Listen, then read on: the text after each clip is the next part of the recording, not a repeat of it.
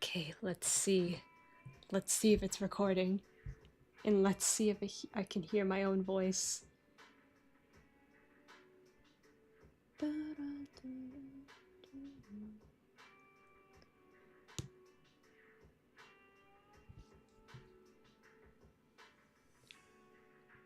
Okay, it is.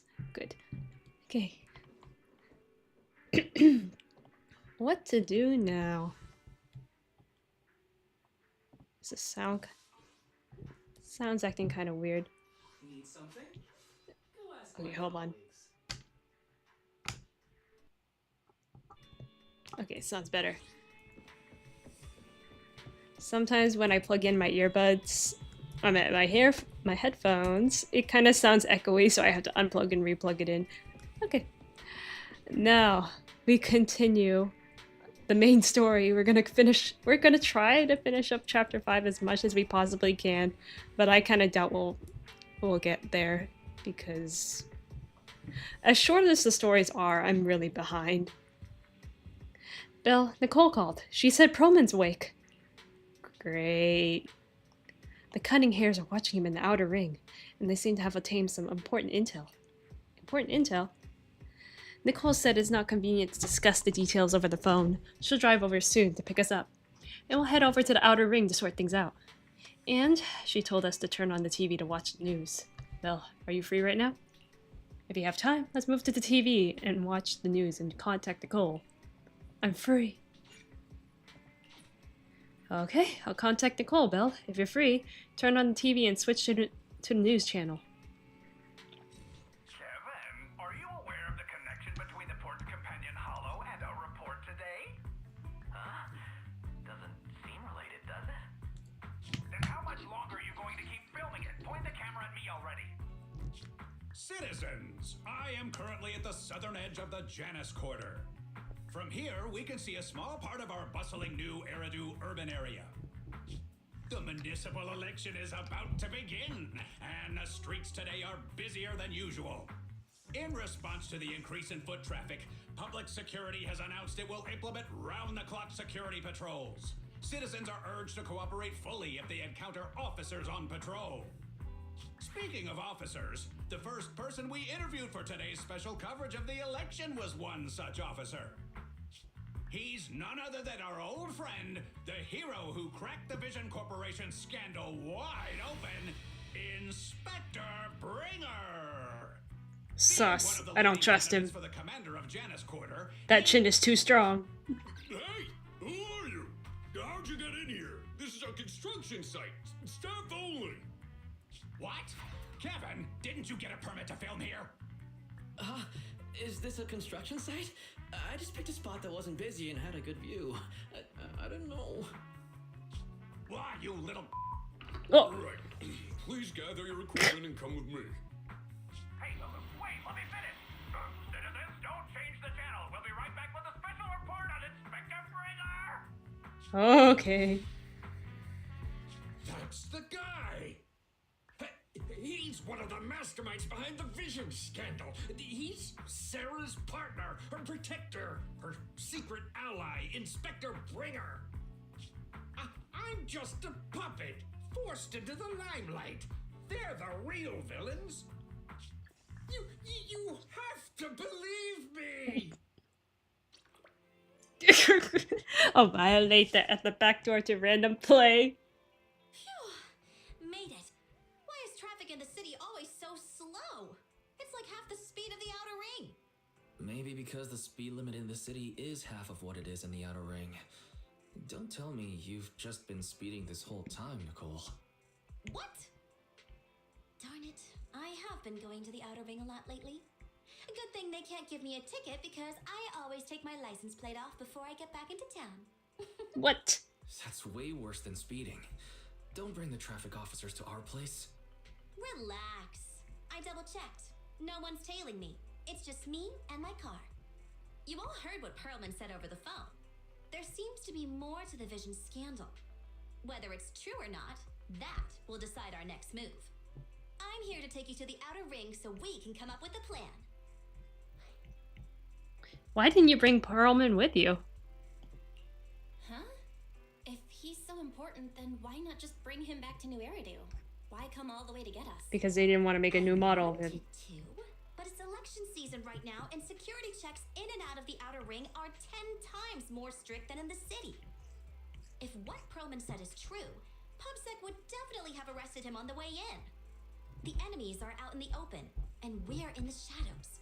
Based on past experience, we'll probably need a low-key plan. Do you mean the Hollows? Exactly. The main roads are filled with PubSec checkpoints armed to the bamboo ears. If anything goes wrong and we need to use the Hollows, we'll need a reliable proxy. You only come to us when it's dangerous. Master, if Perlman's claims are true, he may possess information about the unknown species in the monument at the construction site. This could assist with your long-term objectives. That's true. The Cunning Hares, Bellabog Industries, Victoria Housekeeping, and the Sons of Caledon. It all began with this scandal. What do you think, Belle? Let's head to the outer ring. It's time we see this through. All right, let's head to the outer ring. But just Nicole and me. Wise will stay home and help coordinate remote support through the HDD. Excellent. Seeing it through is the pro move. I'll contact someone who can get us out of the city. Don't forget to bring your little buddy. Oh, by the way, can we use your car? If my car gets stopped, my license application is doomed. You're driving without a license? Oh my gosh.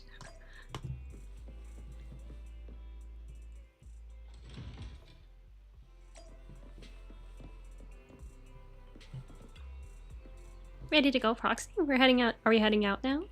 Let's go. Immersive. Okay, let's get ready to set off. Target outer ring. As for the route, well, you're in charge of driving, so I'll leave the navigation to you. I'll just be sitting in the passenger seat, observing the nearby public security checkpoints.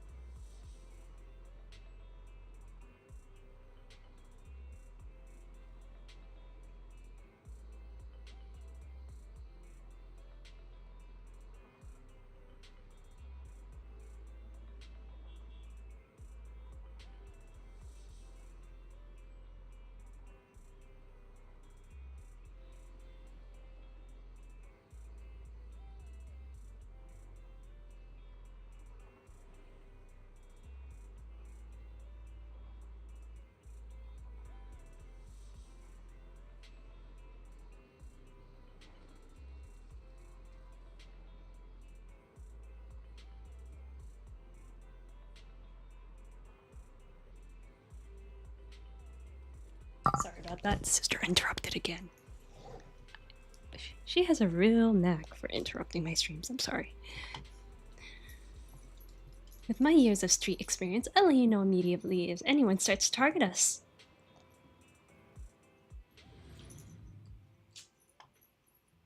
Meanwhile, outside the dead-end hollow at the scene of the Vision Corporation scandal, it's him. Eridu is a city of miracles. The only sanctuary that can protect people in this world plagued by hollows. That's what the leader of the survivor group I was with as a kid told me. The days spent wandering the wastelands hiding from hollows were harsh. Hope was all that kept me going. Thankfully, we eventually made it here. Just like the rumors said, the city took us in and gave us the protection we needed. From that point on, I was determined to do everything possible to keep this beacon of hope safe, to protect this miracle city for everyone. And that's why I'm running. If I'm elected commander of the Janus Quarter, I vow to oppose groups like Vision Corporation that disregard human life. Just like my leader used to tell me, be a hero for the people. Build for everyone. Good speech. Good speech. Stupid speech. You hear the crisp click-clack of high heels on the floor as a tall figure in black and red slowly approaches, ignoring Bringer's venomous stare. Didn't you write that yourself? Is it that hard to recite your own story? Sarah, what are you doing here? You don't look so pleased. Isn't being appointed the chief commander something to celebrate? Cut the sarcasm. I'm being sincere. Vision Corporation is done for. Hand has what's in the monument. Nullface's attack failed. And don't even get me started on the idiots who couldn't take over the Outer Ring or those worthless gangs. The plan can't proceed without the sacrifice sample. You want me to butt heads with the Void Hunter from Section 6? Or am I supposed to be the honest and noble commander now? A plan is just a tool to reach a goal, not the goal itself. True believers know how to adjust or create new plans according to the circumstances. Let me make this clear. We're equals. I don't need you telling me how to do things. Don't get all worked up. I'm here to help you formulate a new plan. Take a look at this. She hands over the folder she's carrying. Bringer flips through it skeptically. A moment later. The Hoshimis have a family secret like this. How come I've never heard of it? Was this intel reliable? White Noise went to great lengths to obtain this information. It's credible enough. White Noise? That loser who lost a faith in during the Red Fang Gang case? That guy's even worse than No Face. The real deal is on the job this time, not some overconfident underling. Besides, I have a plan to verify the intel's authenticity. And this plan requires assistance from you, our honest and noble commander. I'll contact you once I'm done with this damned speech. Very well. Looking forward to your inspiring words, soon to be Commander Bringer. Bringer closes the file and gets up to leave, watching his figure gradually fade into the distance. Sarah suddenly voices a question. That leader of yours, the hero who led you to New Eridu when you were a kid, what happened to him? The night before we reached the city, he became corrupted and was abandoned by the very survivors he'd been protecting. A storm of falling stars. A short while later, somewhere in the Outer Ring.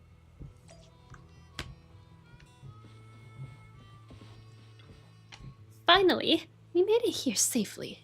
Nice driving, Proxy. Of course, compared to me, the speed was a little lacking. Get your license first. Hold on, don't get me wrong. I'm not some fool who only knows how to slam the gas pedal. I drive fast because I got the skills and the guts. I don't have a driver's license because I don't have time for the exam. Plus, getting a license would mean paying off all those overdue fines. And I don't want to lose money. Let's not talk about that for now, Proxy. Do you want to hear what Perlman has to say? This guy's words don't add up. It's suspicious. Maybe you could tell me if he's lying or not. Let me give it a try. Great. I'm relieved to hear that from you. Now, even if that guy tries to lie, he won't be able to fool us. As the cunning hairs gather together, Perlman carefully explains the shocking truth moments later. Oh, this is a 3D model. So basically, despite They actually being made the so-called model. I'm CEO shocked. of Vision Corporation, I'm really just a puppet. Sarah's the one orchestrating all the company's major plans, including the old metro construction project. And the only reason she dares pull all these risky moves is because Bringer's got her back. They never let me be part of the planning process. They just told me what to do after everything's decided. They even kicked me out to eat in the staff cafeteria. Poor guy. Do you have any proof?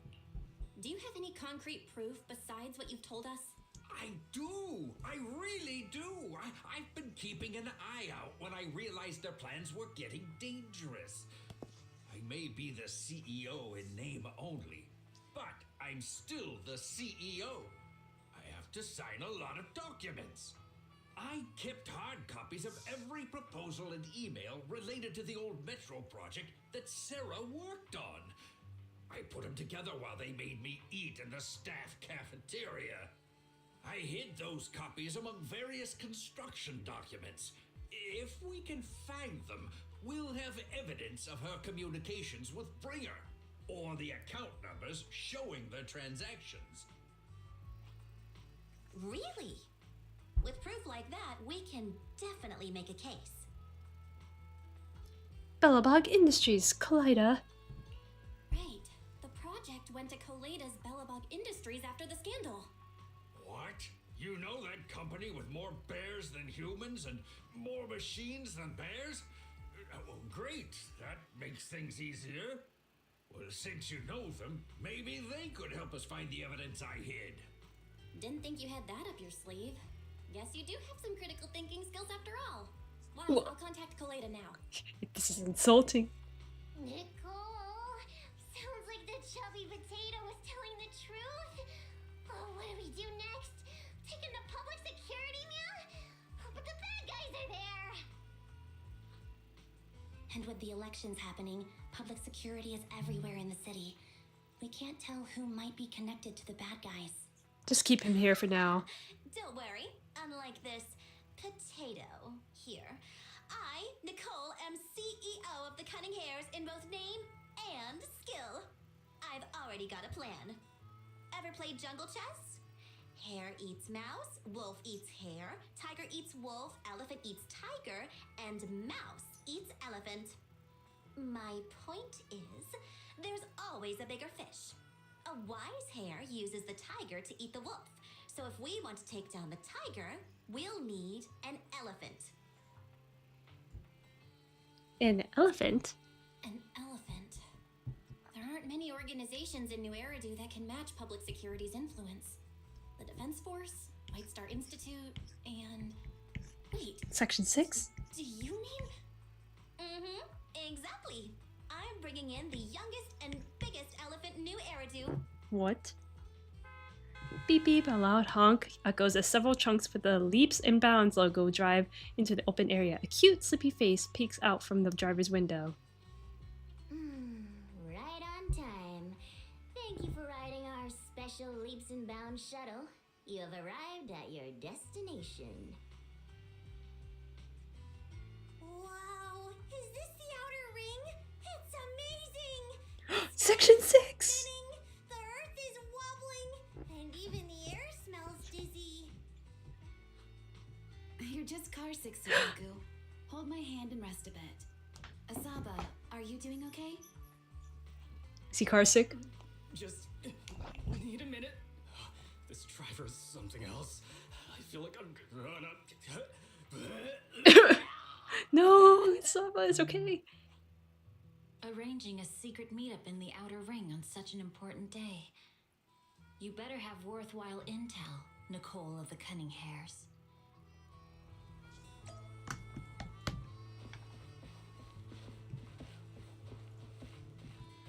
Huh?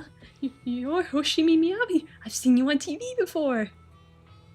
How come you, Section 6, are in cahoots with the Cunning Hares? Dot dot dot. You, why are you looking at me like that? I'm being framed. Man, he's so short.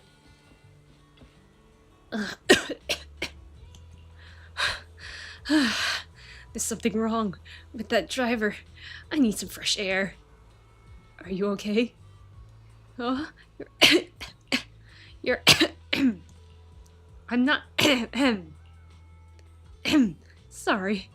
I meant I didn't expect to see you here. But there's definitely something wrong with that driver. Why would anyone race a truck? I'd rather walk back than ride with her again. True. I'm feeling so dizzy. Now everything I look has 2 shadows. No, wait, 3 shadows. Awesome! I have 3 Nigis. So Kaku, stop moving. You need to rest after taking your car sickness medicine. Oh, I'll listen to Nagi and stay still. Huh? I didn't move, so why are there still 3 Nagi swaying around? They're moving around perfectly in sync. Just like seaweed. Seaweed, seaweed, swaying seaweed. Billy? You feel the people you wanted to see have all arrived safely. There were many checkpoints along the way, and the trunk's a big one, so we had to take a long detour just to get here. It's good to have you helping out, Piper. It's no big deal, just a little me just trying my best stepping on the gas. Well, said that this time we're only helping the cunning herons on your account, Proxy, so there's no extra charge. Of course, it'd be great if I could get at least reimbursed for gas. I'll add that to Nicole's tab. I'll charge the gas money to Nicole's account and throw in a few bottles of nitro fuel for you. Wow, Proxy, you're the best. Next time I win a prize draw, I'll treat you to a few drinks. On Nicole's tab, of course.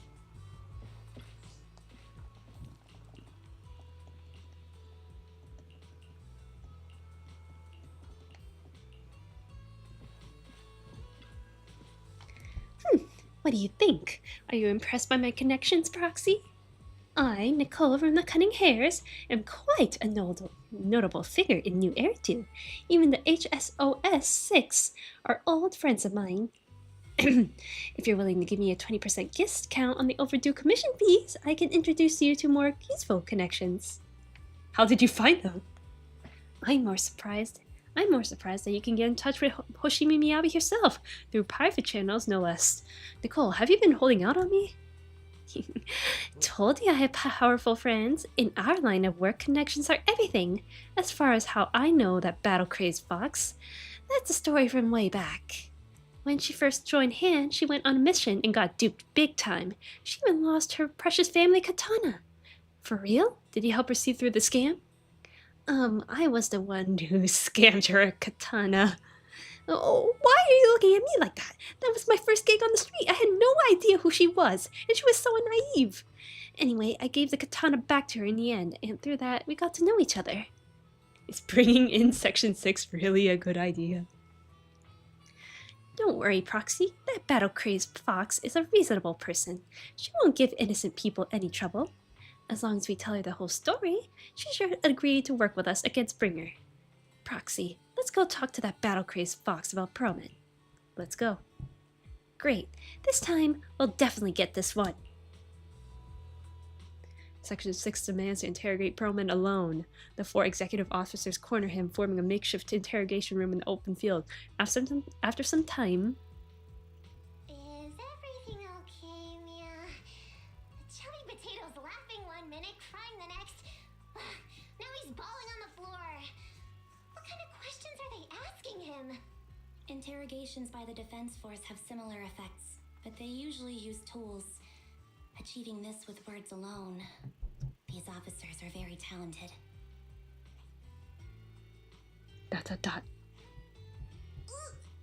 You're done already?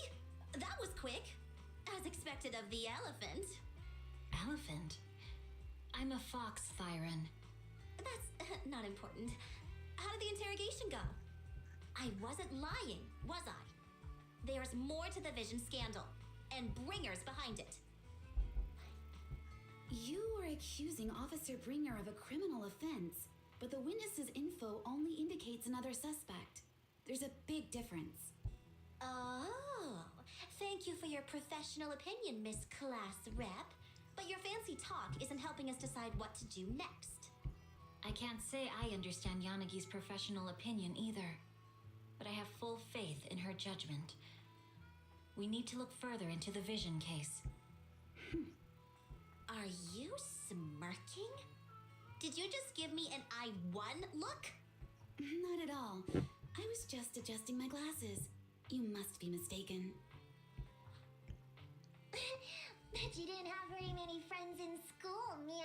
Oh.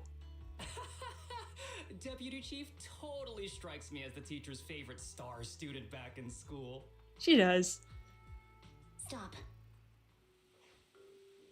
Oh, are you into the star student type? My apologies. I'm asking you to not move any further. 12 o'clock, 9 o'clock, and 6 o'clock. You've been intentionally positioning yourselves to surround us since the conversation started. I don't like it. If you have no other intentions, please stay where I can see you. Do not attempt to leave my line of sight. Ambi. Ambi's calm yet firm voice instantly shifts the atmosphere, leaving the quarreling crowd in an uneasy state. Oh my. Very perceptive. Guess it's no coincidence our metal friend has his hand on the holster? I'll take my hand off my holster when Miss Star Student lets go of her retractable blade's handle. What? Ambi, are you serious? Hey, you better not try anything funny. As I said, we need to look further into the vision case. In addition to Perlman, we'll be taking this one too. Who? The youngest void hunter in Eridu glances over her sharp gaze, landing right in the middle of the crowd. Me? Huh? You want to take me? Hey, I didn't ask for this. Hello, So you what? here is unexpected independent investigation What? team lead, or should I call you proxy? I don't know what you're talking about. I knew you were too skilled for the independent investigation team. You've got a side hustle that keeps you sharp, huh? Or maybe investigating Hollow Zero is the side hustle. Hold on. They have nothing to do with the vision case. According to Perlman's statements, a proxy was deeply involved in the entire Vision Corporation scandal. Our investigations also suggest a proxy was linked to the Bellabog Industries construction incident. Plus, Public Security's airship incident and the Outer Ring. If I recall correctly, our independent investigation team lead also made an appearance at the Outer Ring's important traditional competition. Coincidence? I think not. It is just a coincidence. They're just an old buddy of mine who sometimes works with us cutting hairs. Really, nothing to do with the vision case. Chill out. It's just some background checks, and then you're good to go. We never bully anyone. Miss Two Tails, could you please stop giving me that scary look? This is a crucial time for New Eridu. With leaders of all key sectors gathered together, any mistake could destabilize the city's foundation. I know that, and that's why I asked you to help me expose the true culprit. Why drag an innocent person into this? You've only shown us a fragment of a conspiracy theory, and the full story could be anything. The truth you're pushing is just one version. Any potential threat to the city must be completely eradicated. That is the fundamental principle of hand. But they're really not a threat or harmful at all. Eradicate all evil. We decide for ourselves what evil is. Even if they're not an evil person, they may still hold important information pertaining to the truth. And your evasive attitude only makes my convictions stronger. If you want Section 6's support, please cooperate with us, Nicole of the Cunning Hairs. The Void Hunter's gaze almost carries a palpable menace to it, making our pink-haired girl, who's consistently undaunted and never afraid, grow unusually flustered. After a brief flicking of her eyes, she grits her Changed teeth. my mind. I think I made a mistake. We actually don't need your help. After a brief flickering of her eyes, she grits her teeth and stands in the path of this fox siren. If I say that, will you leave? I'll comp all your travel costs. Nicole, I'm not the same rookie I was back then anymore. You were way cuter back when you were a rookie. Proxy, I'm sorry. We might not be able to hold them off for long. Run as far as you can. Bang! A sharp gunshot echoes from not far away like the cackling of a dry firework on a summer night. Immediately after... Bang, bang, bang, bang, bang, bang. Gunfire erupts like a relentless downpour, and a sharp burst of dust and smoke scatter across the open clearing. A flash of blades, swift as lightning, shatters as a bullet hurtling toward Perlman, sending up a spray of sparks in an eerie glow. Gunfire? This pattern. Suppressive marching fire. They're surrounding us from 3 directions. Nicole, did you set this up? Are you really colluding with the criminals? Hey, I was gonna ask you the same thing. Isn't this armed ambush you're doing? Don't tell me someone else is after us. Piper barrels in with a truck just in time to shield everyone. Piper, start the truck. Now's our chance to get out of here. Wait, you're not getting away. A barrage of bullets disrupt the confrontation. The cunning hares seize the chance and hop onto the truck, leaving Section 6 behind as they charge through the gunfire.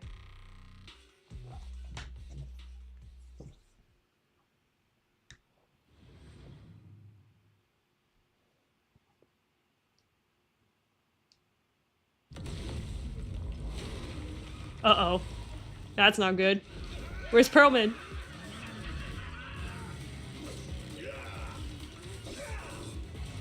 We've changed our route so many times, but they're still hot on our heels. Oh my god, let's go! Focus on the road. I'll deal with them. Whoa, dude, you're trying way too hard. How they're swimming in the air!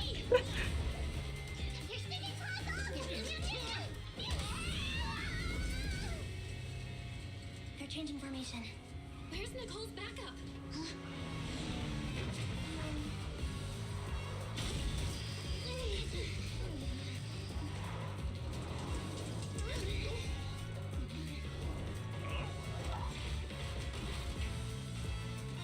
Boxing me in.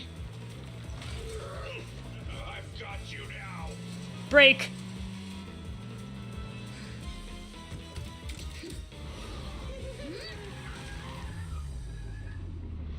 Yep, that's what I thought you'd do. Eat my dust.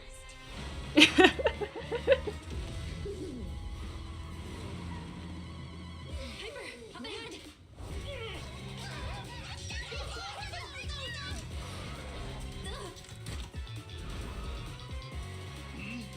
Take this.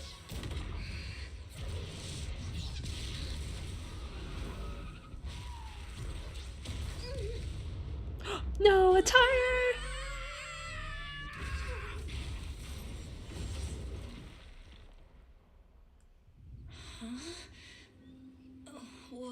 What happened?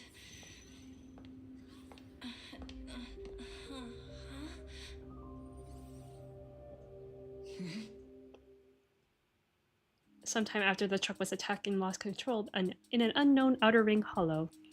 As Belle works on adjusting the communications device, Hoshimi Miyabi stands guard to the side, calm and quiet. How'd it go? Did you fix it? Fix what? Try adjusting your smart ocular implants. Hello? Hello? Nicole? Wise? Barry? Can you hear me? Still nothing. The crash must have broken the implants. Without the main functions, I can't reach anyone. This is bad. I see. Check in with Miyabi. How are things on your end, Miss Miyabi? Any luck reaching your team?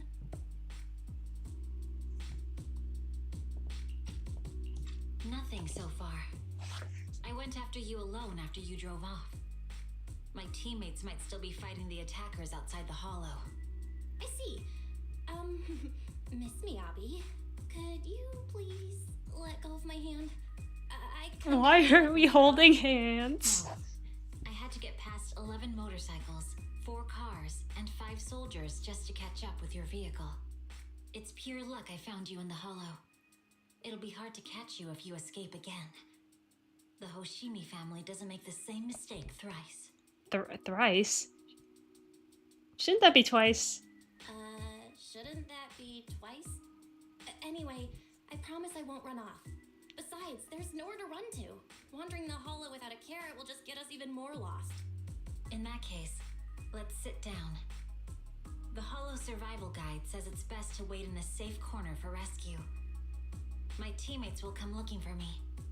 We just need to hold out until then. The young Void Hunter stares at the katana in her hands, lost in her own thoughts. Suggest working together. Are you sure this is the right move, Miss Miyabi? You mean being stuck in the hollow on election day? Knowing there's a dangerous case out there, while my team fights and I just sit here? Is that what you're asking? No. I don't think this is the right move. But there's nothing else I can do. So I'm undergoing the training called Maintain Composure Despite the Emotional Turmoil Inside. Ah, I see. Since you also don't want to just wait around, maybe you'd like to hear my idea? What if we work together? I don't mean to brag, but I really am an experienced proxy. I'm pretty confident about finding a way out of the hollow. I just can't defend myself on my own. You have the combat prowess, and I have the skills to find the exit. Let's put aside the whole arrest thing for now and get out of here together. What do you say? Didn't you say your important gadget is broken? How will you navigate us? Explain what a proxy can do. Well, have you heard of the maze-solving algorithm? In simple terms, if we ignore the dangers in the hollow and just consider its tendency to make people lost, it's really nothing but a maze. Finding a path through a maze is a well-studied math problem since the old civilization. With enough basic data, even the most complicated maze can be solved. Enough basic data? You mean hollow observation data? Exactly. The most common task for HIA investigators traversing the hollows is to set up devices to gather hollow observation data, or to retrieve new observation data from existing data piles. The observation data is essential for exploring the hollows and is used to make carrots. So proxies can find an exit in the hollow using observation data? Yes, it's a fundamental skill for properly trained proxies. But many people don't bother anymore, since carrots or advanced computers can do the calculations for them. Anyway, there is a way out. If you could help me find an observation data pile, I'll take care of the rest. The fox siren ponders for a short moment before nodding her head serenely. Understood. Let's call a temporary truce and work together. But I like you, Miyabi. I don't want to fight. Let go of my hand now. I really need to wipe that sweat off.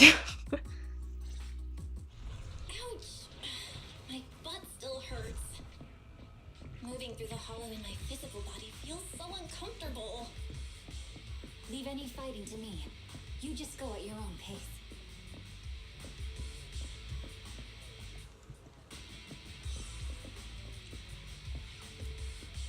Are you alright? I'm okay. Just a little uncomfortable after entering the hollow. Let's look around for hollow observation data piles, Miss Miyabi. I can read the data inside and find a way out of here. There's a hollow observation data pile ahead. We can determine the way forward once we extract the data from it. The data pile is still intact. One moment. I'll try to read it and create a makeshift carrot.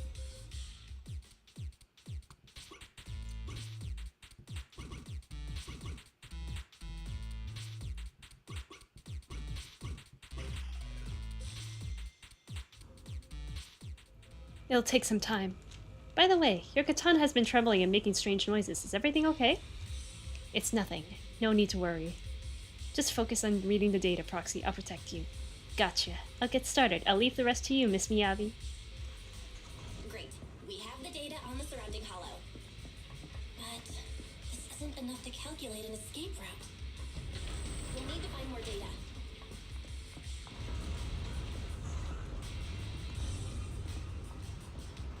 Thanks to you, Miss Miyabi, we haven't had any trouble along the way. But something just doesn't feel right.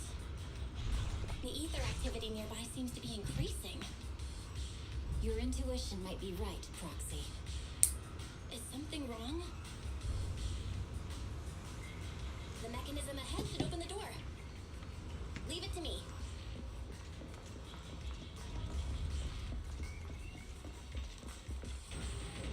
Uh-oh. I know how she works. There are enemies ahead. I'll take care of this. You can just hide for now. Watch out.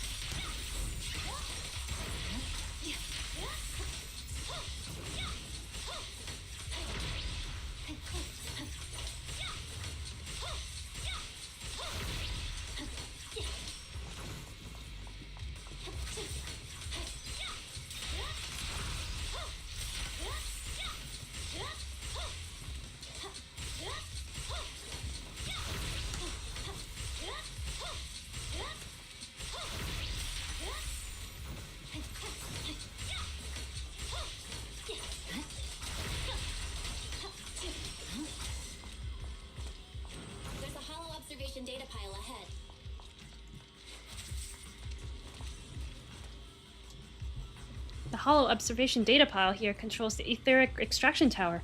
I'll try to hack it. But the stored ether might overflow from the tower, drawing in ethereals. No problem. I'll take care of them. Okay, I'll leave the ethereals to you, Miss Miali. I'll focus on accessing the tower's controls. Are you sure your katana is okay? If you need, I can take a look at its electrical components.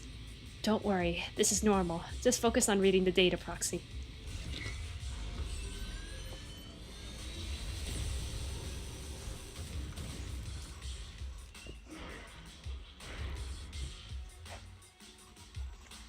God, collecting the data will take some time. Understood. You focus on processing the data. Leave the rest to me.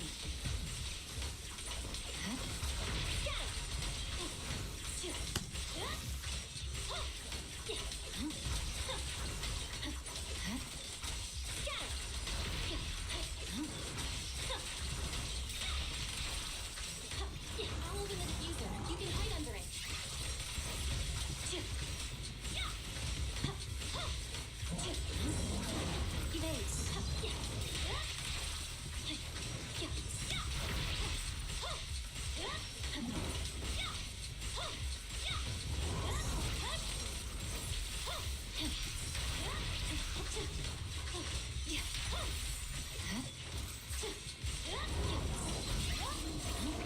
We have control authorization now. We can stop the ether currents. Nicely done. Now we can go all out.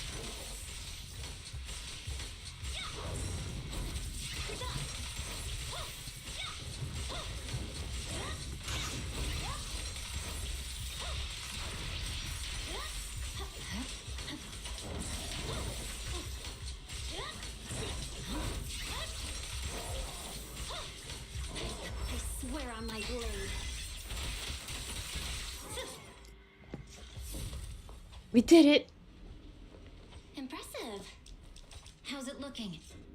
I've already got some usable exit routes. The nearest one is... What's wrong? What's happening? Tailless is trying to break free.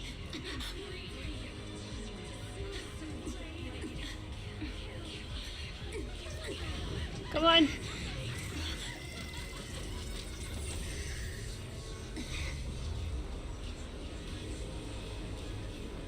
What?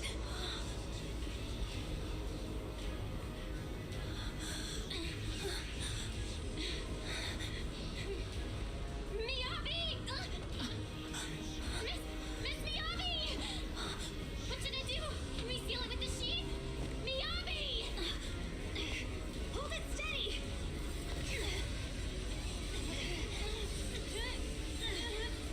Almost there!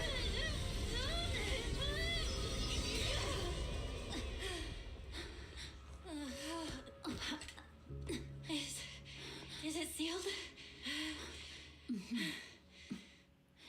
Oop. What happened? Soon after, at an unidentified location within the Outer Ring Hollow region. Try talking. Miss Miyabi? You good? This is the third time you've asked me that. Why? Sorry. It's just that we've gone through something straight out of an action movie. That weird fire tornado couldn't have been good for you, right? I'm fine. No need to worry. But your hair is all singed and curling from the fire. That's the Hoshimi family's natural Oh, curls. okay. You don't need to worry about me. I've been through worse situations. An incident like this won't faze me. But your face looked phased. Look, there's sparks coming out of your katana. Miss Miyabi, there are sparks coming off your katana. What? Sorry, I lied. You don't look very unfazed. That's not funny. And my response was normal. All right. I just... Miss Miyabi, there's foxfire on you. Where? Sorry, I lied again. See, you fell for it twice in seconds. That's what I call being phased. You? You keep mocking me. What do you have to say to me? I just wanted to help you, that's all. No, I just wanted to mess with you. The Hoshimi family never makes the same mistake thrice, but you just did. Miss Miyabi, doesn't that mean something seriously wrong? Fox Tyrant's clear softness giving way to confusion and a hint of When unease. my katana was out of control, you rushed into the foxfire without any protection. Why? You already figured out where the exit is. You could have left me behind and not worry about getting arrested.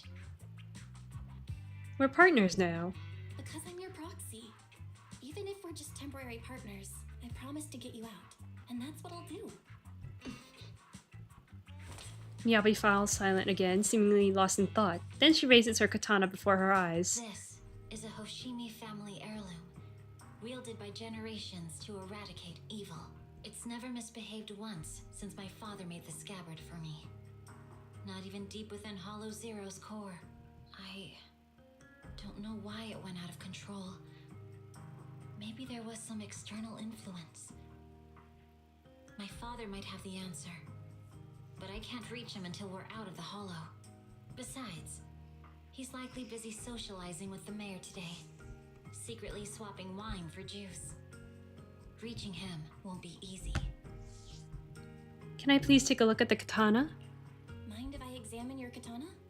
Apart from being a proxy, you're also a bladesmith? Well... No. But I noticed there was some electrical components on the scabbard. Maybe I can take a look there. Even though my eye implant's main functions are down, I can still interact with electronics. What if there's a clue on the scabbard? If it's just the scabbard, I guess you can touch it. If it's just a scabbard. The smart data structure of this blade looks really familiar. Strange. It's like a labyrinth of hollow observation data. Is it meant to trap something inside the sheet? So, do you have a way to fix it? I'll need to borrow the data pile's computing power again. There's a shortcut up ahead. Let's go.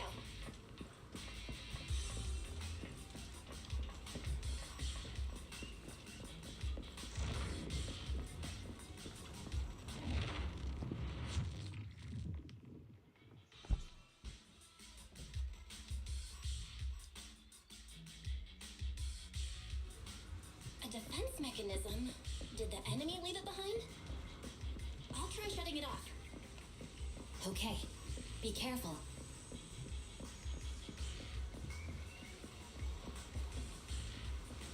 Where do we go?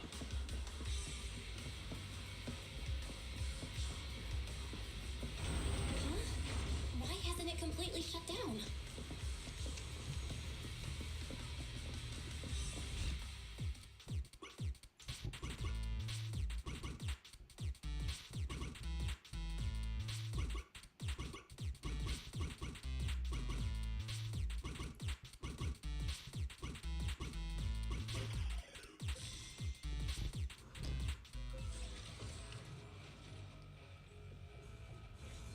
Control units A and B aren't responding.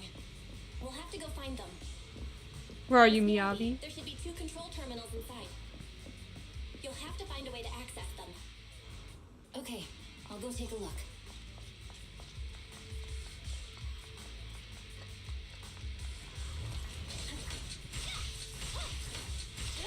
Watch out!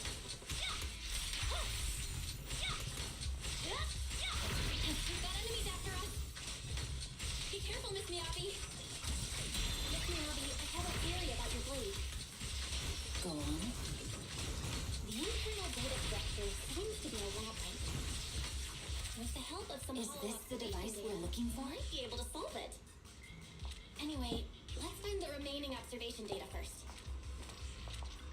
Nice. Sub-control unit A is taken care of. Just one more and we're done.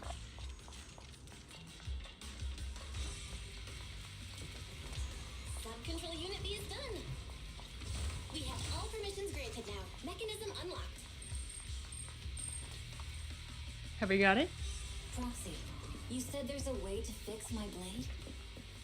Well, it's more of an emergency patch than a complete fix. We'll use the information in the data pile to optimize the internal system.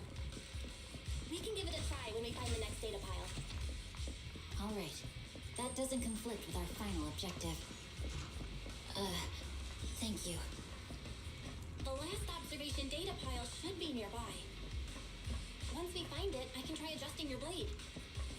I trust you, Proxy. Yeah, we got her trust. Aww. Oh no, looks like trouble's caught up with us again. What? Not a problem with me here.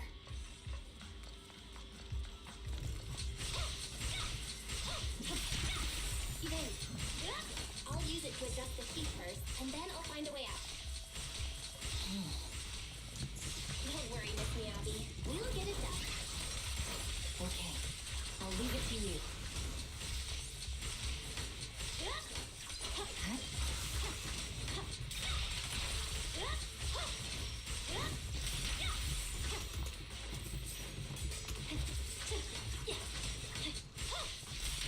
Bro, she even cuts the bullets.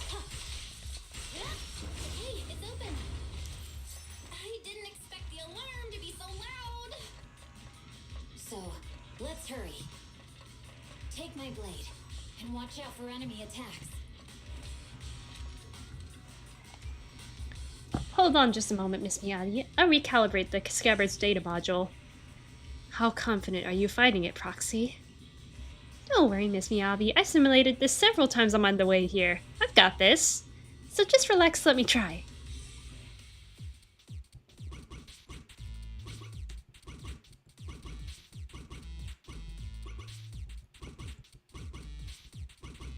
Oh.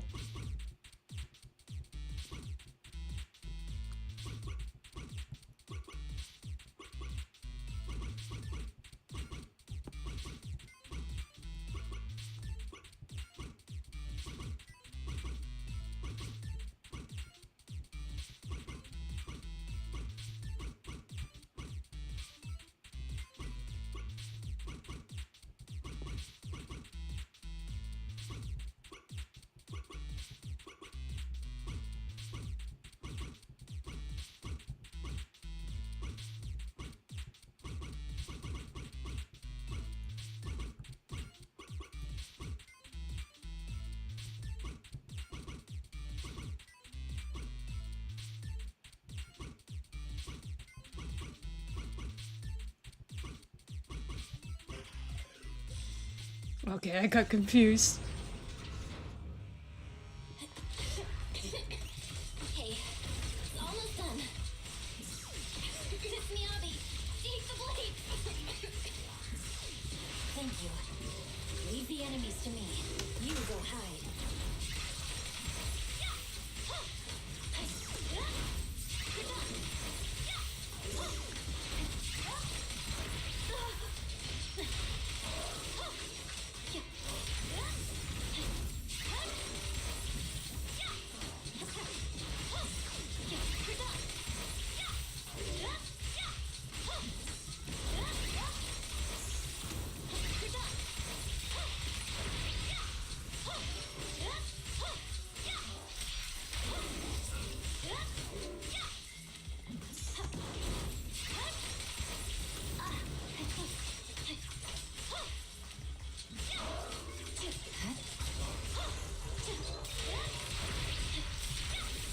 The blade seems to be working as normal.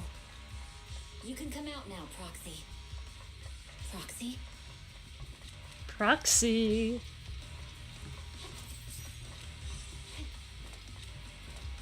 Proxy, are you okay? I'm fine. I'm just feeling a bit dizzy.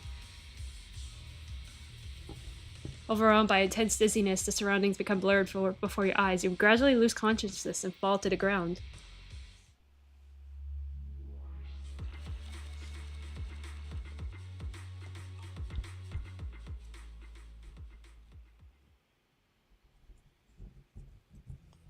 A short while later, outside the hollow, somewhere in the wilderness of the Outer Ring, the numbness from the rapid corruption gradually subsides, and your senses are slowly coming back. You're awake? You're awake! Manager's awake! You're finally awake. I'm so tired. Abby, Star Student, are you guys okay?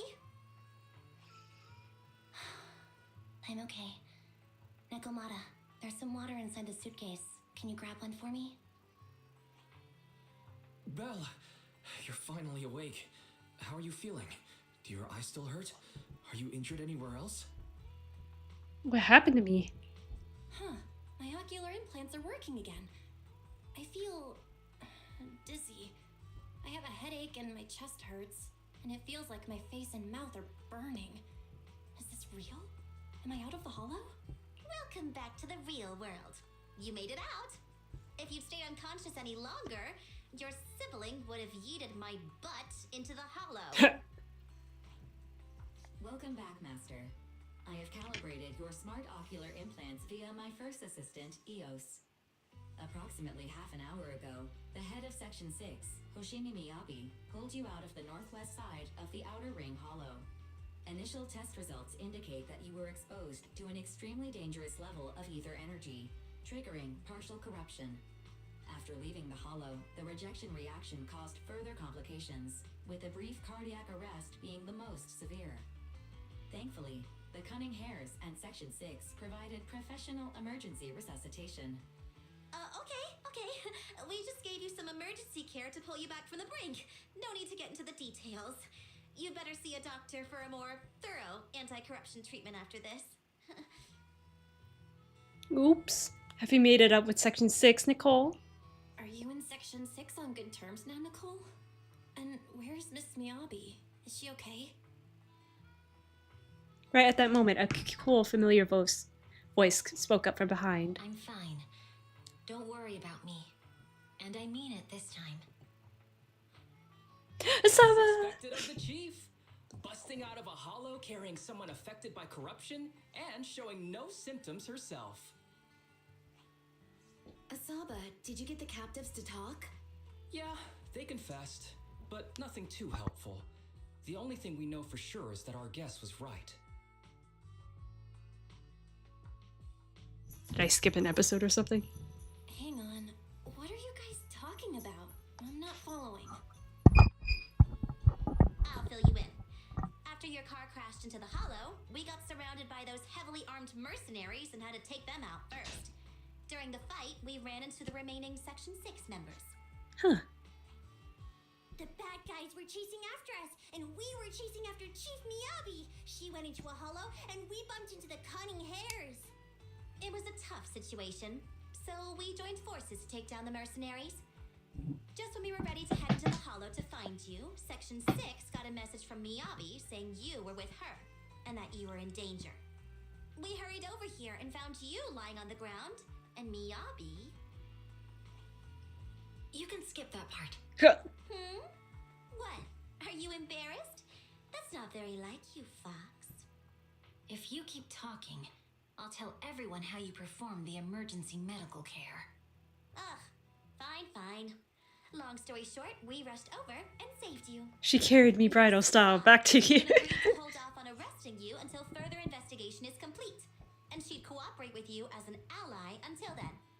You know the rest. What was that about the captives you just mentioned? Hold on. What was that about the captives you just mentioned? We needed to pry some answers from the captives because... Perlman, the key witness in the Vision scandal, was in the same vehicle as you. After the crash, you got thrown into the hollow, and Perlman was captured by the mercenaries that attacked us. What? Dang. I guess we got set up after all. Perlman's gone missing. We need to find out where he is. Proxy, it's dangerous around here, and you've been corrupted by ether. Why don't you head back to 6th Street to recover? As for gathering intelligence, just leave that to the battle-crazed Fox. If we give it a little more time, that captain will definitely crack. Folks, time's a-ticking. Boss just notified me that a big old pack of mercs is heading our way. Huh? Are they chasing us that quickly? Don't worry, Nicole. Boss said that the Sons of Caledon will never let those guys run wild in the Outer Ring. No matter how many people come, we'll pack them up and send them our way. Nicole, I was wondering if I could... You want to help Caesar and the others, right? No need to be shy. Nicole, you really understand me. Don't worry, I swear on the name of the Starlight Knights, I won't let you down. Good.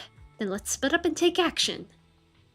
Sons of Caledon will take on the mercenaries coming after us, while Ambi, Nagamata, and I will distract the nearby enemies to cover Proxy's drive back to the city. Proxy, you don't need to worry about us. Once we wrap things up here, we'll get in touch with you.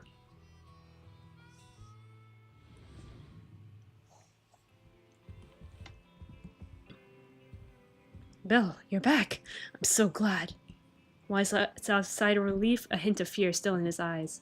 Nicole sent me a message saying that you were ambushed by mercenaries and that you went missing in the hollow. The HDD connection also went down at a time I thought, I'm fine. Yeah, I'm so glad you returned safely. I can't even begin to think what I'd do if something happened to you. How's the situation in the Outer Ring? Don't worry, Nicole said the Sons of Caledon have it under control. Those mercenaries are retreating now. She's contacted Section 6 and everyone is safe. What about Perlman? Section 6 also got more intel out of those ambushers. Their hideout should be near the Ballet Twins. With the public security election just around the corner, the city's security measures will tighten soon. Nicole said we need to come up with a solid plan of action before then. But compared to that, I'm more worried about your health. Belle, are you feeling better? Do you need to rest a bit longer? Don't worry, I'm perfectly fine. Confirm. Got it. I'll contact Nicole and the others now. But Belle, you have to take care of yourself. If there are any issues with the oscular implant, you need to rest immediately. Sometime later in the random play video store in 6th Street Jenner's quarter. Belle, you really should rest a bit more. You just went through severe corruption and made the long trip back from the Outer Ring. Agreed. Master must maintain adequate energy to operate inside the hollows. Resting to recover your physiological functions is recommended. Or perhaps a strong stimulus might boost your adrenaline. I'm fine. We have to get Perlman back as soon as we can. Don't worry, I'm much better now thanks to you and Fairy. We need to hurry and get Perlman back. I get that, but your health is more important. No. Master, after cross-referencing, a biosignal matching suspect Perlman's has been detected inside the Ballet Twins hollow. The Ballet Twins hollow. That reminds me. When the airship incident happened, we were attacked by some unknown militants. Could it be the same group? That's definitely a possibility. Could it be the mastermind pulling strings behind the scenes? Makes sense. Their goal at the time was disrupt the Vision trial, and now they've kidnapped the key witness, Perlman. Their motives seem the same. It all adds up if Bringer is behind this, but this might sound cruel. But why go through the trouble of kidnapping Perlman when they could have just killed him? If their goal is to silence anyone involved with the Vision scandal, isn't it easier to just dispose of Perlman? Warning. Approaching the video store. Cut it out, Fairy. The last thing Belle needs right now is an adrenaline boost. Someone's coming in the... Warning. Wait, Fairy? Are you being serious? What's happening? Warning. I'm scared. Crack, a burst of sparks erupt from the monitor arrays and the lights begin flickering. What? What's happening? Is our system under attack again? But we have Fairy. Nothing in New Eridu should be able to breach her defenses. Check the attack source. Check the ADD system. Something's off. This is not a network attack. It's targeting our store's electrical system and the HDD itself. What happens next makes Wise watching the security footage even more horrified. Belle, it's real. There are people right outside our front door. They're... Good day. We're conducting security patrols on 6th Street during the election period. Please open up. I'll handle the officers. You take care of Fairy and try to keep it down. The door to the staff room shuts carefully. Soon you hear a voice greeting the officers, the sound of drawers being searched, and boots clattering up the stairs. A moment later.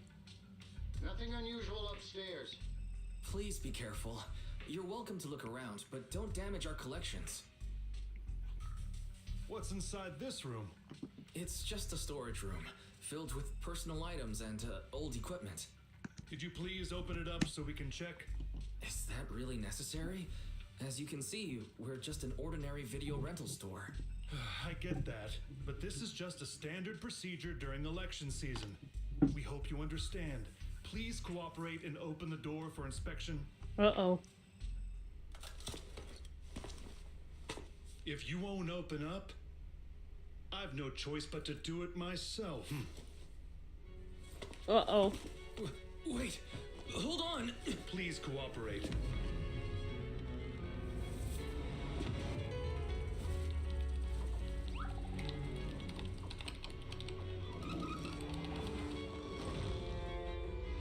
No, no, no.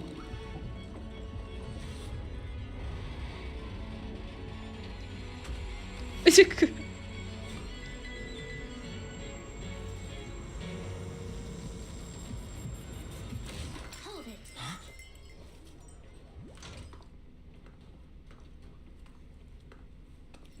We have new orders. More manpower is needed to increase our street patrols.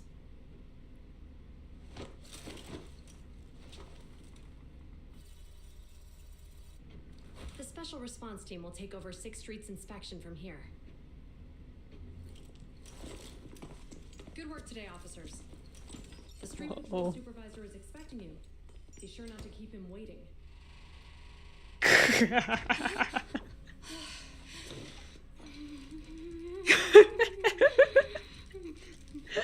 That would be me. That is so me. Warning. System malfunction. Verifying current issues. Initiating automatic repair. During the repair, the AI assistant will only retain basic response functions. Coordinating HDD scans shut down. Security monitoring function shut down. Current repair progress unknown. Please wait patiently in front of the screen. Fairy, are you okay? During the repair, the AI assistant will only retain basic response functions. To log into Internet, press 1. To connect to the HDD system, press 2. To emergency clear your web browsing history, press 3. To speed up the repair progress, please enter the command, Fairy is the most powerful AI.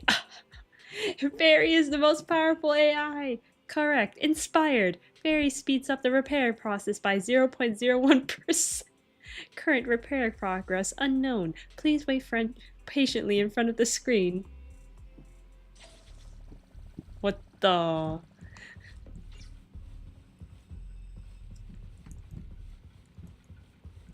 Have a talk with Julian.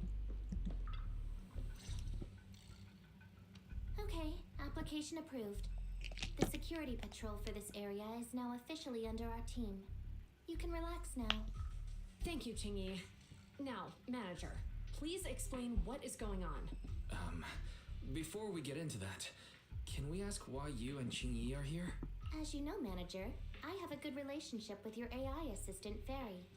I just received a message from her. What? It said 01101000 01100101 01101100 01110000. Is that binary code? What does it say? It's a set of standard information codes from the old civilization, and it translates to help. Worried that you might be in danger, Juyuan dragged me along and we rushed straight over here. Thank you, Qingyi. Thank you, Qingyi. Please hang out with Fairy more often. Save the thanks for after you've given me a proper explanation. I'm going to handle this by the book, and I won't bend the rules. Not even for you, manager. This is a bit complicated. Allow me to explain. What? A familiar cool voice comes through the speakers inside the workshop. Huh? This voice? Is that? It's been a while, Juyuan. It is I, Hoshimi Miyabi. Moments later, Miyabi gives a concise rundown of the vision case and what happened in the outer ring. Why did she grow larger? There's more to the vision case than meets the eye. The true villain slipped away. In shadows they hide. In the outer ring you fought with all your might. Key witness captured, no Perlman in sight. Is that correct? That's accurate. And it flows pretty well. And the managers, law-abiding by the book, are in fact seasoned proxies upon taking a closer look? Sorry, I'm a proxy. Sorry. It's true. We're proxies. But I swear, we've never done anything bad. We are, the most lawful among the unlawful. That makes it better. Hearing the confession from the managers themselves, Julian remains silent with no expression on her face. She pulls out her wallet, counts 1,000 dennies, and hands them to Qingyi. Jiyuan? Truth be told, I had my doubts about the manager's identity. I mentioned it to Juyuan on the way here, and she... I didn't believe it.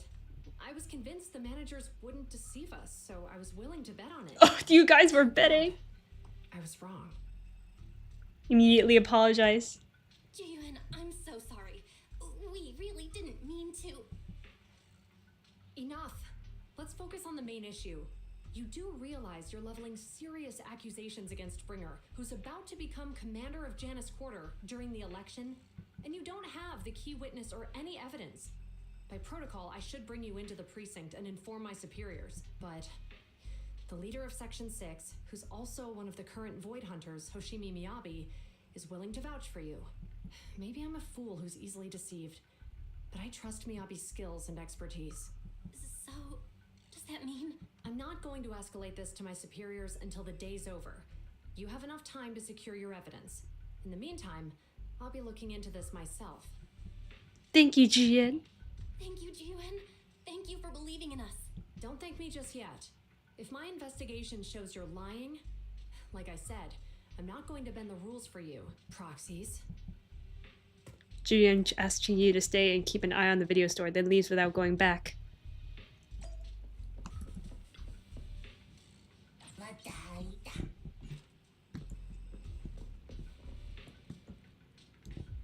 I guess we can't talk to Qingyi.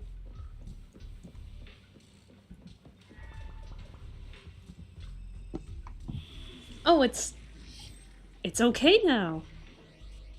The missing witness. We play as a Saba now, yes!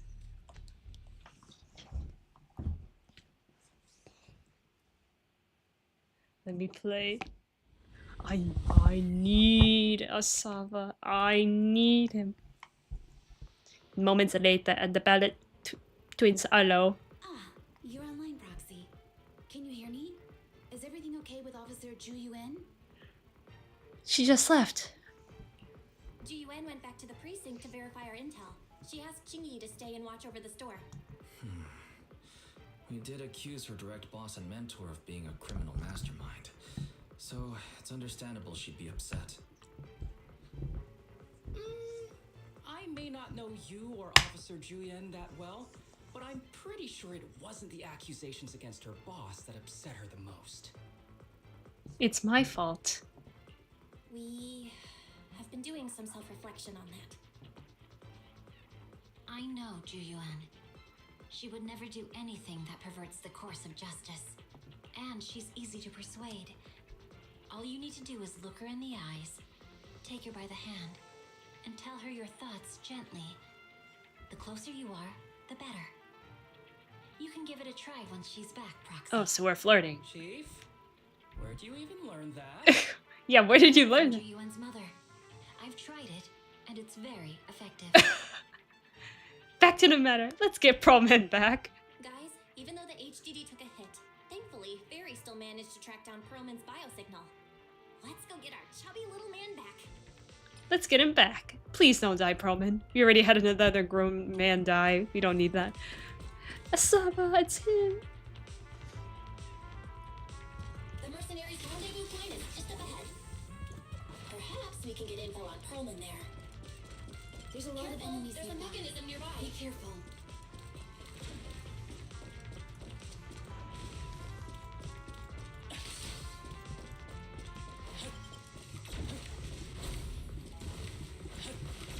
I know what I'm doing.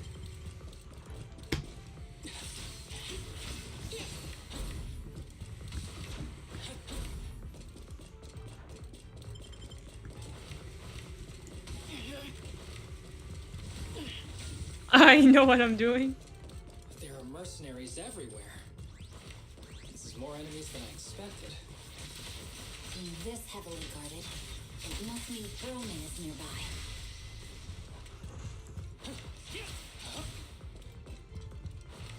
Watch out for any ambushes ahead. Hiding so poorly. Do you really think we fall for that? Give them a taste of so well.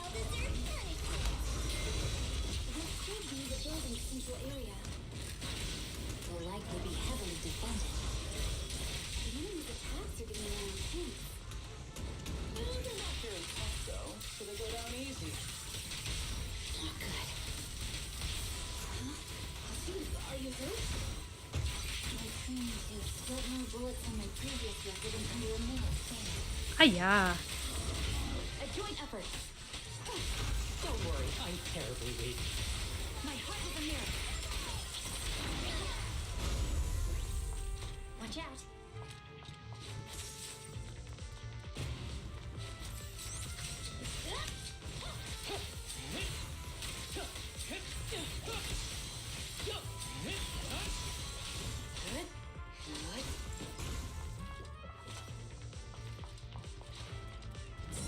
Set up an ambush here too. Arrows fly through. Thank you, Hoyoverse, for making this man free.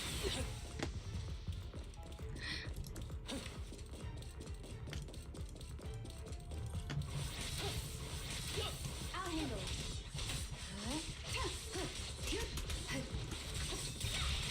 Victory, the only option.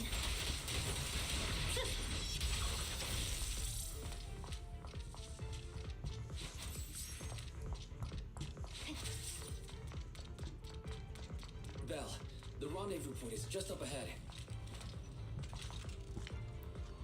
This should be the mercenaries' communication hub. Hold on, everyone. I'll try to hack into their database. Start hacking.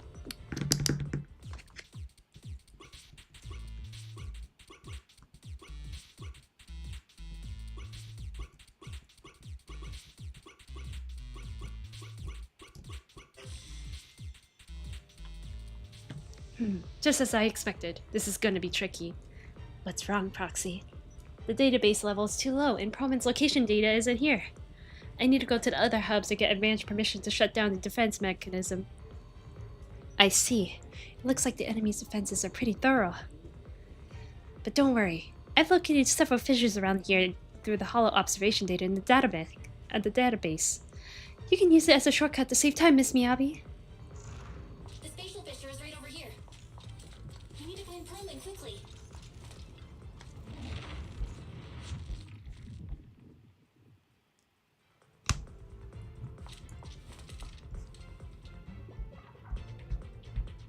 Hold on, let me charge something.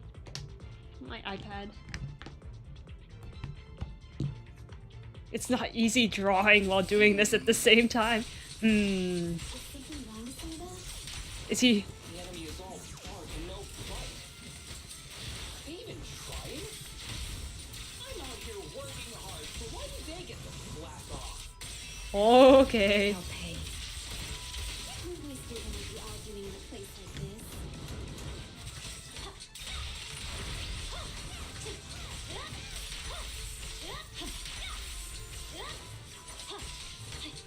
Fine.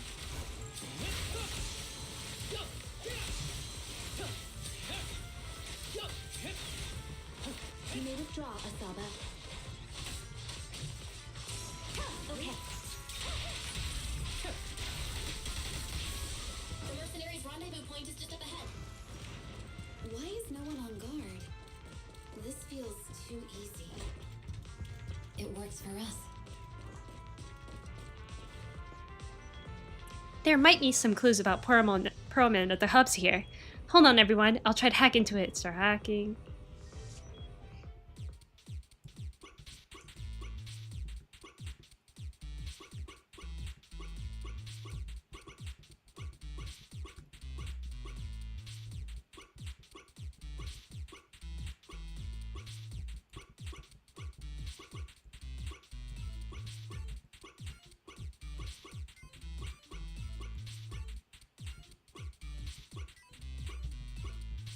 This is very efficient, by the way.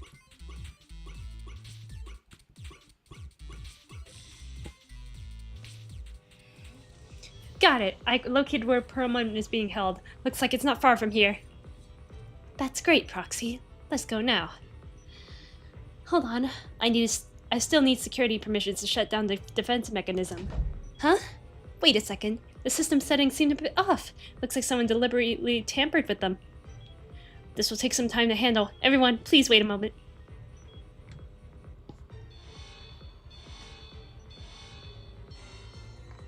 We have access. Huh? Proxy, what's that warning sound? Oh no! The permission request was linked to the explosives! Run! This room's gonna blow! Such power. Military-grade ammonium nitrate explosives? Using these inside the building? It's no wonder they feel like safe convenience. They don't care about the safety of the hostages.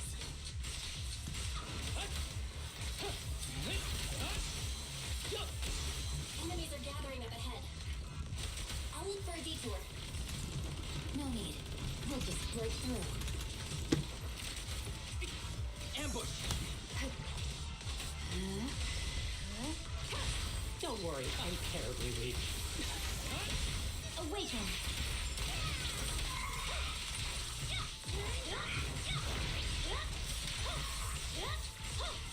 You don't even ever heard the whistle of Arrow from Blight.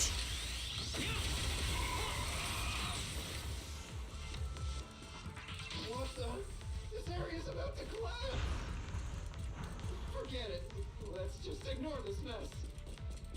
I don't want to be buried here.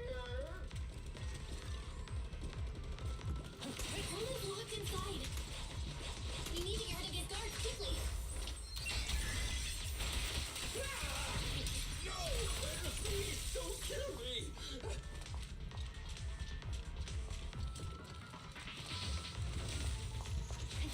Where is he?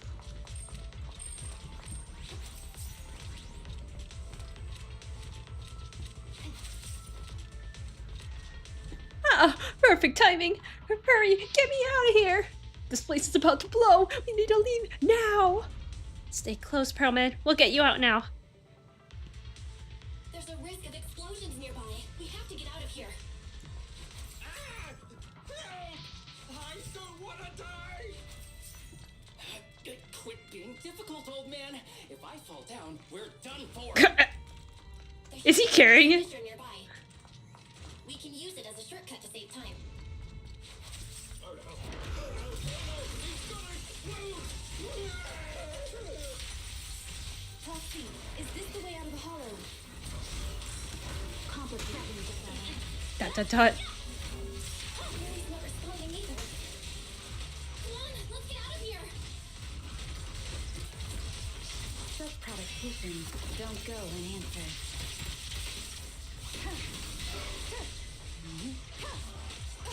Sorry I'm late, Galaxy.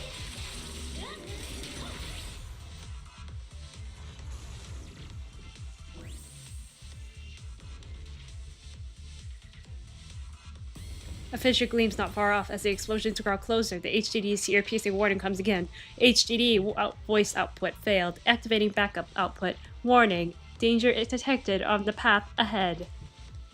Something seems off. There is an exit ahead, but this is odd. Why is there only one result from the calculations? Shouldn't there be several? This is a trap. Proxy, we're running out of time. We need to get out now.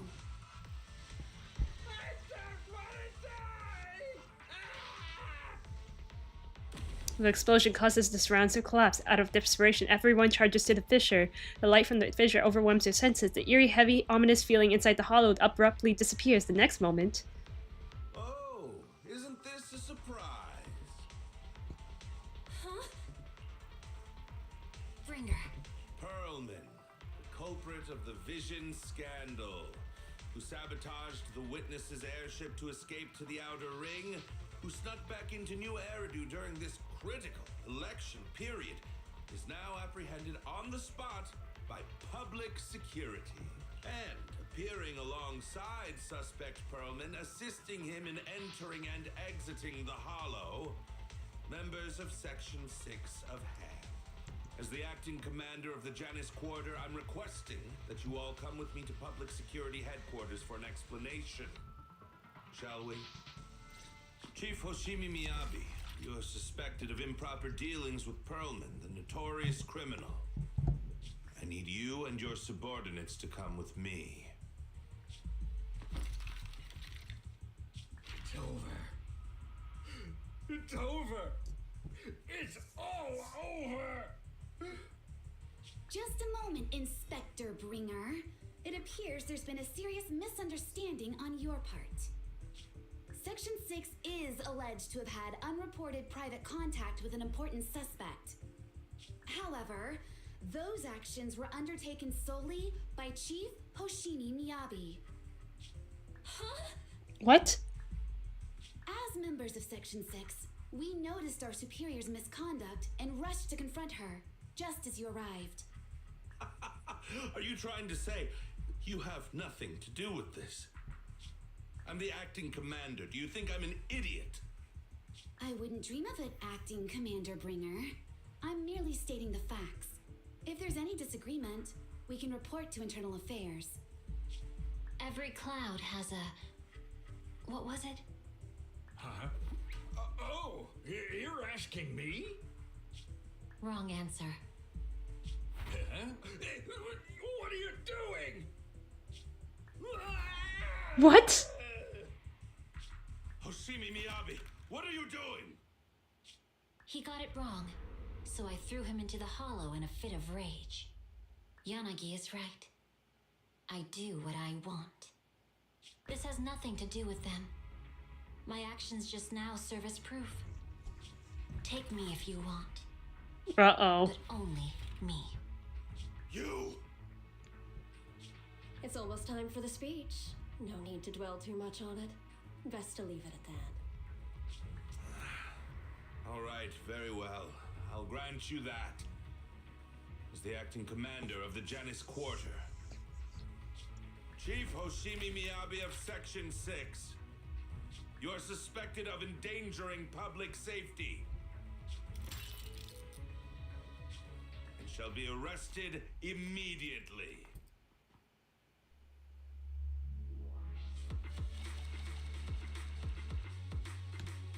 What the? What is this for? I never expected things to turn out like this. I can't believe Bringer ambushed us at the hollow exit. No wonder the navigation kept reporting errors. He must have tampered with the hollow data monitoring system. Unfortunately, Fairy isn't fully back yet, otherwise we'd have more ways to fight back. Anyway, I'll have a full system check now.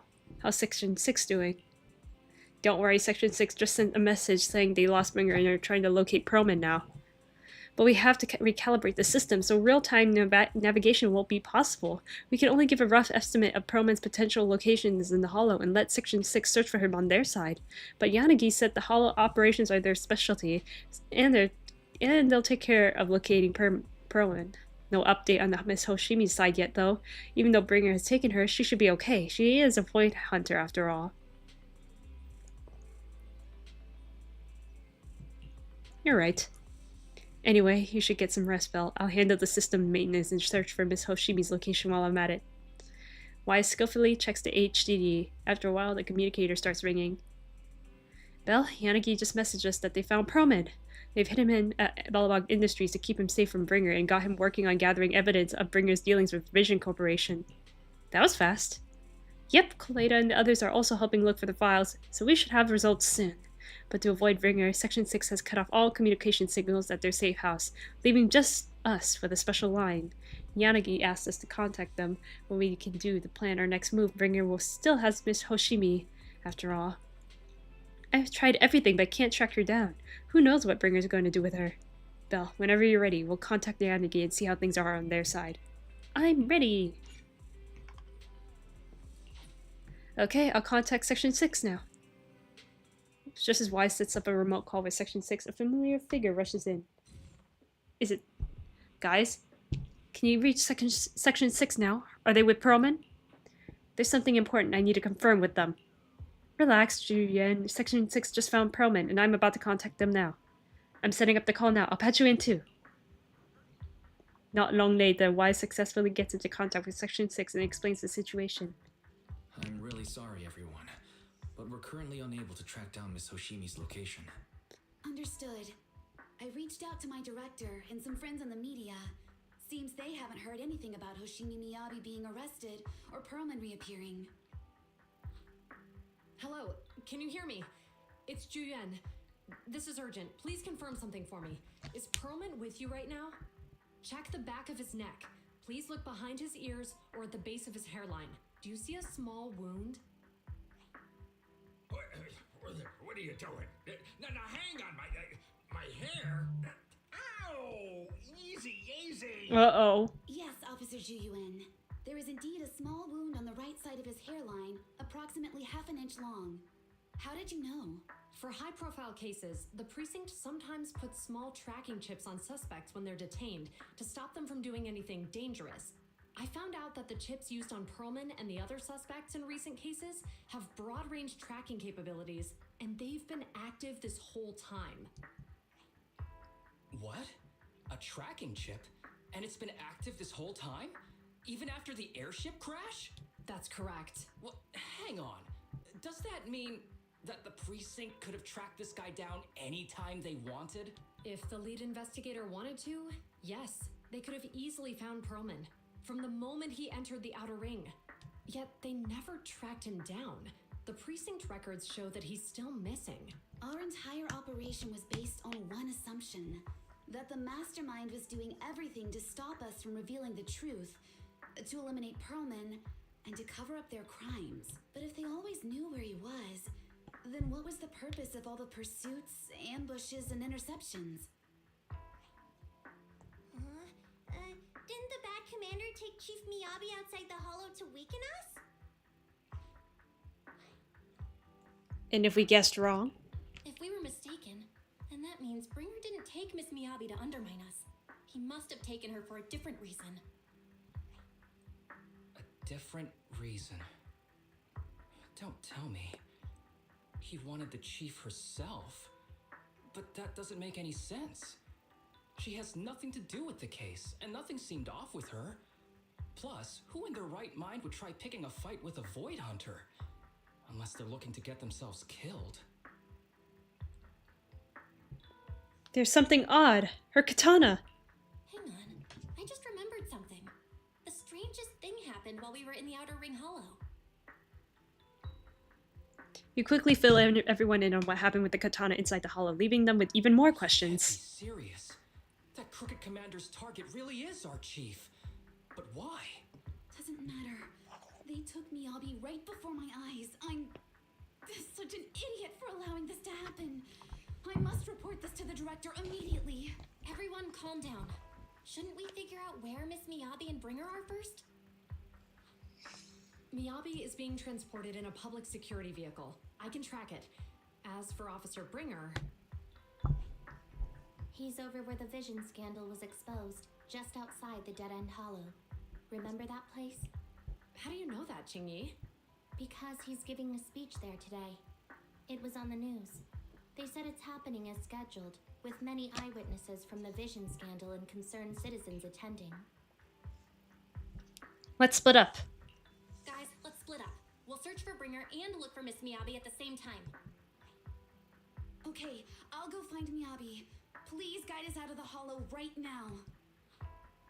No, we shouldn't be the ones looking for the chief. Why not? Aren't you worried about her? If anything happens to her, I swear I'll... Calm down, Tsukishiro. You're losing your cool. We're closer to Bringer's location right now, and we've still got Perlman. But... No buts. You know I'm right, Deputy Chief. It's best to stay calm. I think Harumasa's got a point this time. This time? Once he's actually making sense. For once? Maybe we should listen to him. This is... Hurt. But thanks for speaking up for me, Sokaku. This is so sad. I'll find Miyabi.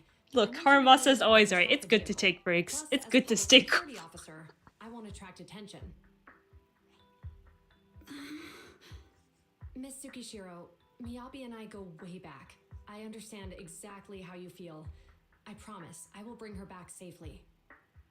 I'll join you. I'll join you. Wise will stay at home with Eos to assist you guys. I'll go with Juyuan to find Miss Miyabi. Looks like our tasks are set. I'll stay here to protect the video store then, so you have one less thing to worry about. The communicator transmitted several deep breaths, followed by a few quick slaps, like... I'm sorry for losing my composure, everyone. The plan makes sense. Let's get moving. Like... someone's trying to regain focus. Proxy, you're pretty capable, right? Not fighting. I'm more than just pretty capable. Better than you think. I'm the best proxy in New Eridu, and I will bring her back. Okay, I believe you. I'll leave the chief in your capable hands then.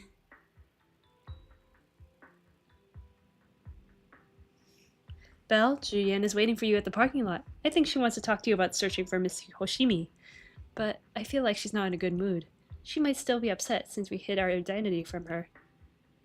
And there's a chance we should really give her a proper explanation.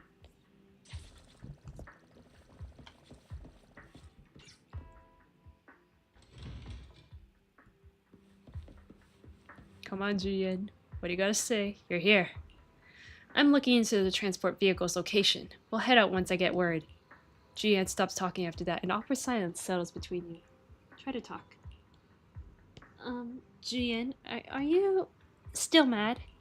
No, there's no reason for me to be mad. Consider your response. Julian seems really upset. Is she expecting an apology from me? Apologize sincerely. Julian, I'm really, really sorry. I never wanted to hide my identity, especially from you. Huh? So why did you keep this from me? I didn't want to cause you any trouble.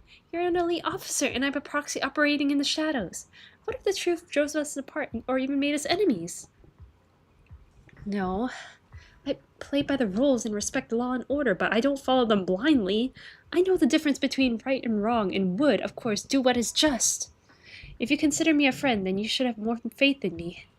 Julian, I promise I'll never keep anything from you again. If I do, my brother's gonna have the worst luck ever. Even fortune cookies will come up blank. You don't have to go that far. Yes, I do. You're a very important friend, Julian. Your feelings matter a lot to me. I don't want this to drive a wedge between us. Huh? Huh? At that moment, Julian comms rings.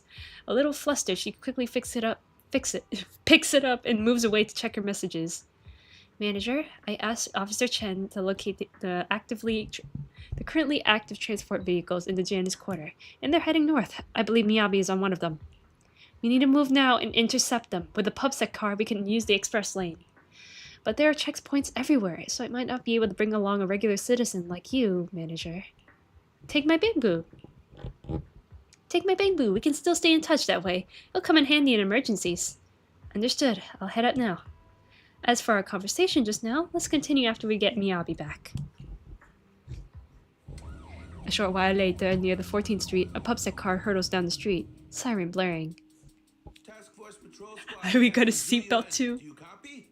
Repeat, do you copy? Over. Copy. Officer Chen, Juyuan here. Over. Captain Juyuan. Why does your voice sound a little raspy? It was pretty hot here and my throat got a little dry. What's your status? Did you find any... She's such a terrible liar. Yes, I ran a quick check. There are 8 transport vehicles still on duty in Janus Quarter, and one matches the route you mentioned. I'll share its location with you now. Over. Thank you, Officer Chen. You've been a big help. Go get some rest. Over. Copy that, Captain Juyuan. You take care. Don't work too hard. Task Force Patrol Team over and out. Phew. All right. Got the info on Miyabi's transport vehicle. Wait. The nav data shows that the escort vehicle's final destination is the site of Bringer's speech? This is bad. Tons of people are heading there right now, and the streets are jammed. How do we get through? Sound the sirens? Switch to PubSec motorcycles? Let's use the hollow. Dead End Hollow is nearby. We can cut straight through. What? But driving in the hollow is extremely dangerous. Are you suggesting we walk? That'll take too long. Don't worry. I know a way to get there quickly and safely. Trust me, I've done it before. We're gonna play as Julian again. Amazing! I didn't know you could drive a train, Manager. Is this railway route okay? By the way, You're familiar with Miss Miyabi, right, Jun? Trust me. I'm familiar with this working, but it will definitely lead us out of the dead-end hollow. As I'm sure you know, the Hoshimi family I think is we've a got a long theory on the heritage. project. They gave rise to the first generation of void hunters, making significant contributions to the city. Leave it to me. I won't let them get in the way. There were several other heads of the family who made significant contributions too. Each of them was an exceptional and unique warrior. They consistently upheld the Hoshimi family's reputation. Up until a certain point, when the Hoshimi family suddenly stopped prioritizing martial skills. They started to involve themselves in the city's management using their political power. I know. We have a documentary about the Hoshimi family in our store. There are stories where The Throne Quarter Precinct. The head of our house ought to be at the banquet hall still, joining in on all the election day events. I've asked my secretary to locate him as soon as possible. All right. I'm sorry to keep bothering you with all these calls. I'll wait for your reply then. Not good. With the elections happening now, even the Hoshimi family housekeeper can't get in touch with Miyabi's father. Are you close with the Hoshimi family, Julian? You seem to be pretty close with the Hoshimis, Jun. Do you know the head of the family? I wouldn't say we're close, but when Miyabi and I were classmates, she invited me to her place a few times, so I've met him before. As the head of one of the most famous families in New Eridu, he must have a lot on his plate. To figure out what the enemy wants from Miyabi, we need to understand their motive. The only way to do that is to talk to her father, but my usual channels only get me as far as their household staff. I don't have any connections to that fancy banquet hall in Throne Quarter, and they use private security that's independent of PubSec. I might have some high society connections. We just need to find someone who has connections to high society, right? Nicole? And I might just know someone. Don't say Nicole. Moments later, after passing through random play, a familiar voice answers. Never mind. Foxy. It's been quite some time. I never anticipated a call from you on a day like today. Lycon, please, you gotta help me. Lycon, thank you for taking my call. I've got something extremely important that I need your help with. Has Victoria Housekeeping ever offered services to the Hoshimi family? They're a renowned martial arts family. They contributed significantly to the construction and safeguarding of our city. Our humble establishment has indeed been fortunate to provide our services to them, and indeed they may be considered loyal customers of ours. Really? That's great! Do you happen to know much about their family affairs? That entirely depends on your definition of family affairs. If it's not too much to ask, could you please provide me with a little more context?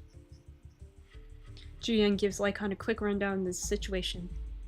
I understand the circumstances, and your request seems fair and justified. However, I'm afraid that I cannot provide such information. It's against our confidentiality policy. I understand. Seriously? But although I cannot provide that information, I can connect you with someone better suited to assist. Just a moment. Rena, please watch the lobby for me. Lycon steps away from the call briefly, and a few minutes later... Hello? Lycon said you had something urgent to discuss with me? that voice... Is that... Oh, is that Miss Juyuan? It's been a while. Thank you for looking after my daughter. It's been a while, Mr. Soichiro. Sorry to bother you, but it's urgent, and it's about Miyabi. We think someone's trying to harm her, and she might be in danger. Why are you laughing at that? Oh, so you weren't joking? Please continue. Mr. Soichiro, aren't you worried about Miyabi's safety? Of course I am, but I'm more concerned for those who wish to harm her. I don't mean to brag, but she's strong. Very strong. She's strong in every sense of the word. Perhaps even stronger than that. Actually, she's even... Oh, forgive me. There I go boasting again. Old habits die hard. Anyway, my daughter has proved time and again that those who wish her ill will never meet a good end. So, in comparison, sharing our family's confidential information What do you mean? Worry not. I have no doubts about your intentions, Miss Juyuan. But our family affairs are sensitive information. It's our rule not to share them lightly, especially considering we have a guest here I'm not acquainted with. Would you mind proving that you know my daughter? Her katana is a Hoshimi family heirloom passed down from generation to generation. Miss Miyabi's katana is a family heirloom, used by generations to eradicate evil. Only direct family members can handle it. That's right. If she was willing to share that much with you, it shows that she trusts you. But this information is also known to a lot of her colleagues. Mr. Sojiro, you prefer juice over wine. Mr. Soichiro, you secretly swap your wine for juice during social events. She even told you that? Oops. Her katana went out of control today. Please listen to me, Mr. Soichiro. The katana went out of control today. It unleashed massive foxfire. We barely managed to force it back into the scabbard. What? Lycon, please inform the mayor that I might need to leave early this evening. My apologies. Now you two. What I'm about to say is of the utmost importance and must not be shared with anyone. If anyone is plotting against the Hoshimi family, they must be after the katana. That katana is a treasured heirloom passed from generation to generation. It is also the source of power for every head of the family. But the power sealed within it is forbidden. Only the head is qualified to inherit and receive it, and the process is extremely dangerous. My daughter, however, is different. Aside from an accident when she was young, she has never relied on the katana's power. Her strength comes from herself. She is the true genius of the Hoshimi family. It is imperative that the scabbard remain intact. Under no circumstances should my daughter use the katana if the scabbard is compromised. At the same time, an armored transport vehicle is heading toward the dead-end hollow near Bringer's speech venue. Inside the vehicle. Hey, drive carefully. If you shake the Void Hunter around, you'll end up locked up in HQ. Drop the act. You turned at the 7th Street we passed to head back to Janus Quarter. This car was never going to HQ.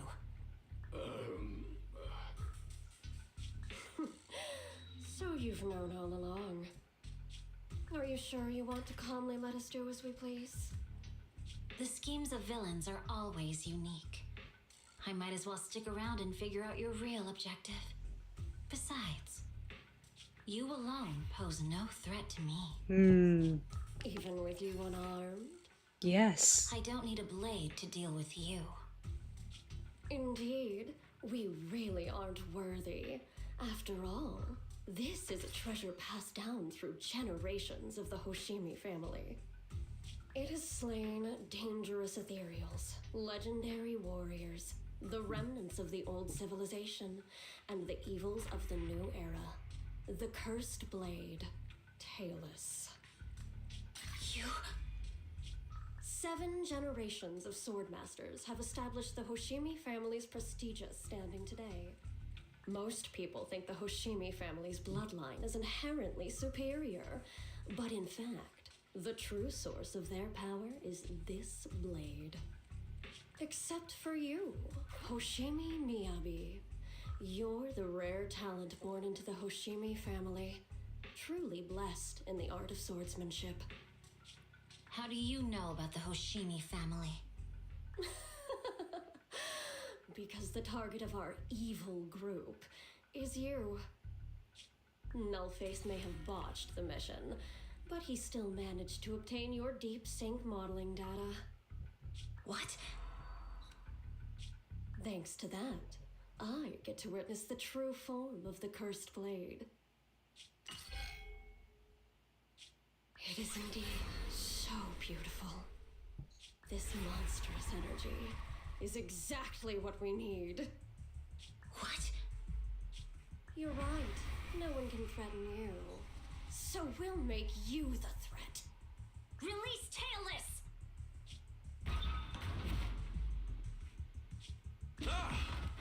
an unexpected delight. To my surprise, Officer Hoshimi Miyabi has honored my speech with her presence. Dear citizens, let's give her a round of applause. Wow! It's Miss Miyabi! Amazing!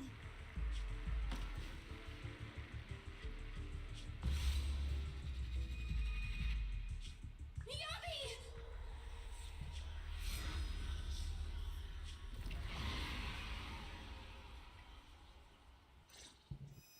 Dizziness envelops her and everything around her blurs. Soon after, Miss Hoshimi Miyabi opens her eyes weakly to find herself in a strange space she's never seen the likes of before.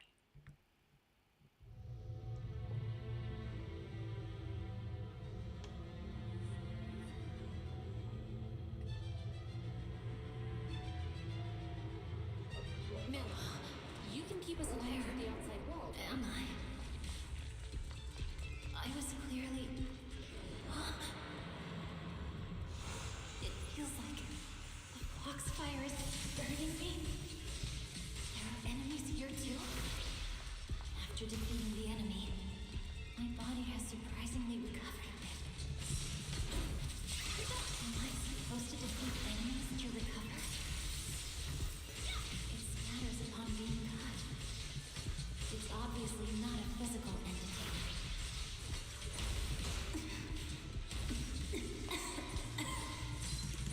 Foxfire. It's a power that belongs to Hoshimi. So why would it burn me?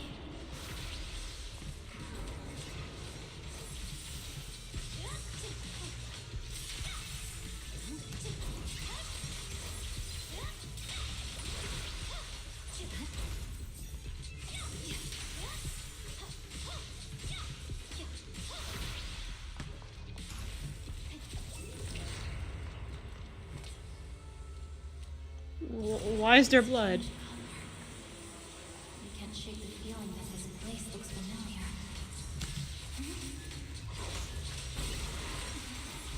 Foxfire.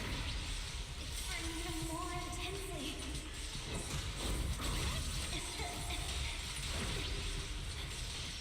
Losing my strength. I must defeat more enemies. The more the better. It's an illusion of the powers of play.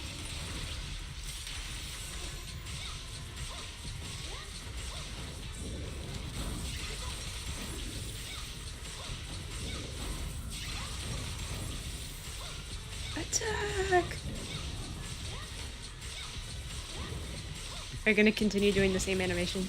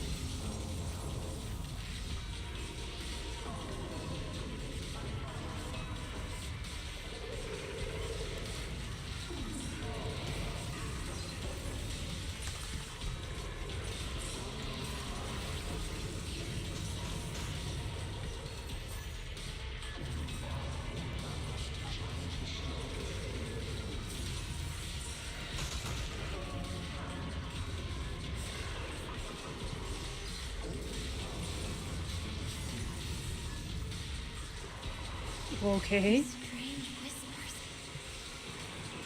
I think I heard them when my blade went out of control. So loud.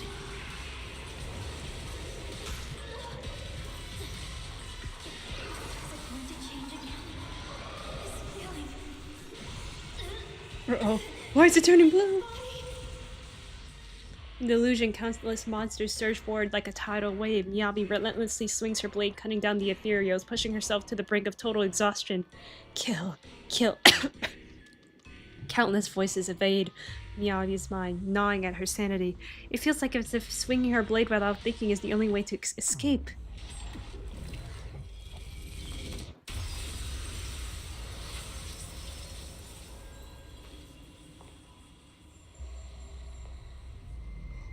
What's happening here? Are these people citizens?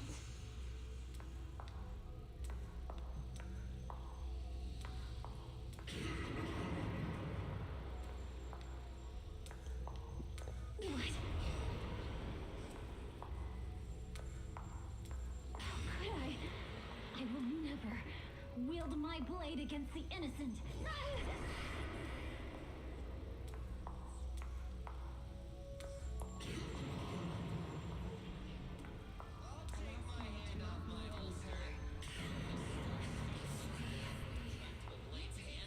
Are you serious?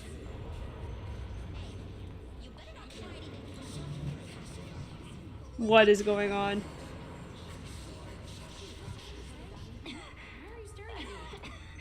Are you sure this is the right time to use?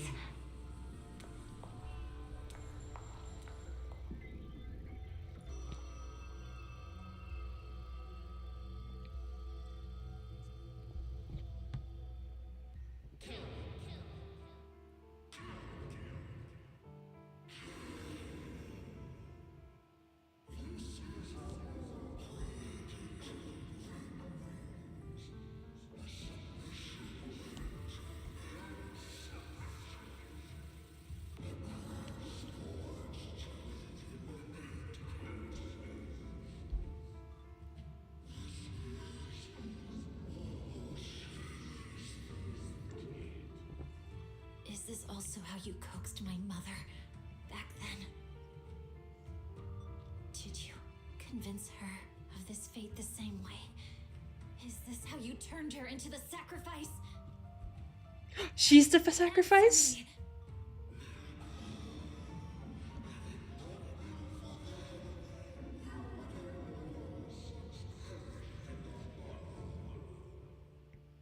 Good. So you remember me. Do you really believe that the inheritance traditions are right?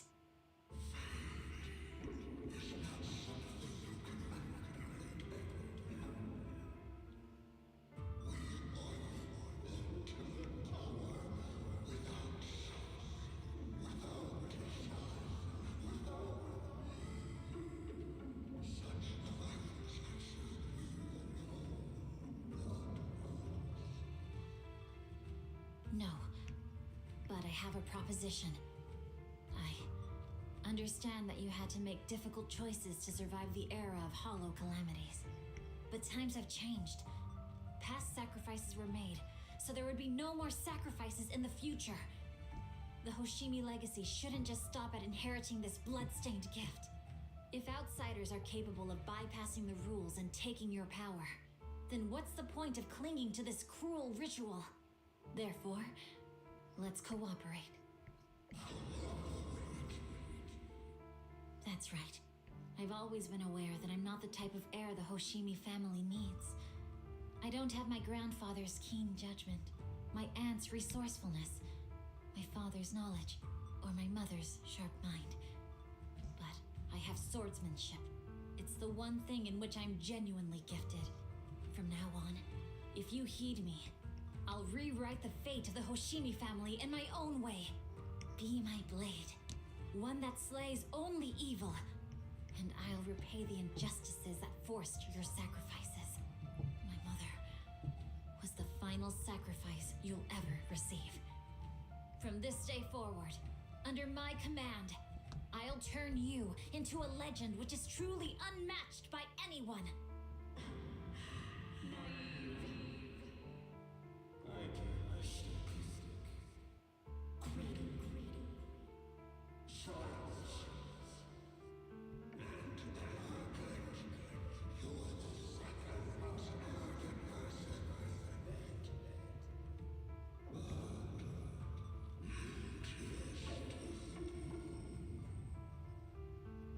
So you'll agree.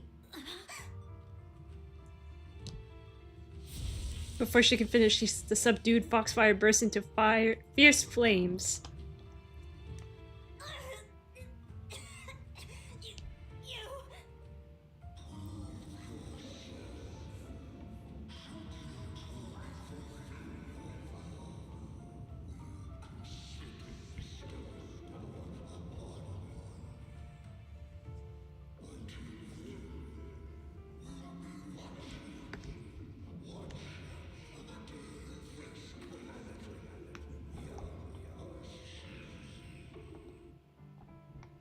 The blazing foxfire slowly peters out, and the illusions and the voices fade too. Hoshimi Miyabi props herself up to the best she can, not wanting to collapse. At this moment, a familiar voice rings out. Miss Miyabi! Miss Miyabi! Can you hear me? Hey! Can you hear me?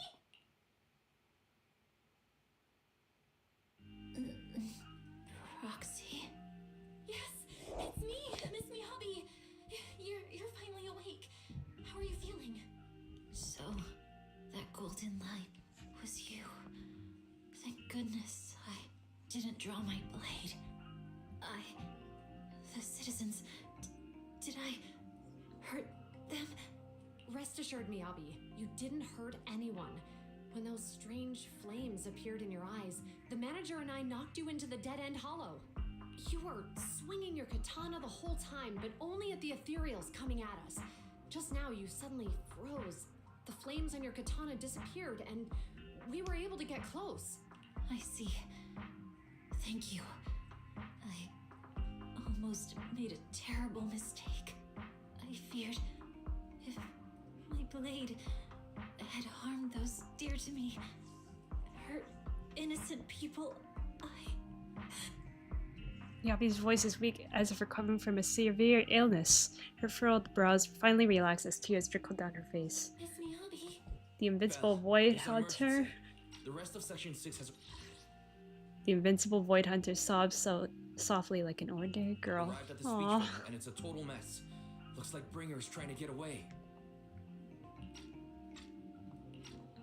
What? Hearing the latest update over the communicator, Julian holds Miyabi tightly and looks towards the proxy. Leave her to me. I'll take her to the nearest medical center. Go, manager. Go catch the culprit. Alone? You absolutely cannot let him get away. Just me?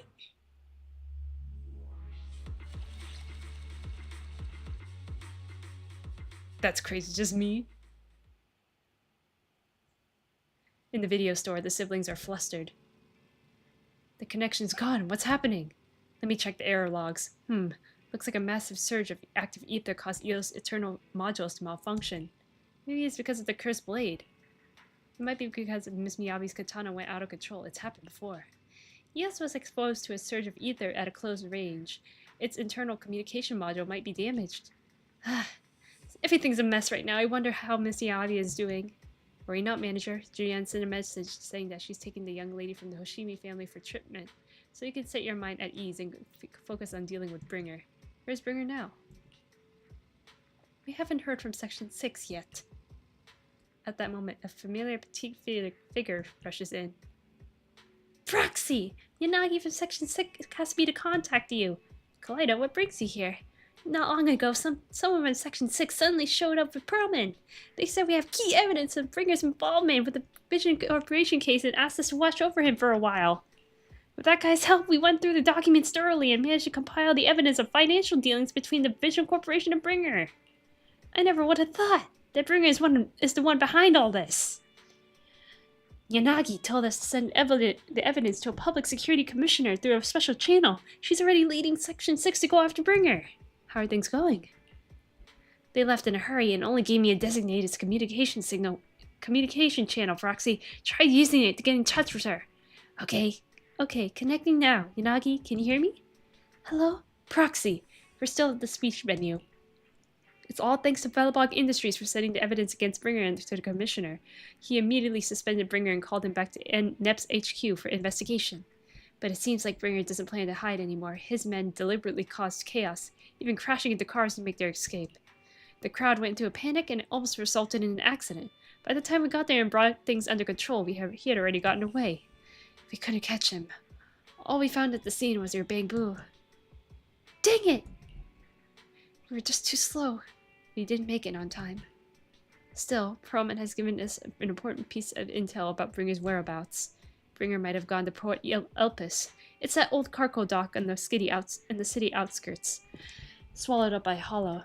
Perlman said Sarah and her people have been shipping tons of supplies through the Vision Corporation, including special etheric items. A dock in Hollow. Belle, do you remember the news broadcast Nicole made us watch this morning? They caught footage near the edge of the city. It looked like there was a hollow right by the water. A cargo dock? A cargo dock? Then it probably really is near Port Elpis. It's an area of all sorts, a perfect place for criminals to slip away unnoticed. But if there's someone in our bureau who's pretty familiar with that area, so we may have a chance to reel in a big fish. Rest assured, everyone, leave this to me. I'll head to the port now and contact our undercover angler. Got it. We'll work on fixing the HDD on our end. Yanagi, can you take EOS near the port? According to the data, the ether in that hollow is unstable, which could affect nearby communications. While we can operate remotely from the video store, I still feel a bit uneasy.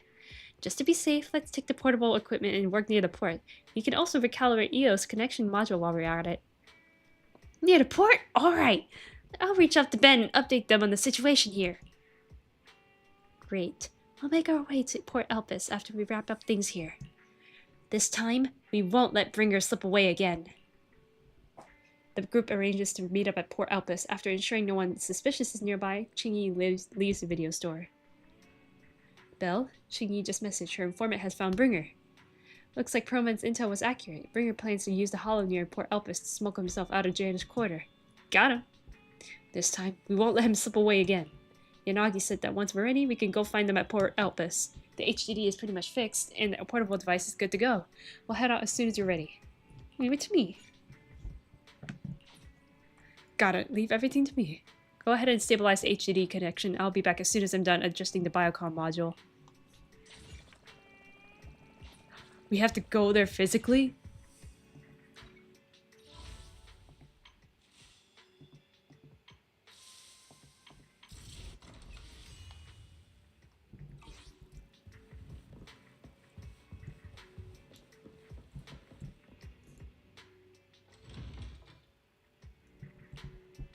Why don't we just... Headquarters unlocked.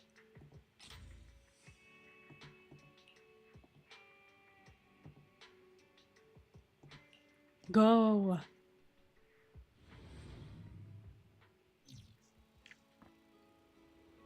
Ooh, pretty city.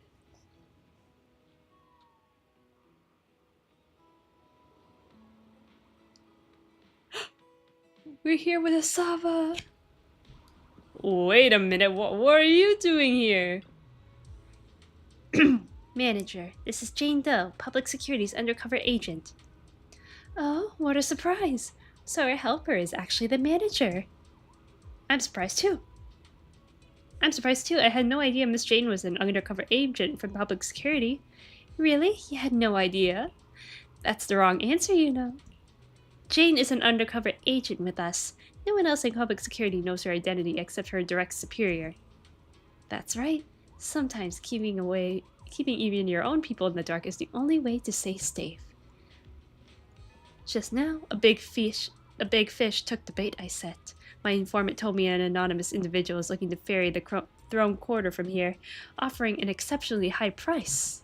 He also mentioned having a stash of valuable goods in the hollow and is looking for someone to transport them later. The cargo is said to be highly delicate, supposedly some kind of special etheric material.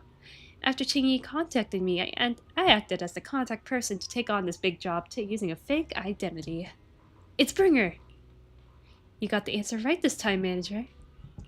But the hunt for Bringer hasn't been made public within Public Security yet, which means we can't request reinforcements. So I had Qingyi claim we spotted an escaped criminal and mobilized nearby public officers to lock down the area.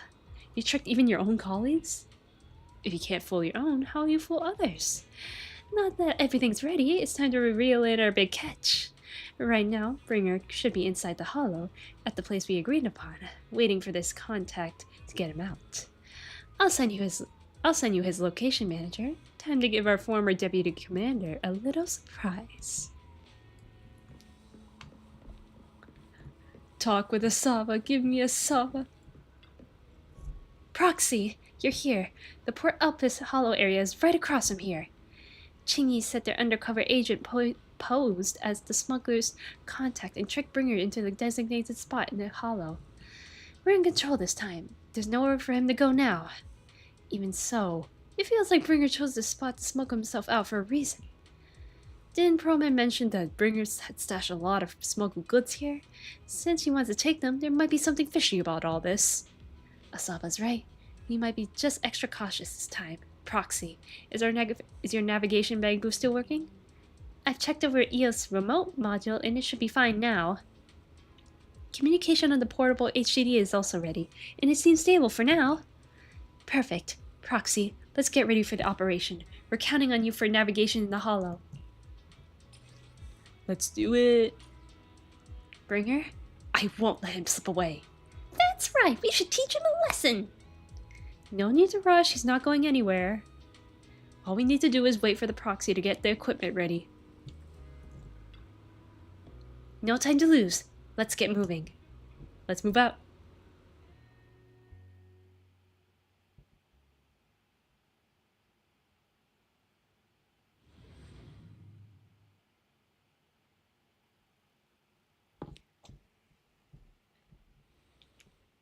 After making preparations, Section 6 enters the hollow, heading for Bringer's rendezvous point with the coordinates. Soon, a familiar figure is seen. Bringer, preparing to make his escape. Uh-oh. Thank you, Asaba. Surrender at once, Acting Commander Bringer. No, you've lost your right to that title. I'd expect nothing less from Section 6. You caught up in no time. Very well. Since you've delivered yourselves, I won't have to hunt you down later. The Cursed Blade's power is mine. This perfect form will lead us into the age of hollows. Bruh. Creator, I implore you. What are you doing?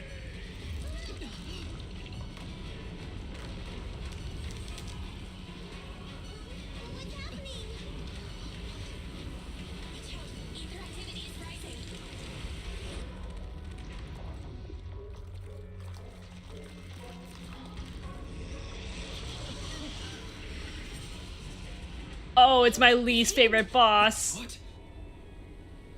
I hate this boss so much. You don't know. I had to fight this boss just to get Asaba materials.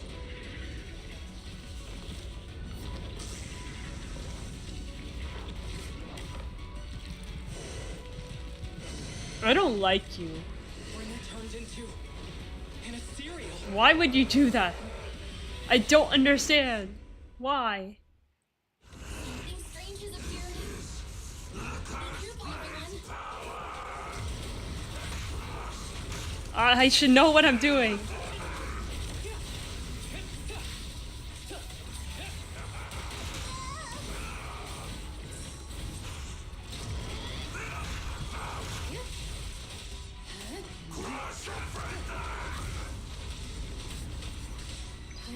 Waste of time.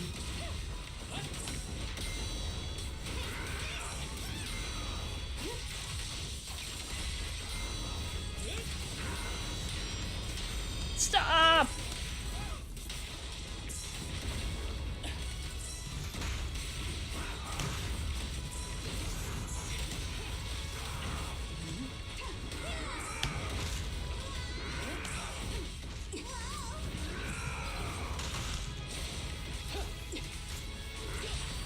Let's finish the job.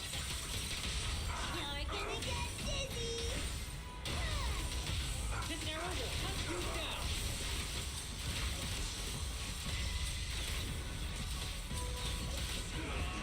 We got him. But here's the second phase. No. Don't do it. Don't let your guard down.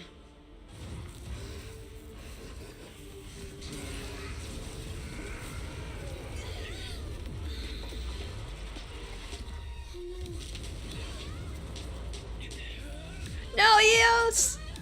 Asaba, catch me! Oh. Thank you.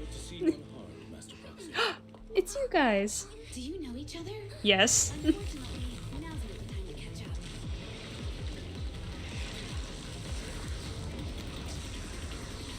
You guys came here at a convenient time. Victoria Housekeeping is here to assist. Thank you.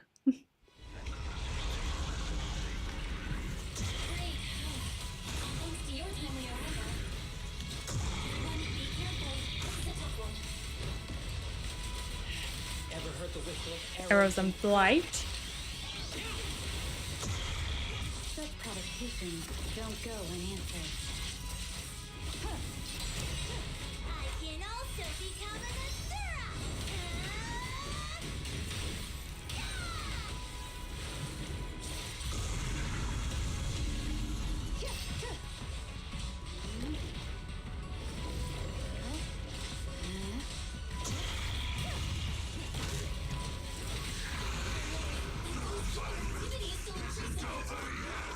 This guy's energy is still increasing. We have to stop him. Be careful, everyone. Everyone, keep it up!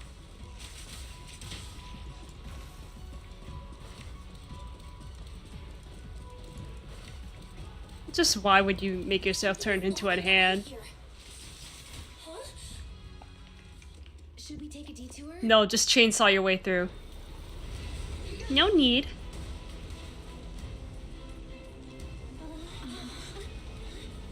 Is it the bear? Oh. It's been a while, Proxy. Need some help? Oh no, is this the point where they're not voiced? Just in the nick of time. Leave these troublesome things to us. I'm already at the point where there are parts they're not voiced. This is so sad.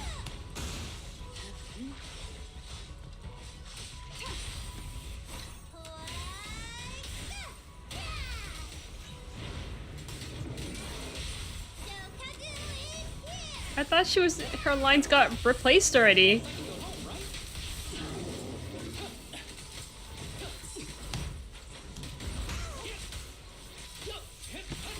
I guess not fast enough.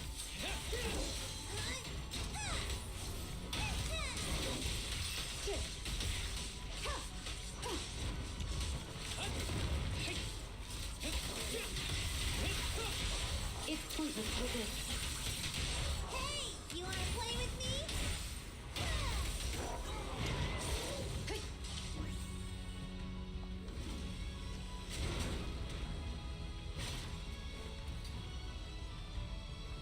Well done, bro! Roxy, the way forward is open for you. Charge ahead with all you got. Don't let that jerk win.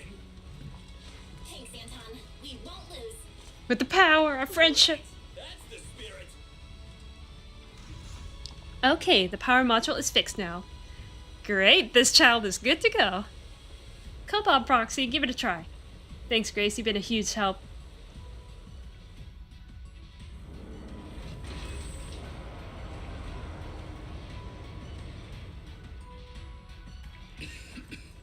Asaba, don't be sick. I don't like this guy. What is he doing? We can't let him keep eating. We must stop him. Asaba, are you okay? I'm fine. Asaba, no. Take a deep breath.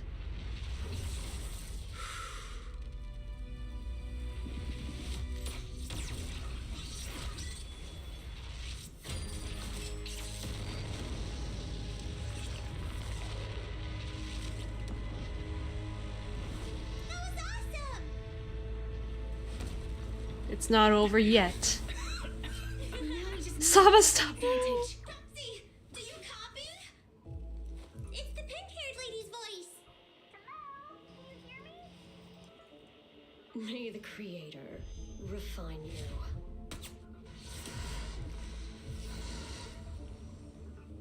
Proxy, let's head to Bringer's location.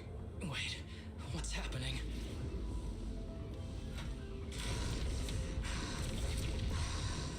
Something's wrong with Bringer. Uh-oh.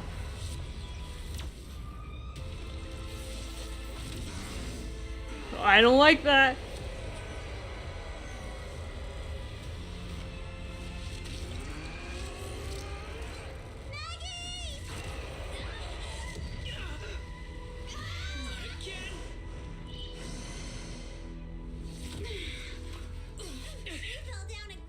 I don't want to climb back up. Proxy, it's not over yet.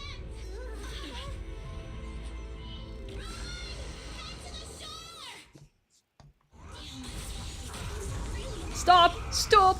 Stop! Playing with us. Nicole told us to head to the seaside. It's urgent, so let's get a move on.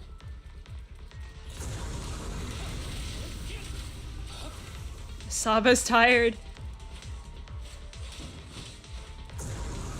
We can't make him work anymore. He's tired. He deserves a week off at least.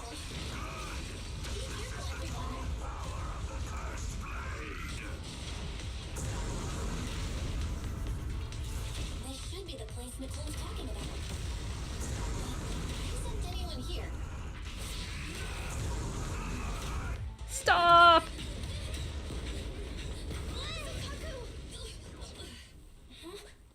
Are you okay? I'm okay.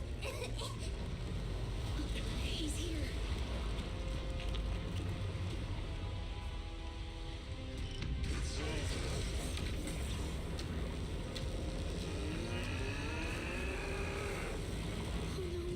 But so... It's her!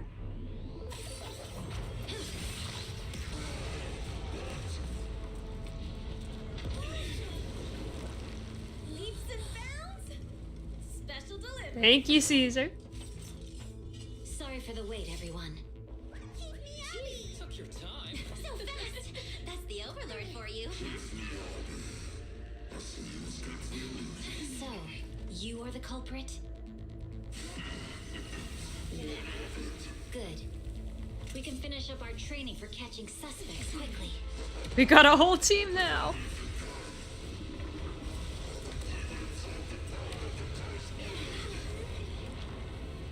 Just like with the monument. She's got company. Dismantling crystals is our specialty. Uninvited guests. You're not welcome here. You think Caesar will be okay? Our only issue is there's not enough to fight. Nicole, I think the ethereals have us surrounded. They're just small fries. We'll handle them. Okay. I call dibs on the big one. No. Eyes. My target. Sorry, but thanks for bringing the chief over. One last overtime. Oh my god. After work. Section 6. Operation start. Are we gonna play as Miyabi now?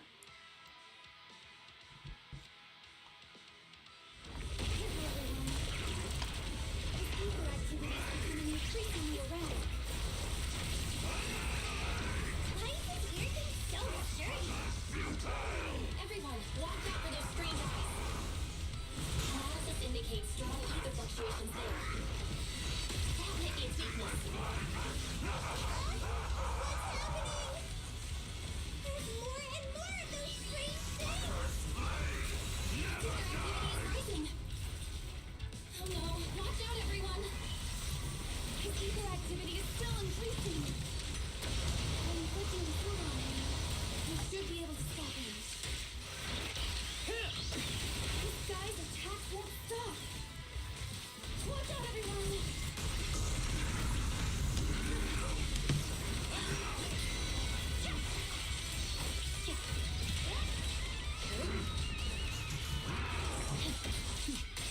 Mind and body. Good.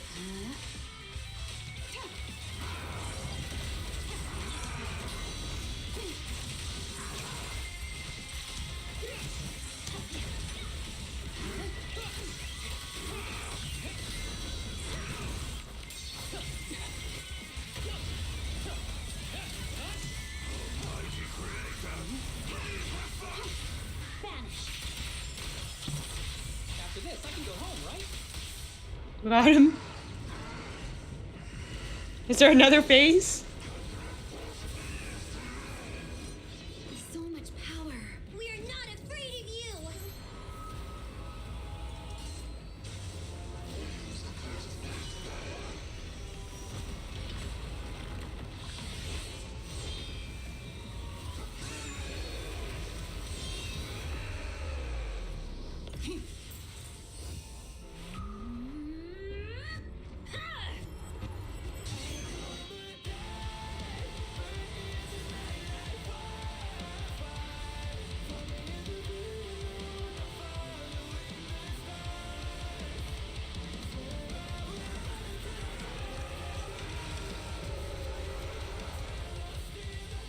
You got it, Miyavi.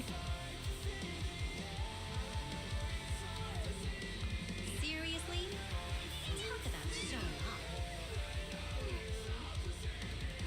I suspect I'm a Void Hunter.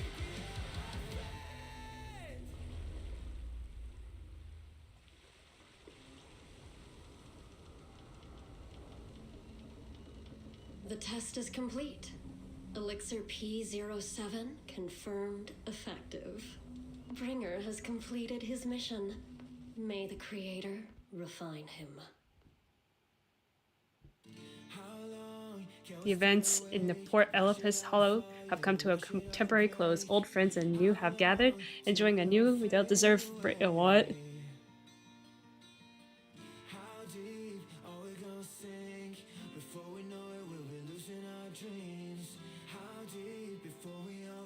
Is this the end? Oh, okay.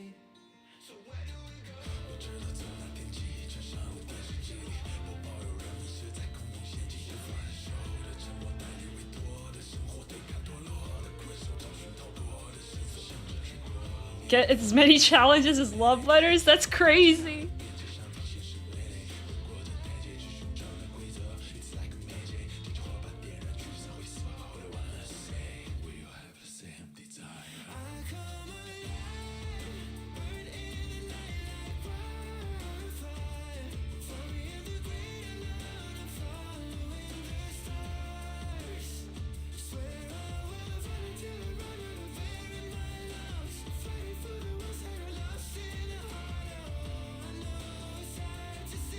Oh, even when he wags his tail.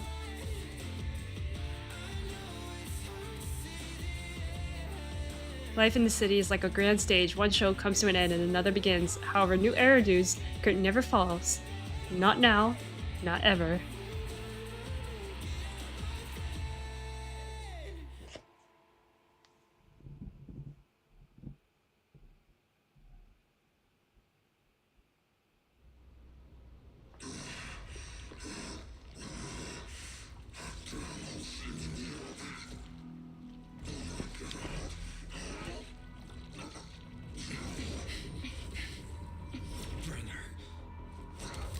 Answer us!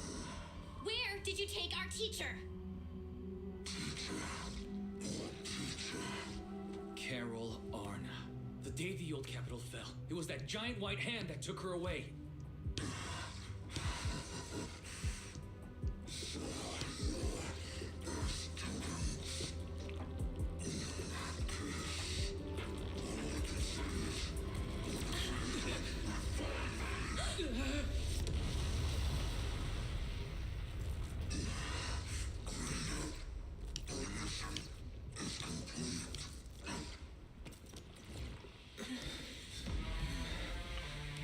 It's both of us.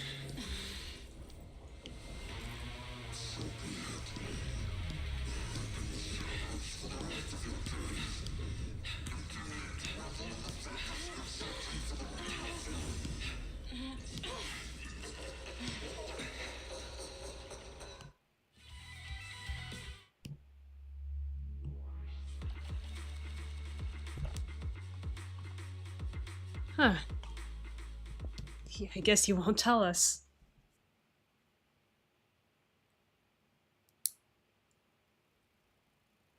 After the pursuit of Bringer concludes, the group leaves Port Elpis Hollow. To avoid unnecessary attention, the siblings accompany the members of Section 6 back to their office, enjoying a brief moment of peace. In the early sunlight, the Fox Darren girl approaches with light steps. I just wanted to say thank you to both of you. You've been a great help. I really appreciate your support of Section 6 and everything you've done for me. I'll remember what you've done for me. Oh, it's really not a big deal. No need to be so polite. We were happy to help. No, it was all thanks to you that we managed to bring this all to an end. Hand's department, specializing in Hollow-related cases, has now involved themselves with this case. They're currently re-examining all the evidence in Perlman's testimony to ensure he receives a fair trial. But compared to Hand, public security is facing much greater upheaval. I heard that a commissioner from PubSec HQ in Throne Corner has been sent to investigate all of Janus Quarter precincts internally. No wonder, Juyen. No wonder Jian left in such a hurry last night. Her former superior turned him to a monster. This must have been quite a shock for her. Jian is strong and resilient, but can also be very sensitive. Knowing her, I'm sure she'd be glad to have some encouragement from someone she trusts. Yeah, we'll definitely reach out to her once things calm down. Miss Miyabi, you should get some rest too. You've been through a tough fight. Don't worry about me. I've undergone special training to not sleep for an entire week before. Okay. But if you're tired, I can escort you home. Would that be too much trouble? Are you sure? Would that be too much trouble for you? It's no trouble after such a long night. I still have some lingering thoughts in my mind. I tend to take a walk around the chasm memorial after I see you home. In that case, would you mind walking us to the chasm? We'll make our way back from here. We did meet in the chasm before. Are you going there to see someone as well this time? Brush it off casually. No, we were just passing through. It's near where Caesar and her crew are, so we figured we'd drop by to thank them. Miyabi gazes at the siblings, seemingly seeing through their evasive answer. A hint of disappointment flashes in her eyes, but she nods nonetheless, softly murmuring as if talking to herself. Like Jian, I too would be happy if the trust I've given is returned in kind. Miss Miyabi, you mean? It's nothing. Let's get going. Hoshimi Miyabi escorts their siblings as they head towards the chasm memorial. She doesn't bring up anything else of similar vein on the way there. Not long later, the car stops on the edge of New Eridu. Hoshimi Miyabi steps up to the monument to pay her respects to her mother. Then, after she's done, she returns to the siblings. After everything... She doesn't bring anything else of similar vein on the way there. Not long after, the car stops on the edge of New Eridu's urban area, the chasm memorial. That's happened. I hope I've become someone more worthy of trust. What do you think? Huh? Yes, of course. If it weren't for you, we wouldn't have stood a chance against Bringer. Well then, we'll be on our way. Miyabi stays silent without turning her parting words. She simply watches quietly as the siblings resume their departure. At the same time, her earlier words seem to be echo in her ears once more. Like Julian, I too would be happy if the trust I've given is returned in kind. Sorry, Wise, but I think I have to do this. If I'm wrong, will you forgive me? Belle, are you really going to... Wise looks at you with shock and worry, which slowly turns into complete trust in a slight sigh. That's my sister, daring as ever. Go ahead. Are you gonna tell her? The siblings chase after Miyabi, who had left alone. Miss Hoshimi Miyabi, we have something very important to tell you.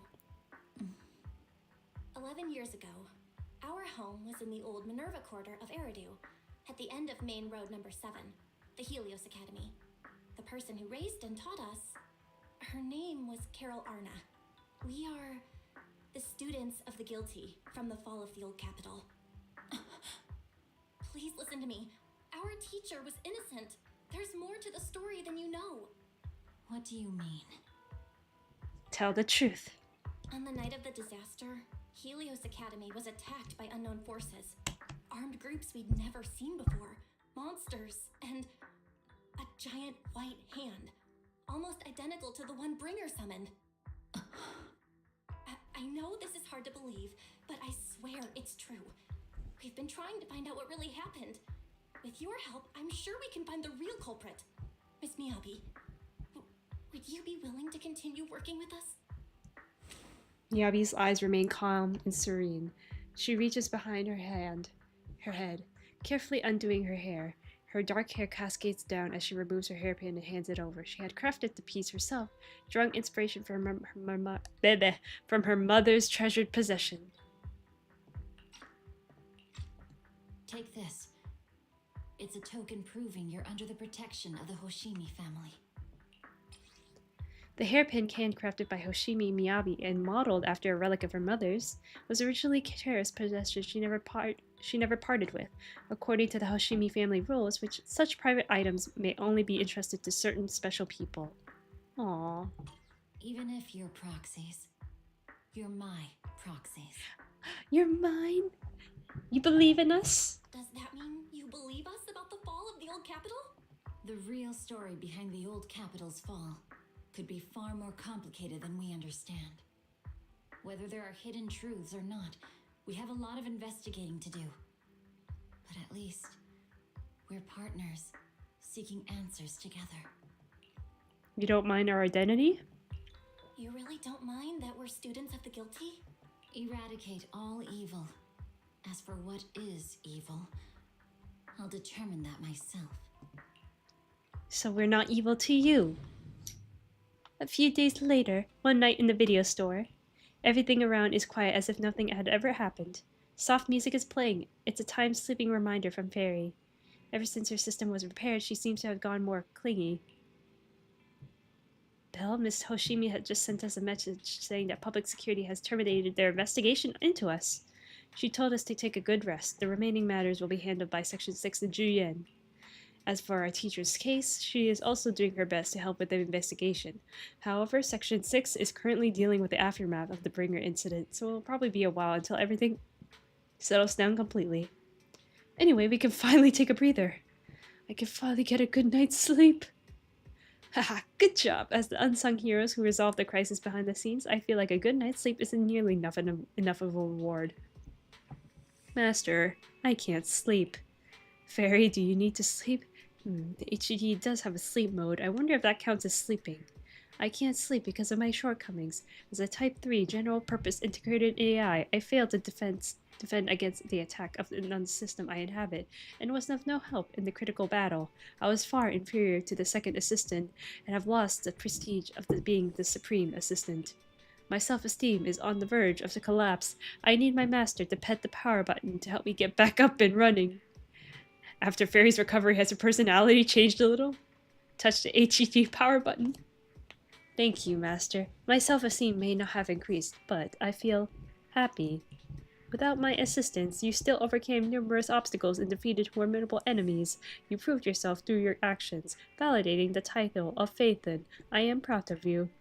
I never thought Fairy would praise me like that. Is the Mirage Moon gonna fall into the hollow? Correction, I always praise my master, but not you, second assistant. But I have to admit, you did well this time. Should I say thank you? It feels kind of weird. Never mind, let's not talk about it anymore. It's getting late, you should rest early, Belle. After all, even the heroes who manage to save the day need to keep their energy. You can travel or drive to the HSO 6 office. We can visit! What's next?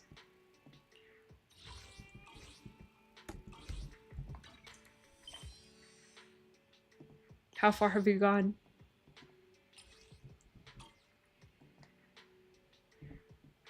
Main story.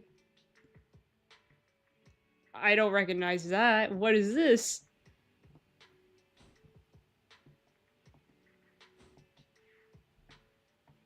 Okay.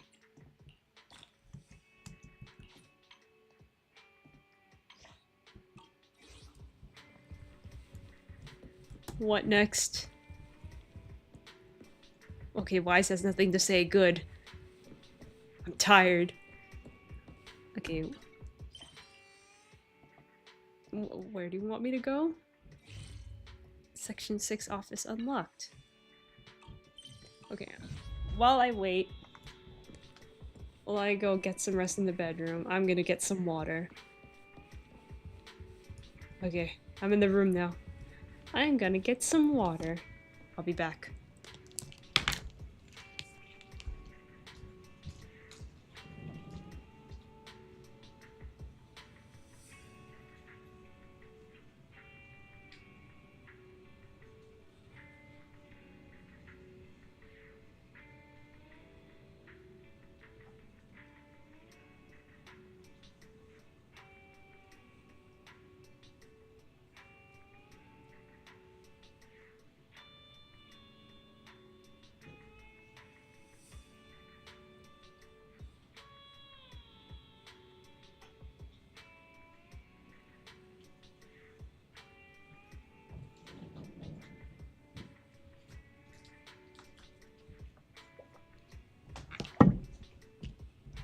Okay, going back to bed. You feel an irresistible drowsiness rushing in. Seems like it's time for a good night's sleep.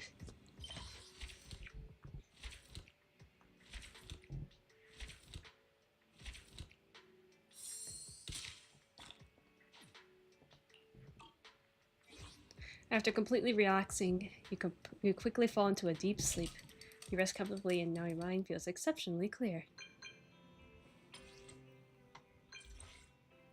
I'm here. I'm the Bamboo Snap that you met before. Do you remember you? What's up? Help! This is urgent. This is my last chance. If I miss it, I will regret it for the rest of my life. The only person I can rely on is you. Where are you now? Are you close to Lumina? Do you have a car? Please come find me immediately. I'm sure you'll come. So many exclamation marks. It looks really urgent. I had the message ready to send, and I'm just waiting for your reply. Anyway, come to the movie theater in Lumina. It's urgent. Are you inviting me to watch a movie? What? It's to save me, of course. I'm trapped by the bad guys in black, and it's urgent. Why would they want to catch a Bamboo? It's not my Bamboo that's trapped. It's me. Just come, you'll see what's going on. I'll be waiting in the cinema's back door, wearing a red jacket and red sunglasses. By the way, if you have let's have a code phrase. I'll say chaotic, and you respond with fried rice. Remember, stay low key. Okay.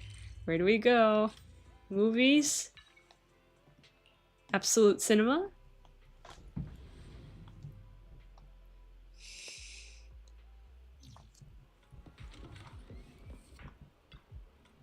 Astra! Is Astra here? Is she inside? Please step back. Hey, don't shove me! You think you own the cinema or something? Astra has an important event here today. No unauthorized personnel is allowed inside. Important event, huh? Like you're supposed to believe that. Isn't that just the TOPS conference?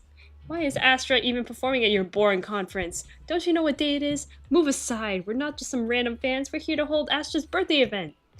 Meanwhile, around the back entrance of the cinema, a figure is peeking at the crowd nearby. A red coat and sunglasses. It's the person known as Chaotic Fried Rice. She waves and starts miming a series of nonsensical gestures, but it's obvious what she means. Distract the guard. Ah, someone's in the cinema lobby. Is that Astra over there? What? Where? Let me in! Step back. You're not allowed inside. The alleged Astra sliding causes a stir, drawing the attention of the black-suited bodyguard. Time to meet up with Chaotic Fried Rice.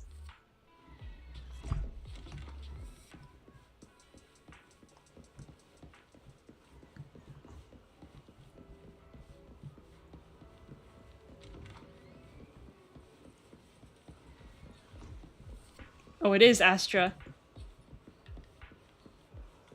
I like how no one recognizes you. Chaotic! Fried rice. Perfect! High five. I always wanted to try something like that.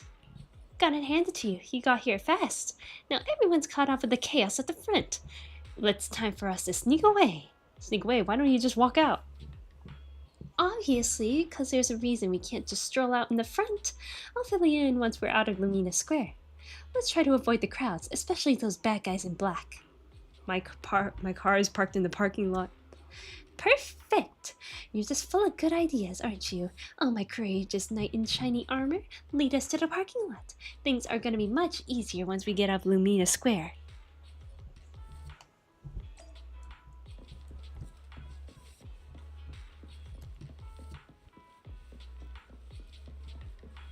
A seemingly safe location. There aren't many people there. It seems pretty safe. The path is clear. Let's call that over that runaway princess.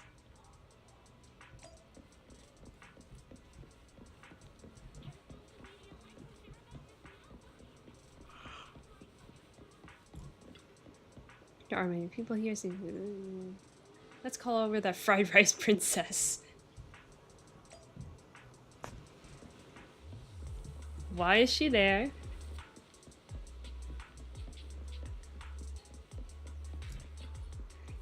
The parking lot's right up ahead. We're almost there. Someone's up ahead. Hide! Someone's coming from behind, too. It's a pincer attack. What do we do? This is the end. Meanwhile. Oh my, look at you. What a handsome young man. But why the scowl and dressed in all black, no less? That outfit only makes you look older, my dear.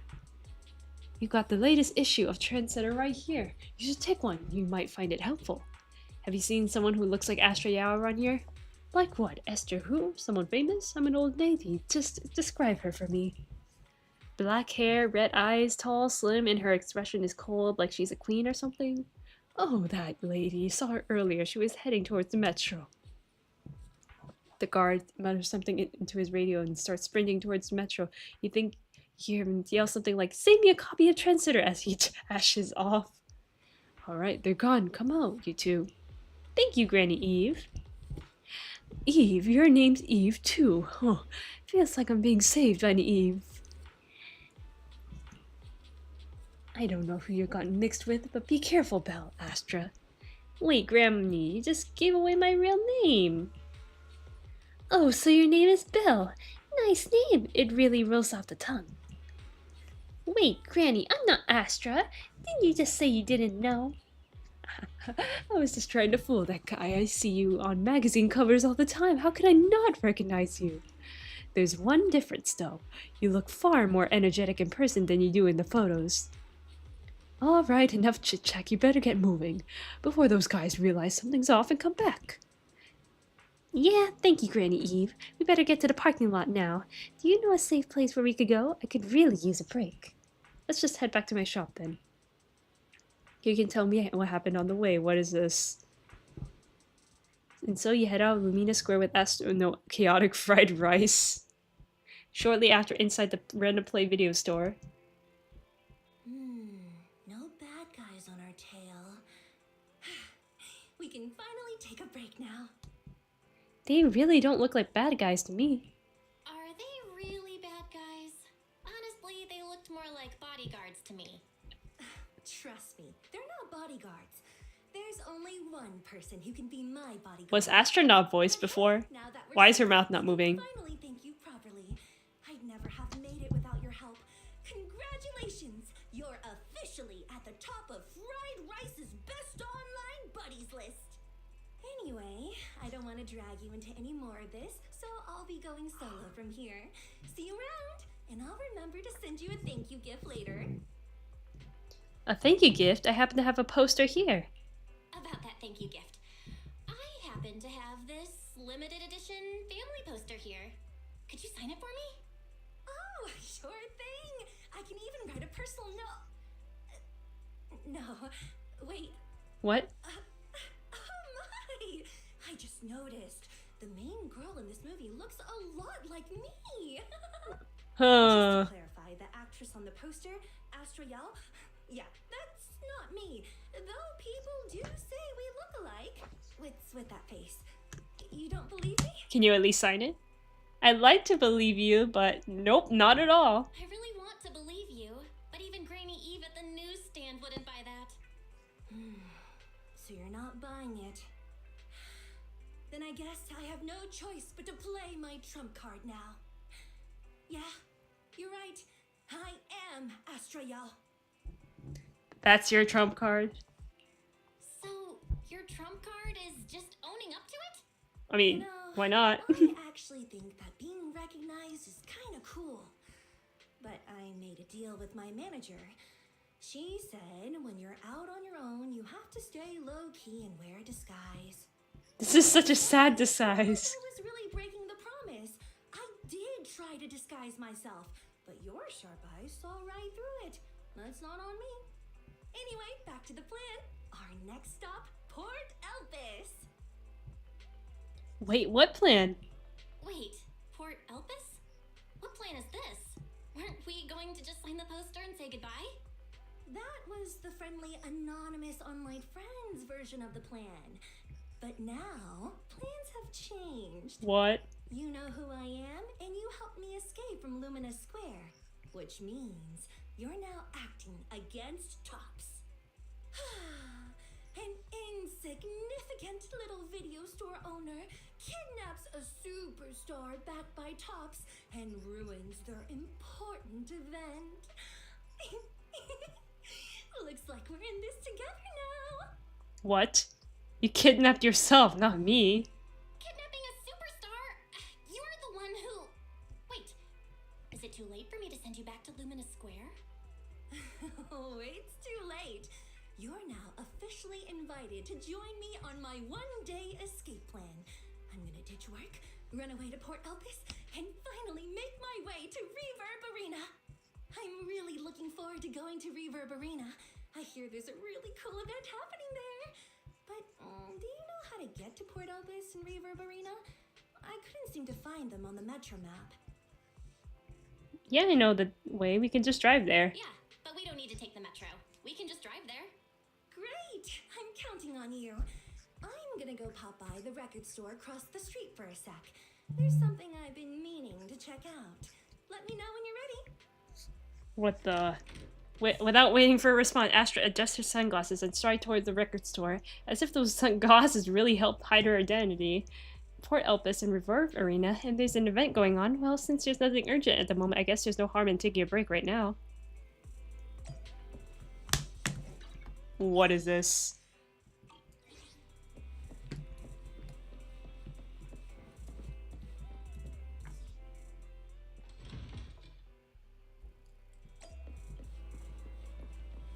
Visit the music store. Are you looking for your own album? No, I'm looking for a record of Jordan De Winters. Do you know him? Of course, he's huge. They have quite a few of his records here. I've looked through them all. They have a recording of his last concert, but not the version I want. Is there a special edition? Something like that, but this isn't part of today's plan. I'll explain it to you next time. Are you ready to go now? Our next stop is Port Elpis.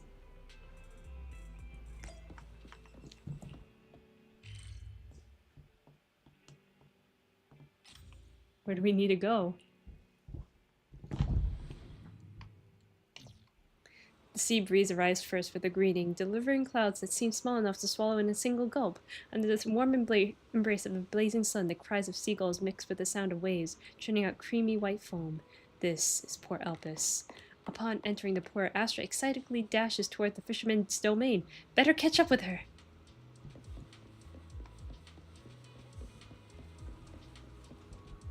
What do you want, Astra? Look, someone's fishing over there, and they got all the right gear, but they catch tons of fish. Huh? Why is this bucket empty? The one next to it is full, though. Hey, young lady, are you making fun of me? Oh, here comes a big one. Oh, this time it won't get away. Did it get away? Did you get it? Oh, it doesn't matter. It's all about the journey. Aw, I missed this. It's been so long since I went fishing. You're into fishing too?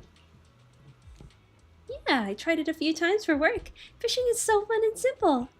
All you gotta do is cast a line, count to 10 in your head, and give it a big yank to reel in the fish. What? Count to 10? Grandpa Goo, we got a pro here. No, not even the pros can do it that fast. Everything feels pretty familiar, but I think something's missing this time. Something's missing? Bait? The rod? Or the location? I've been saying this spot isn't great. We gotta go elsewhere. Ah, I just remembered. We're missing a guy here. Back then, someone was waiting with a fish in the water. As soon as I cast the line, they hook a fish onto it. Wait, are you fishing or filming a movie? Alright, speaking of movies, you look like a lot like that famous actress my friend really likes. What's her name? I knew those sunglasses were useless. I'm not her. Oh no, I think you are. I just remembered. It's Astra Yo. No, you can't be. I see, you look like a lot like her. But you're definitely... This guy's an idiot. Why do you say that? My friend calls Astra Yo the queen. No way a queen would be doing this energetic and laid back. You're doing a great job imitating her, but you're missing the essence. If you're the real Astra Yo, you'd probably kick over Grandpa Goo's bucket the moment when we said you're not her, right, Grandpa Goo? Why are you asking me? I don't give a hoot about some queen. She'd only get in the way of my casting. And if anyone dares to kick my bucket over, I'll kick yours right into the sea. Should I go kick that bucket just to prove him on me? Don't do that. Oh, by the way, I see there's a lighthouse. Can we go up there? Why are you asking me? I don't care about lighthouses. Lighthouses will only get in the way of my casting. See that guy down by the lighthouse there? That's McDoon, the keeper. You can go ask him. Alright, let's go. If the keeper's okay with it, I'd love to check out the view from the top.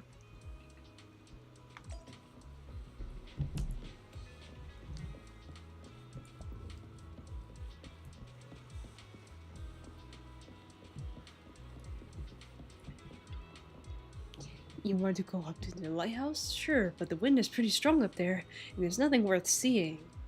Of course there's something worth seeing. I have a feeling that the best view of all Elpos Port is up there. You really think so? I didn't think there were young people who are still into lighthouse these days. Alright, go ahead. Thank you. Let's go up and see the seagulls.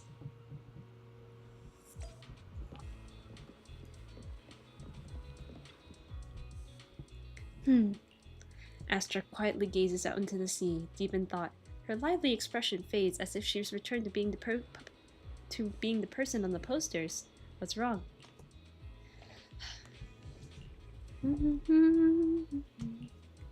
Happy birthday to you.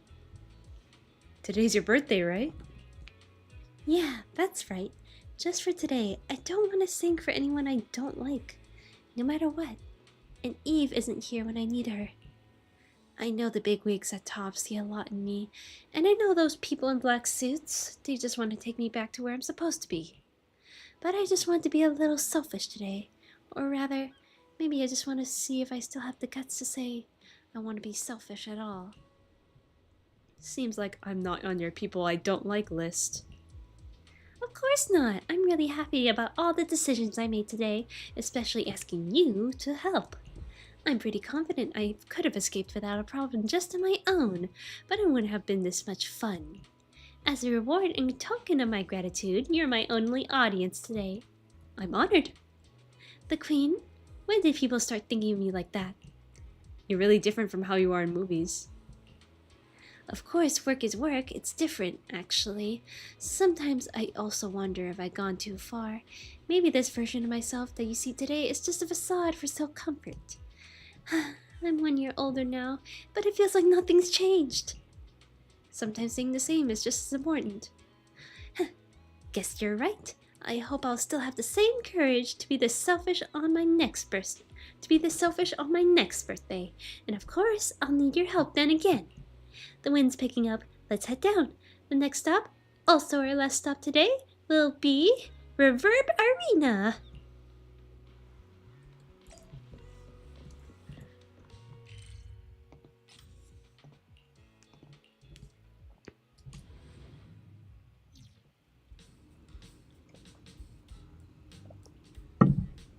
What are you doing, Astra? Look, those Bangbu over there seem to be doing something fun. Did you bring a translator? And now that everyone's here. It's about time to begin. I hereby announce that the monthly Astra Yao impression competition has officially begun. What competition? Impression of who? It's so real. I read about this on internet, but I didn't think the participants would be all Bangbu. Well, the participants were all human, but they couldn't make it. Apparently, they all went to Lumina Square for a meetup event. So they sent Bangbu to represent them. Contestants, do your best for the Master's glory. Let's begin with contestant number 1. It's showtime. That was perfect. Perfect. How? You didn't get it? It was clearly doing an impression of Astra Yao doing a Bangbu impression. So if I were to intimidate a Bangbu, I'd sound like this, and ne. A competitive opponent has appeared, but contestant number 1 is still winning after... No one understands Bangbu impressions better than me. What an airdo is the point of judging a Bangbu on a Bangbu impression? Next up, contestant number 2. They'll be imitating Astra Yao's pose from her concert poster, hugging her knees in solitude. Look, contestant number 2 is bending over, now it's standing up. Wait a minute, where's the knee-hugging pose in all of this? And I don't have knees!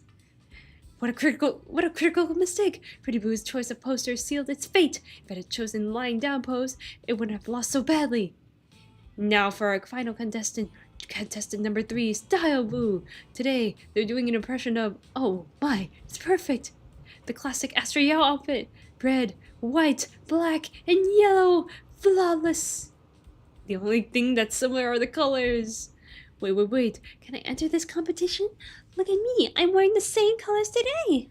Classic Astra Yao style. A new challenger appears, and yes, your outfit matches the criteria. Now I hereby announce the top 3 winners of today's competition. In 3rd place, contestant number 1. In 2nd place, our human contestant. And in 1st place, contestant number 3. Wait, hold on. Why did I only get 2nd place? This must be rigged. Let me explain. I tell you in my professional and expert judgment, in terms of physique, you and contestant number 3 are practically identical. But contestant number 3 scored 99 points and you only got 98. Wait, identical in physique? And you lost 2 points because of your sunglasses. Astra Yao doesn't wear sunglasses on the poster. Not on her album covers. Nor on her album covers. And not in the car's trunk either. In the trunk? It was a scene for the movie. Well, if it's just the sunglasses, I guess if I take them off, I win, right? Determined to claim victory, Astra dramatically removes her sunglasses. So, what's the score now? Now, the whole of New Eridu knows you ran away. Oops. That voice. Didn't we agree you'd stay low-key and wear disguises? And yet you've just gone and thrown away what little disguise you bothered with. Oh, it wasn't very effective anyway. Eve, what are you doing here? I should be asking you that. The whole company is looking for you, and the gossip online is blowing up. All I got from you was, I'm heading to Reverb Arena with my online friend. Oh my gosh, that sounds so bad. Huh. You must be that online friend. Yep, that's me. Nice to meet you. I'm her best online friend. Yep, that's me. Currently ranked #1 on Chaotic Fried Rice's best online buddies list. Likewise. I'm Evelyn, Astra's manager and bodyguard. We need to be on the same page for what's happened today. Astra's outing was a planned work event. It wasn't a work event. I simply ditched work. I already told her. All right. Then just remember, Astra left because of a personal emergency. I also mentioned that I ran away just because I didn't want to perform for the bigwigs at Tops. You really don't know how to hold back, do you? Okay, fine. Let's head back first. The car's parked over there. I'll take care of the rest later. I don't want to go back, Eve. Not today. I get it. It was my fault. I should have been there for you. But you still need to go back and give everyone an explanation. Not just to the company, but also to your fans. They're still waiting for you at Lumina Square. Are they also people you want to avoid? Fine. Let's go back. I gotta go, Belle. Thank you for keeping me company today. I'll remember it forever. Bye. Aw, goodbye and happy birthday. Goodbye. And happy birthday. Please wait. There's still a few things I'd like to discuss with you. What? Keep everything a secret, right? I got it.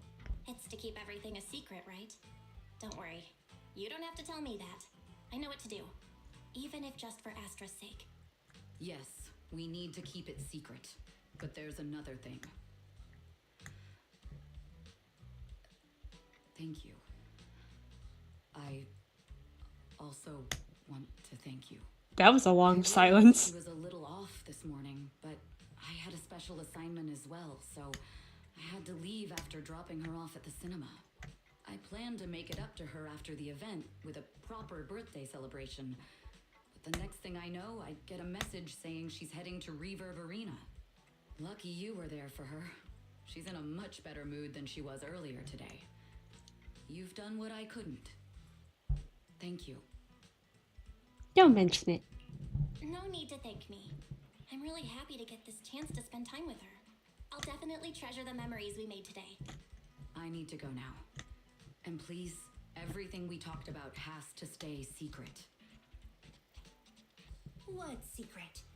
Oh, why did you come back? Get in the car. Oop. Just one sec, okay? There's something I forgot to tell Belle. I still owe you a signed poster. I'll remember. No, next time, I'll bring you an even bigger gift. Just wait.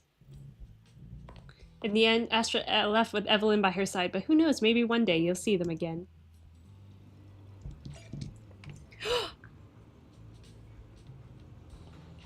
We can play Sophia's story, yes! We'll do that and then we'll do that later. We'll do that later.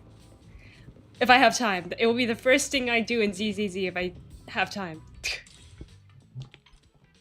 I need to focus on main story quest stuff first. I'm sorry. I can't get distracted. We'll only do Asaba's quest if we have to.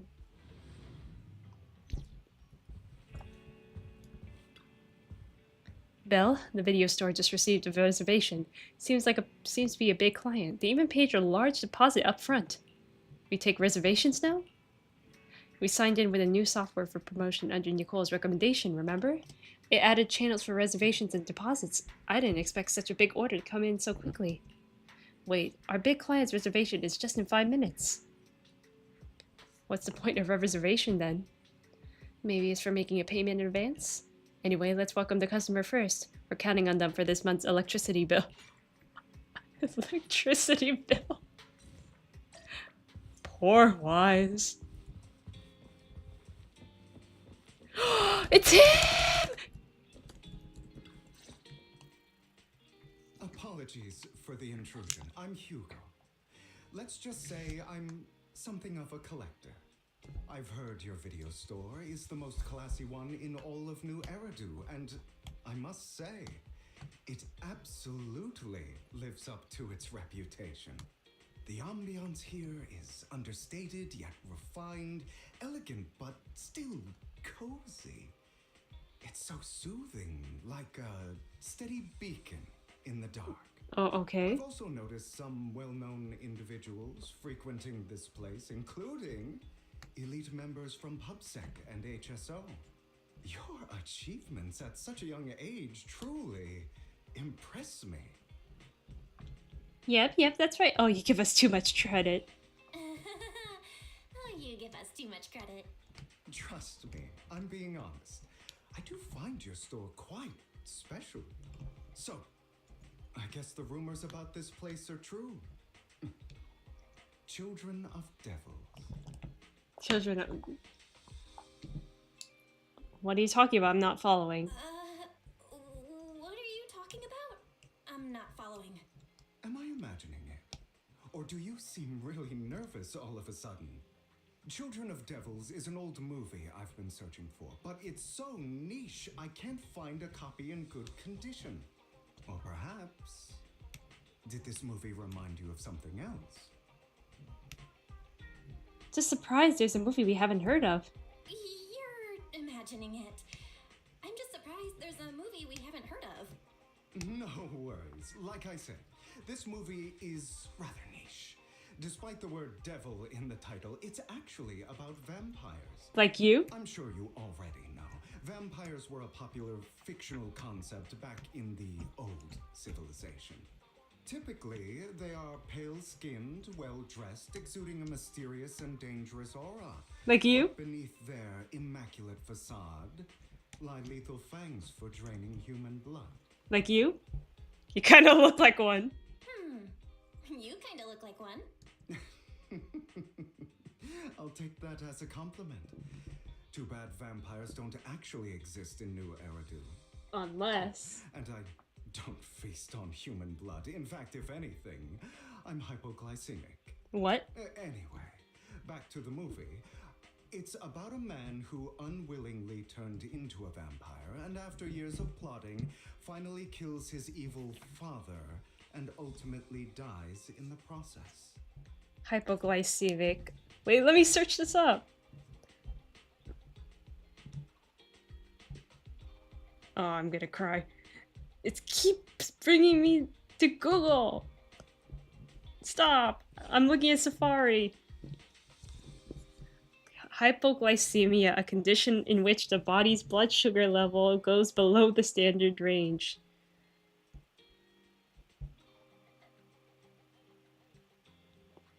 So you're diabetic? Okay. Yeah, so it's a tragic story. So, it's a tragic story. I actually think the ending is pretty good. At least he accomplished his goal, and death was just the price he was willing to pay. Well, it's a shame you don't have the videotape I'm looking for. I'll just grab a copy of every movie you currently have for rent. What? You're way too generous. No offense, but you're being overly generous. You don't have a hidden agenda, do you? I understand the skepticism, but I simply wanted to express my gratitude for discussing such a niche film with me. Your store is like a collector's gem in itself. Please, consider my payments here as an investment in a collector's prized find. Can a store collector's be a gem too? Can a store be a collector's gem too? Your definition of a collectible is pretty broad, just as I'd expect of a collector. Because of my work, I happen to know some of New Eridu's upper echelon. Some even collect human organs. What? Just some rumors circling around. Hope I didn't spook you. You spooked me, alright. There's nothing. I've seen my fair share of crazy stuff. I've seen my fair share of crazy stuff. Guess I was worried for nothing. With so many high-profile individuals visiting here, I'm sure you're well-connected and experienced in various fields. Speaking of which, there's a big industry auction coming up. They'll probably have lots of collectibles, maybe even rare videotapes not on the market. If you'd like to attend, just let me know. Oh, by the way, I saw a marketing event at Lumina Square. Looks like there's a raffle going on. Go check it out if you're interested. Maybe you'll stumble upon something exciting, especially at a place so close to the upper class. After all, there are always secrets hiding behind the light. Well, thanks for today. I'll take my leave for now. Until next time, my precious friends.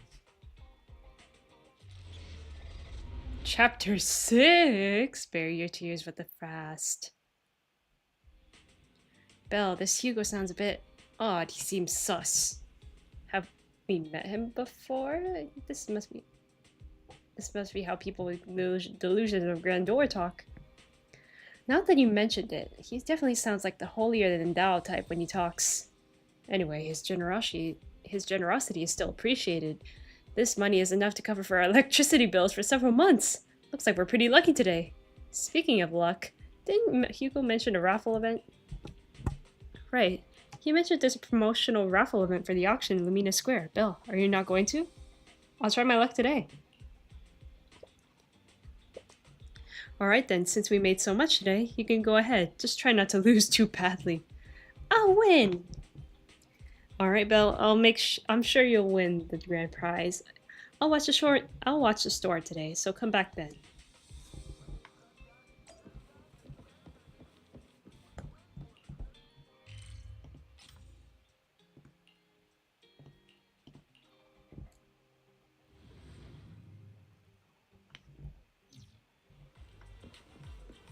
Hi, Hugo. Why not come try your luck? All sorts of prizes are waiting to be won.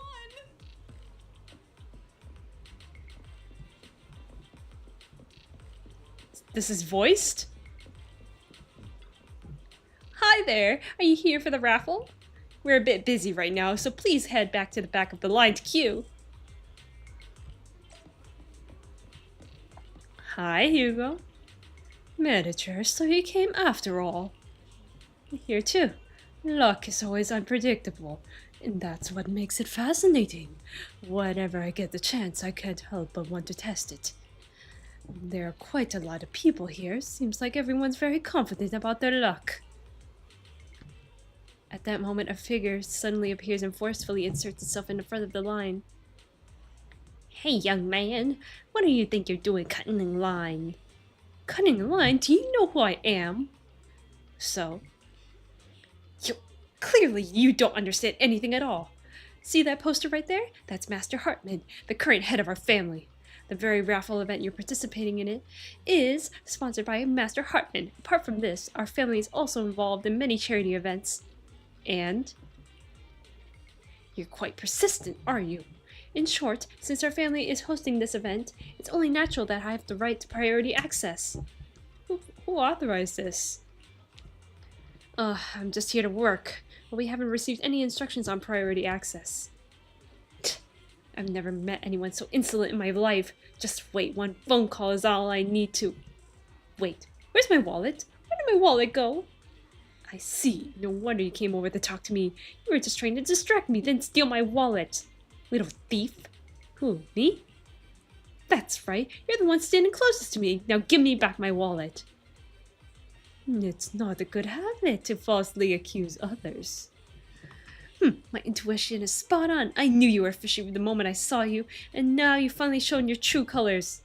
Looks like it will take some time to properly convince this guy. This guy looks so arrogant. Maybe I should take a tougher approach with him. Quit the act. I've seen right through you. You may look harmless, but I know you have a secret identity. Me? Your crafty skills have caused headaches for countless people.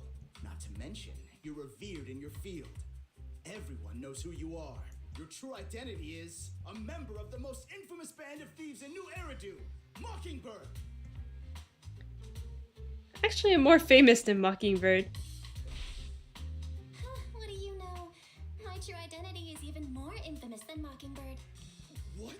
You're even more evil than Mockingbird? No wonder you snatched my wallet. I know. Now might not be the best time to say this, but I'm genuinely curious about your true identity. Forget it. Clearly, you have no idea who I am. I'm Curtis Ravenlock. That's right. Of the esteemed Ravenlock family from Tops. You'll face consequences for crossing me. You're from Tops and you're here to join a raffle? You're an esteemed member of Tops. Why join a raffle with us plebs? Offense is the best defense. Seems like you've got that down. Oop. I'm only here because my family sponsored this event. I just joined the raffle for fun. It's not like I actually need the money. Anyway. Then why be first in line? When I lost my wallet, it has to be you.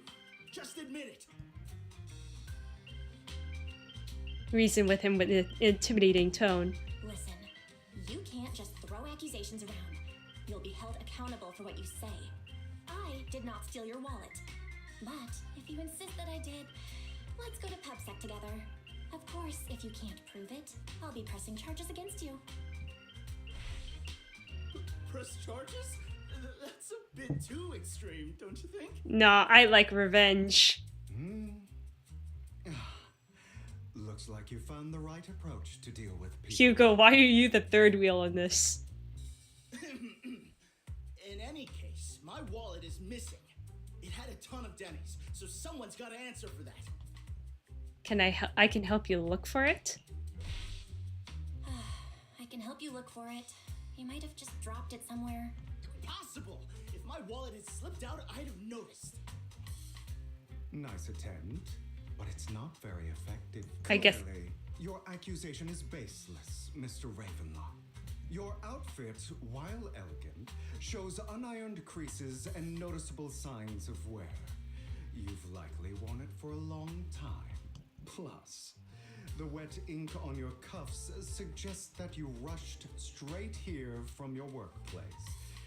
Likely so you wouldn't miss today's raffle. All in all, it's clear you're not well off and quite careless. Chances are you lost your wallet yourself, and it probably didn't hold much cash. Oof. Is that why you jumped to accuse others? Hoping to leverage your family name to make a quick Denny? Thank you, Hugo. Regardless, you owe this person an apology. Damn it! You'll regret this. Just you wait. I really hate it when innocent people are wrongfully accused. Did you steal the wallet? It's all over now. I hope it didn't ruin your mood. Thank goodness you're here. Thank goodness you are here. Otherwise, that guy would have kept arguing forever. I didn't really do anything. You outsmarted him all on your own. It's a relief to see him get what he deserves. He should have known what would happen the moment he falsely accused you. People like that should have a taste of their own medicine. That sounds fair to me. True, I agree. Unfortunately, we don't usually see such fairness in our world, do we? That's why sometimes I don't mind resorting to unconventional methods to right the wrongs. You seem to be implying something. You seem to be implying something. Don't tell me. A good movie never spoils its ending, but feel free to speculate. Are you Mockingbird? It was nice running into you. Please, accept this raffle ticket to mark the occasion. May it keep you away from shady people and situations and bring you good fortune. Oh, right. I'm sure you are familiar with the Ravenlock family affiliated with Tops. They were once incredibly powerful, a true behemoth among even Tops. Unfortunately, that's all in the past. Now they're not doing so well, be it their funding or reputation. They are far from their former glory, though, of course, this is what the Ravenlock family deserves. Do you have a grudge against them? So you know, being a collector means I have to deal with these high society people, and among all the people I've encountered, the Ravenlocks are the toughest crowd. Cunning and ruthless, these words were made for them. While the same applies to most people in Dops, the Ravenlock family is among the worst. Take that Curtis guy as an example, a branch family member at best, but already immersed in his arrogance. Unfortunately, I'm just an ordinary collector below their playing field. Otherwise... In any case, if you ever run into a Ravenlocked, it's best to keep your distance. Same goes for Tops people, of course. After all, the Tops Enterprises Union is one of the top power players in New Eridu, toe-to-toe with the Mayflower-led city administration. Those two are at each other's throats behind the scenes. One New Eridu clearly isn't big enough for two behemoths, but if you ask me, it's just dogs eating dogs. I've been going on for some time now. Alright, let's leave it at that. See you again sometime. After Hugo leaves, you see a cat playing with a wallet, and everything inside is gone. Huh? Why do I have some extra Denny's in my pocket?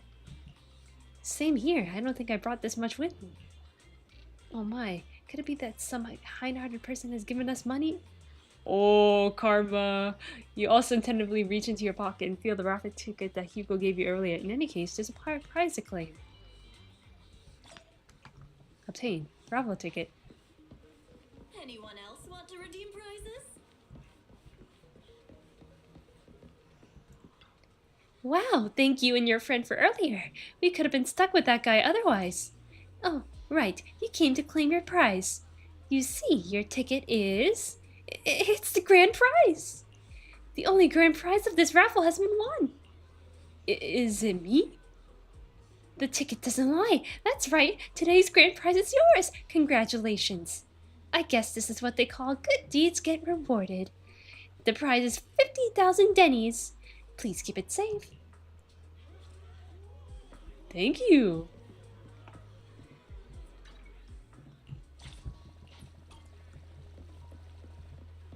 Wise, we got money! Actually, I need this money. Hold on. You know where the funding is gonna go to? Forgive me for stealing the moonlight. The funding is gonna go to him.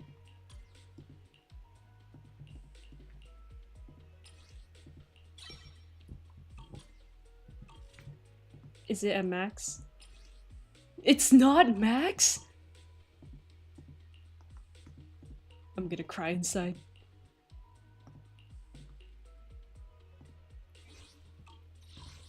What do you need? Purple. Punch.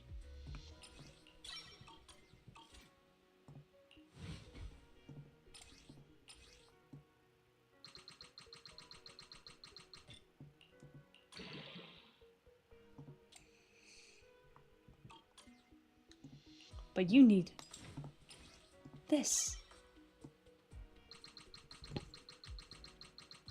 This is where the funding's going. Bruh.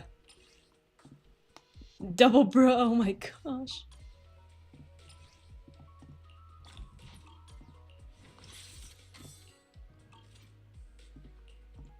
What do you need? Punch, purple.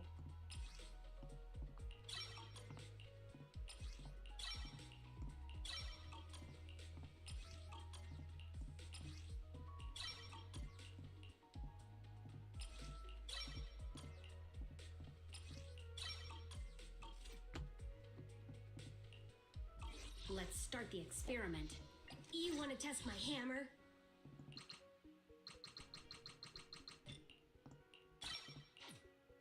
This is so sad. Hey, don't look down on Well, me. that's the funding gone. Wait, can I pull? Dang, I can't. Oh well. I need to get my addiction gone.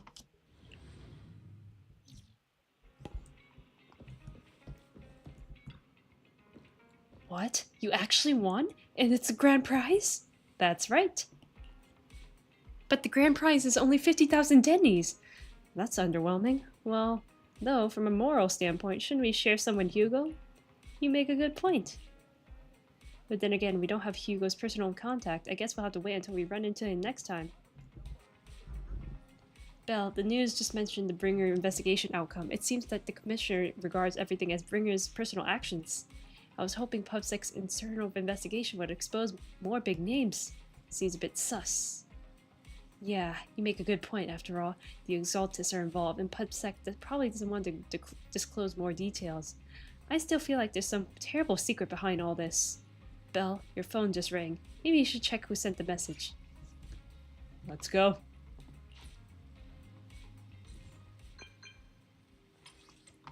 Master Proxy, my apologies for disturbing you. Are you available at the moment? I have some important matters I'd like to discuss with you in person. Sure, I have time. But this doesn't sound like a good thing. In my humble opinion, this shouldn't be considered a bad thing, at least. It's great that you have some free time. Please wait a moment. Ellen and I will visit the video store in 5 minutes. You're here already. Master Proxy, we have come to discuss an important matter with you. Before that, we need to be honest with you about the Master of Victoria Housekeeping. You probably don't know about that yet. We actually don't. Is it your mysterious master? Correct. Victoria Housekeeping is loyal to the current head of the Mayflower family, who is also the mayor of New Eridu. The mayor? Yes, New Eridu currently only has one mayor, so it must be the one you're thinking of. Don't worry, the mayor is probably just an ordinary person. I haven't met him in person, though. This is definitely some news to process. Although I had already suspected you were loyal to some big name, I didn't expect it to be someone of the mayor's level. Actually, it's the mayor who wishes to talk with you two, which is why we come. After all, you've both been deeply involved in the previous Bringer and sacrifice-related events. The mayor wants to talk to us? I completely understand your concerns. Please be assured I pledge my honor that the mayor has no ill intentions and will not hold either of you accountable in any way. He will only contact us through the phone. Well, if you say so, well then let's talk. Thank you very much. Then, without further delay, let's contact the mayor. They're here with me now, sir. I'm glad to have the chance to speak with you, young'uns. Helios Academy used to be a peaceful and comforting place. You know about... You know about Helios Academy? Yes, I do. And I knew your teacher, Carol.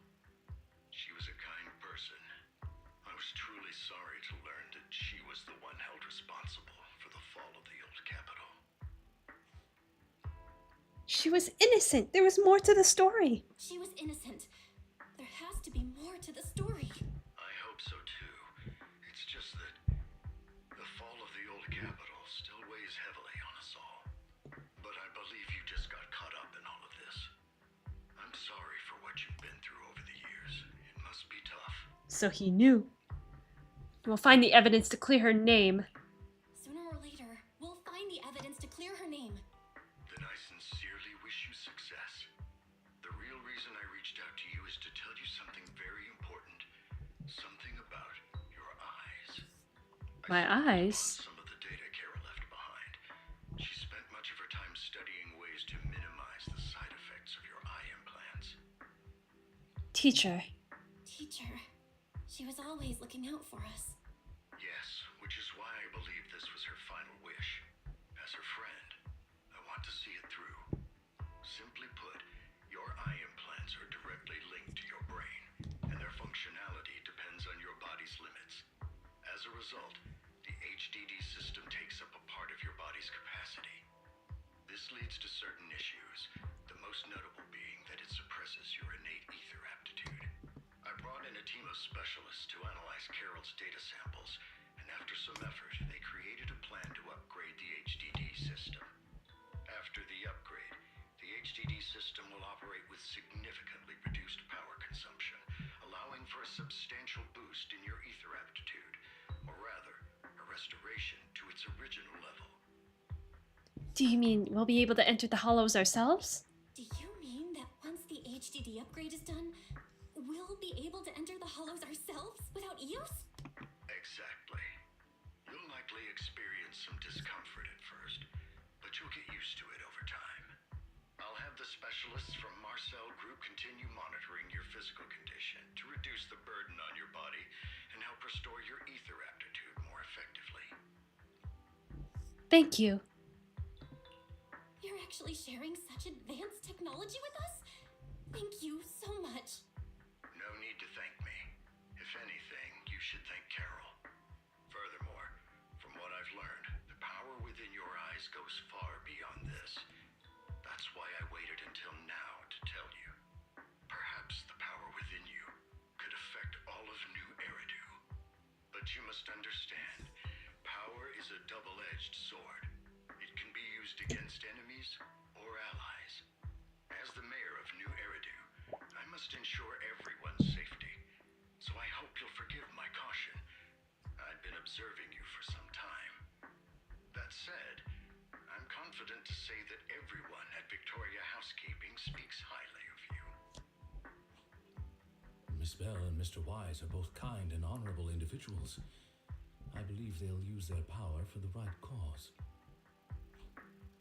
Yeah, they're both good people. Thank you for your kind words.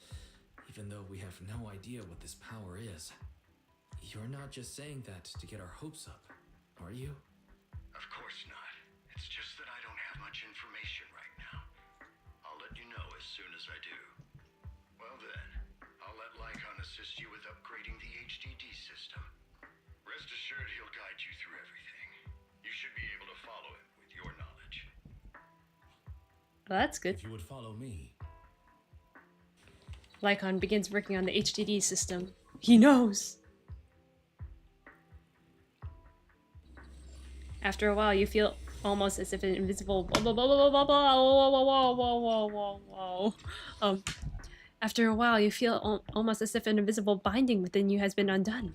Your eyes and brain feel almost bloated, but it passes quickly, replaced by a sense of lightness and clarity you've never felt before. It's almost like a blurry layer shrouding of reality has vanished, and a mysterious power swells within you. How are you feeling now? All good, I think. Really? I'm feeling a bit off. Your body is adjusting. Give it time to adapt to the changes. As a precaution, hold off on entering the hollows until you feel better. I see. In that case, I'll sit back and help Belle for now then. It's quite impressive one of you adapted so quickly. Your ether aptitude is now on par with most hollow investigators, meaning you're ready to explore regular hollows,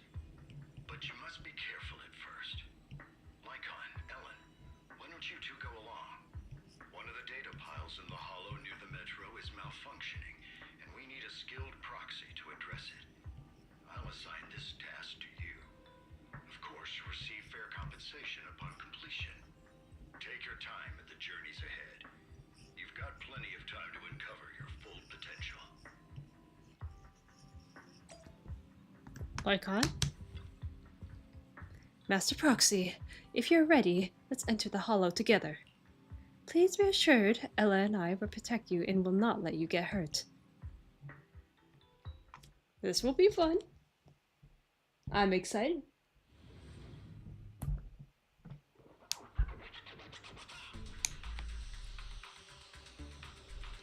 Let's confirm the mission objective. The mayor wishes for us to retrieve information from 3 data piles here in order to update the carrot of this area. Retrieving the data is something only the esteemed Master Proxy can accomplish, so we'll leave it to you. Master Proxy, the data pile that the mayor mentioned is in this direction.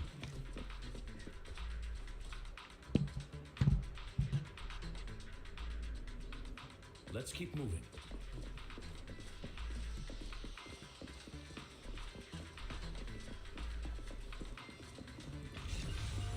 That's 1 holodata set successfully retrieved. Master Proxy, you are skilled indeed. Let's go find the next data pile. If only all work were this easy. The data pile that the mayor mentioned is near that garage ahead.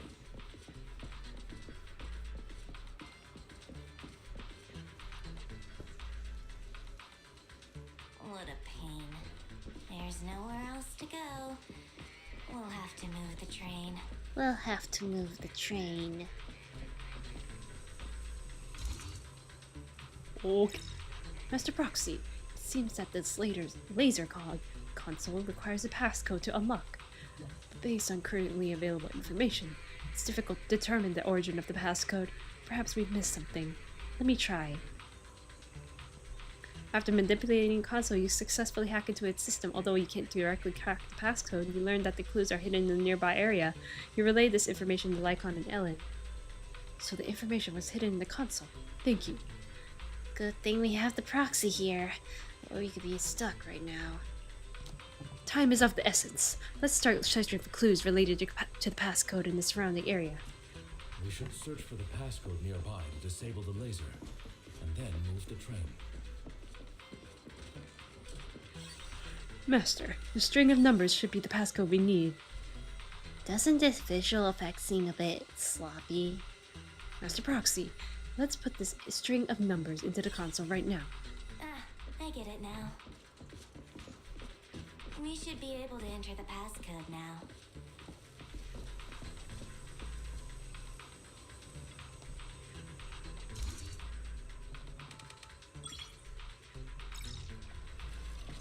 Let's go. Don't get in the way, Lycon.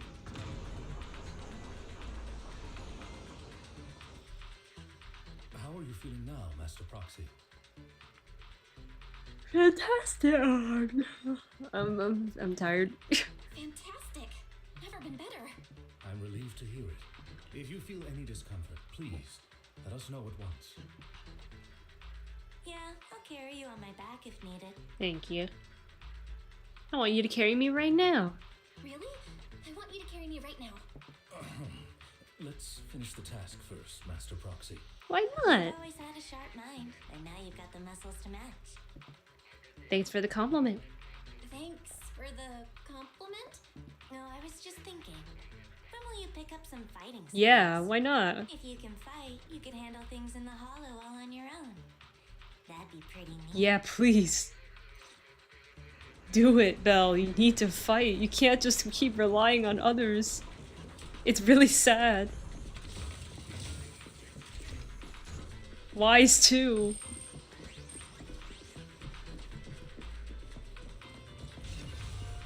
Good. You've attained another piece of data. Master Proxy, the data pile is right up ahead.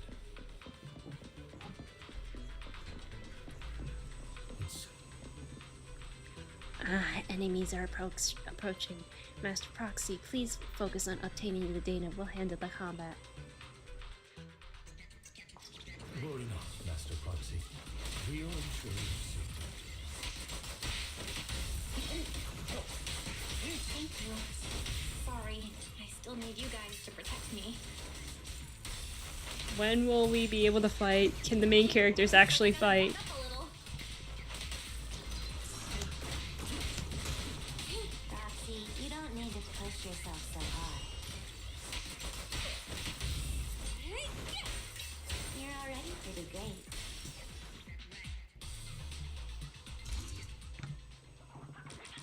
What? Master Proxy, this console also needs a passcode. Leave it to me. Manipulate the console again like before. This time the passcode is more complex and requires 3 clues around the area to piece together a complete string. You relay this information to Lycon and Ellen. There are 3 ports. Let's hurry and find these scattered passcodes then. Huh. It's another passcode. We should be able to find the passcode nearby. Let's keep an eye out for it.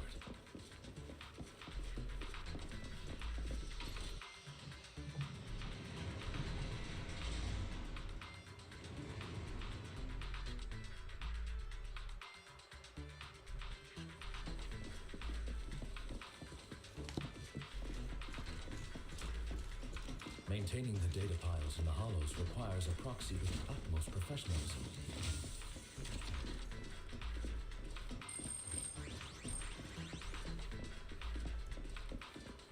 It is Victoria Housekeeping's honor to maintain a professional relationship with an outstanding...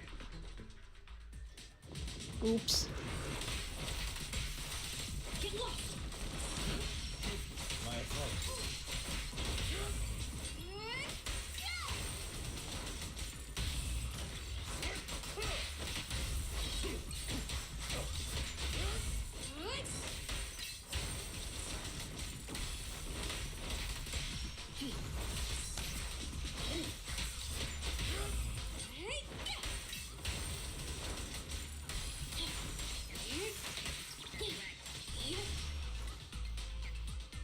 Master Proxy, let's take a look around this area. We might be able to find clues regarding the passcode.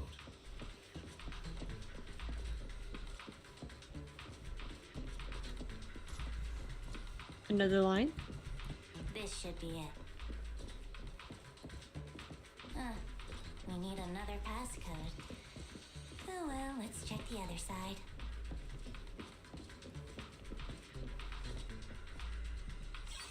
Found it. This should be the first digit of the passcode, 0. Let's keep searching for the remaining parts.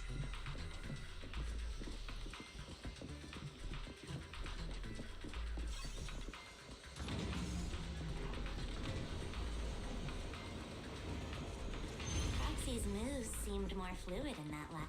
Master Proxy, this should be the second passcode.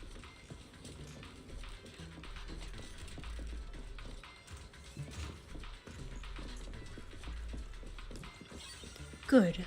This should be the second digit of the passcode, 4. Based on information, only one part of the passcode remains.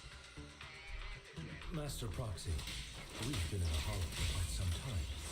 How are you feeling? What a pain. I feel fine. Nothing out of the ordinary. Let's hurry it. That's good to hear. After all, this is the first time you've entered a hollow since the system upgrade. Best not to overdo it. Okay, boss. Take a break. Let's end this fight quickly.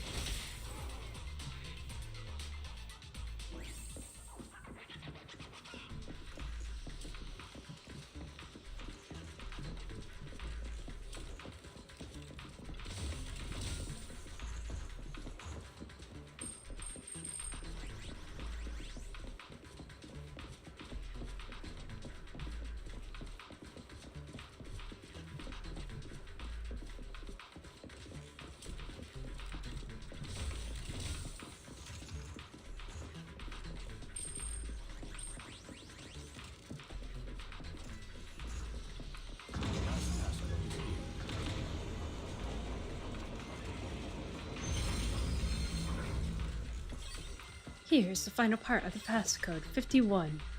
Let's go back and start the console. Do you still remember the numbers from before? I forgot 0451. Don't worry, Master Proxy, I've memorized everything.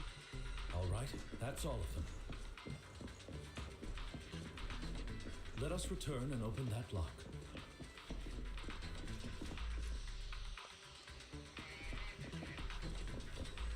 Now we just need to piece together the 3 passcode parts from before. I remember the numbers were 0451. Let's enter them.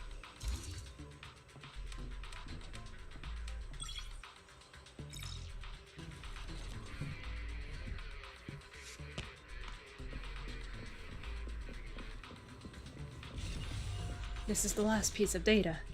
Master Proxy, our mission has been successfully completed. Are you experiencing any physical discomfort? Everything is normal. That's wonderful.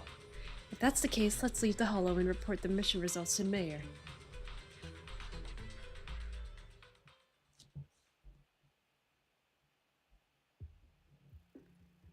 The mission was a success, sir. Master Phaeton's performance was outstanding.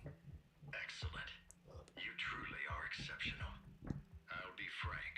I contacted you because I need your expertise for an important task. I'd like you to participate in an auction and help me secure an item up for bid. An auction? Don't tell me. Hold on. Is it the same auction I heard about? The one with all the high-profile attendees? Yes, that's the one. I knew asking you was the right choice. Since you're aware of it, I'll get straight to the point. It's related to the sacrifice you encountered. Sacrifice? Has it appeared again? Remember the sacrifice you took down near the construction site? Public security did some research after retrieving it. It turns out it can maintain its form outside the Hollow and carries human genes. Within it, we extracted a mysterious core. This core possesses the same inexplicable power as the sacrifice, allowing it to exist without relying on ether. However, the core was recently stolen from the most secure lab in New Eridu. We suspect this is an inside job rather than an external theft. We searched extensively without success, until I saw the auction flyer. The core has been concealed within an auction item. So you want us to bid on it at the auction? Why us? So you want us to bid on it at the auction. But why us? The power of the sacrifice is highly volatile and destructive. We must keep it confidential, at least for now. And I, as mayor, am not suited to participate in the auction myself. Plus, I'm running checks on my inner circle due to the theft. Frankly, there aren't many people I can trust. Don't worry, the funds are covered, and Victoria Housekeeping will be assisting you. Of course, this hinges on one condition: your willingness to aid me. We'll give it a shot. All right, we'll give it a shot. Thank you very much. I knew that I could rely on you. The only hurdle now is the invitation. It's exclusive to Tops, so obtaining one might take some time. I'll handle that promptly. I'll leave the rest in your capable hands. The Mayor ends the call. You seem a bit puzzled, Master Proxy. The relationship between the Mayor and Tops. The relationship between the Mayor and Tops seems rather delicate. You're quite perceptive. As you know, the roots of New Eridu's governance lie with the Mayflowers, while Tops is a conglomerate of companies. Power and profit often lay the foundation for conflicts, which is why securing invitations could be tricky for us. Things would be much easier if Tops weren't so involved. But worry not, Master Proxy. It may take some time, but we will overcome these obstacles. Now, if you've no further need of me, I'll take my leave. Have a good day.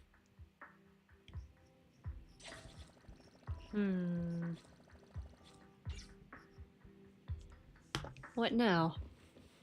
Don't tell me we need to. Oh, okay, we talk to Wise again.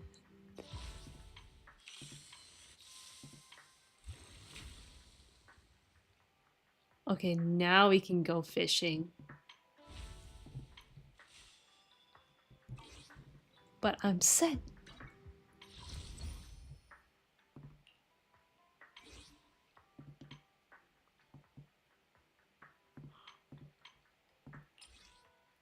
$136 plus 34 and more.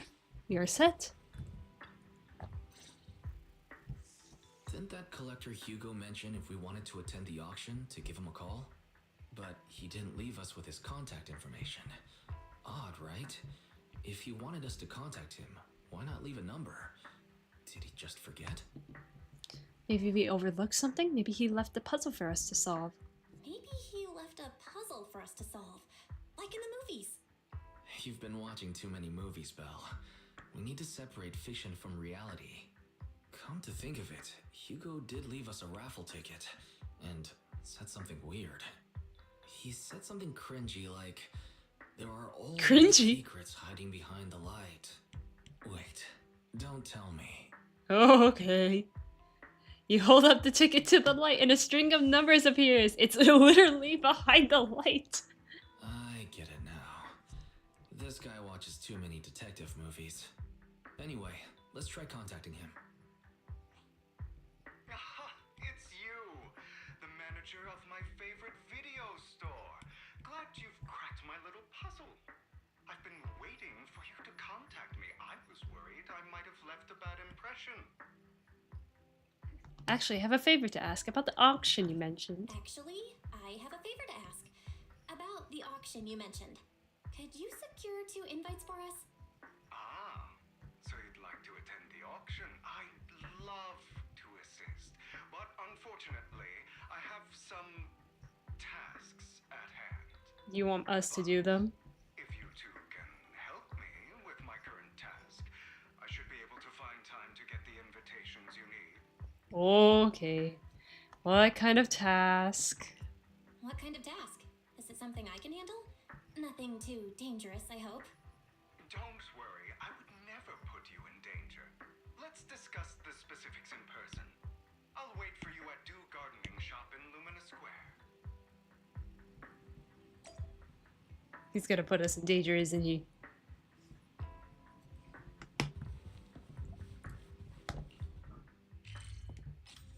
We go on a date with Hugo.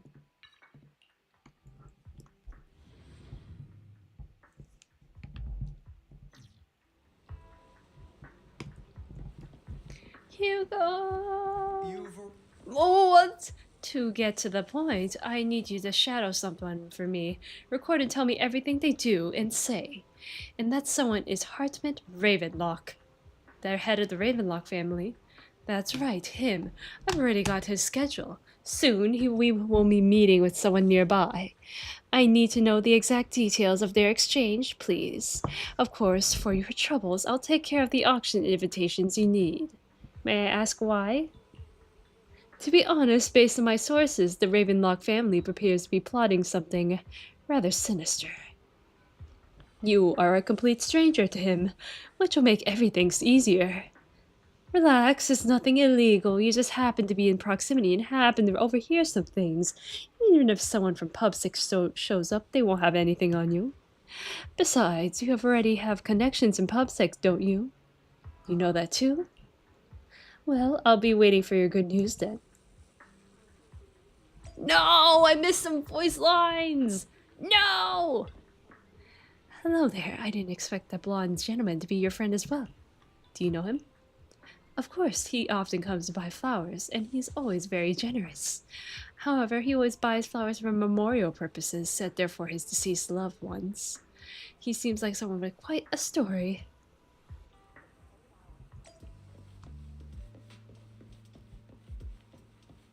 I needed to hear those voice lines, please.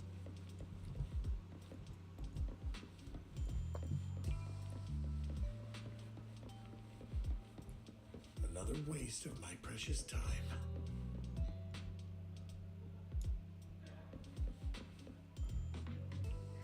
There's no one to report such trivial matters to me. My time is precious. Get to the point. Organs? Didn't get that shut down already. The people behind it are gone, and I had high hopes for her, but now... Anyway, shut the whole entire business down, and make sure to do it clean, understood? Oh, by the way, have you tried that medicine I mentioned before? As long as there's no problem, this thing is worth far more than your life. You better make sure everything goes perfectly. Don't forget, our partners are dangerous people. Failure is not an option.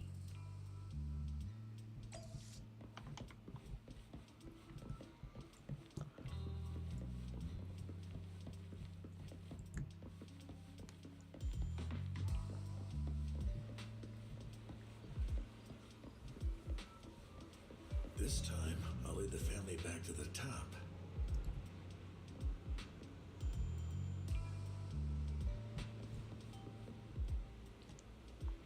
How's that new insurance project going? It's progressing smoothly, however, Master Hartman.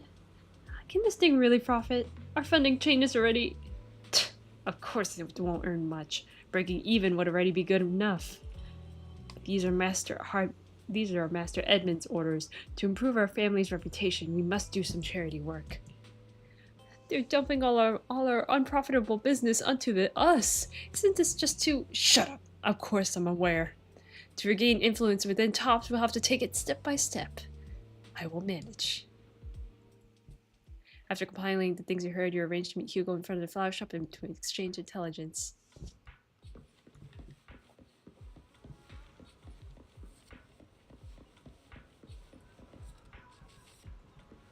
Hugo, you have something to say? Welcome to... No, I don't want to talk to you. I want to talk to him! Good day, manager. Wonderful to see you again. You're as sophisticated and charming as always. About our previous discussion, I assume you've made some progress?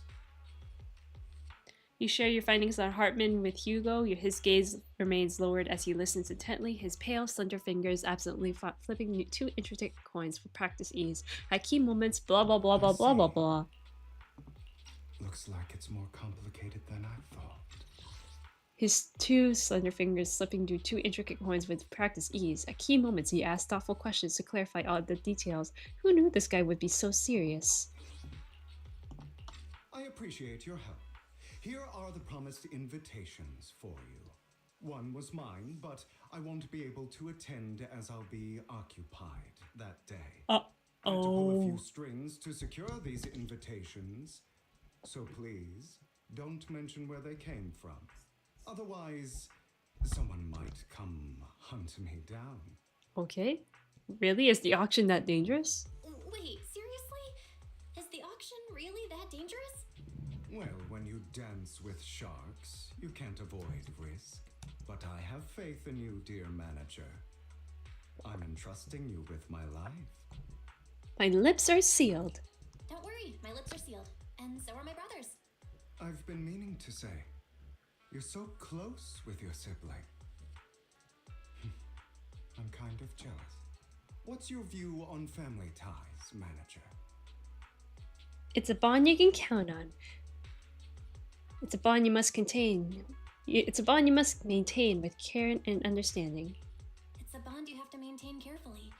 Even as family, we might not fully know each other. For example, someone who was like a mother to us loved us deeply, but also kept many things from us. Mother. Huh. For me, that word only brings fear, pain, and hatred. Fair enough. I once had a half-sister. Different mothers. Ooh. Had? Had? Did you two fall out of touch because of an argument or something? Passed away? We never argued. I would like to try, but it's too late. She's been gone so long. I can barely remember her face. Sorry, my condolences. I'm sorry. I didn't realize it was a sensitive topic. My condolences. It's okay. I brought it up first, and it was ages ago. Anyway, back to what we were saying. It's highly likely that Hartman will be at the auction as well. As you know, while he's the rightful heir to the Ravenlock family, he keeps many secrets. Should you cross paths with him in the future, be cautious. He's sitting up on his high horse looking down on everyone else, and he'll do whatever it takes to get more power. I hope these upper-class people eventually face the punishment they deserve. Too bad the scales of fate lean one way or another, unless someone steps in to tip them back. I digress. That's all for today. I have some errands to attend to, so I'll take my leave. Have fun at the auction.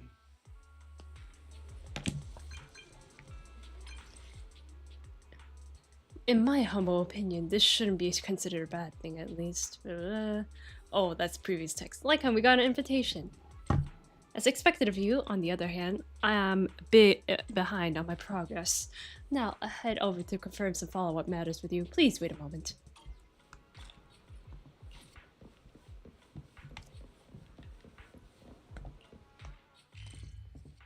Video store.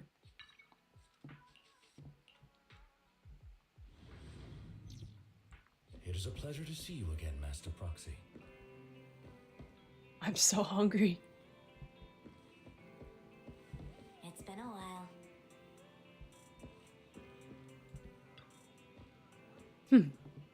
What's wrong, Lycon? I seem to have caught a whiff of... No, it's nothing. Probably just my imagination. He knows we've been with Hugo.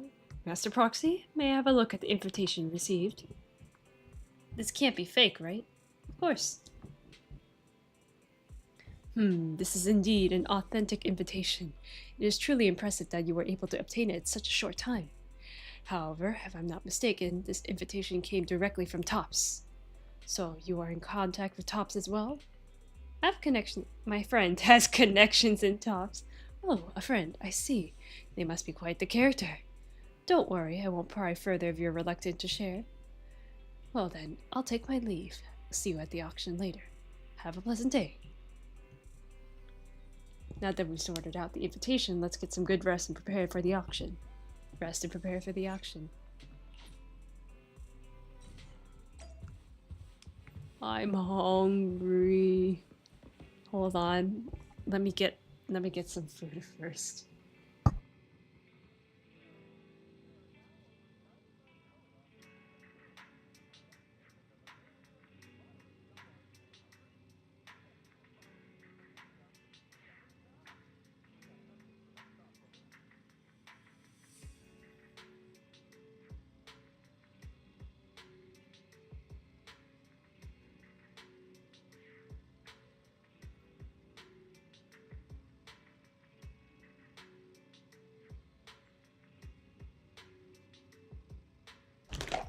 Okay, I have returned.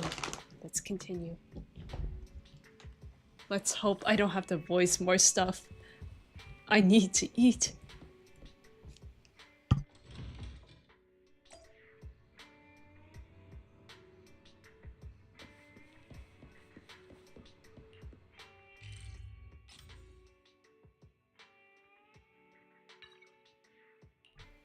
Please be voiced. Please be voiced. Okay, it's not looking voiced. Your invitation has been confirmed. Esteemed guest, would you like to enter the private suite now? Enter.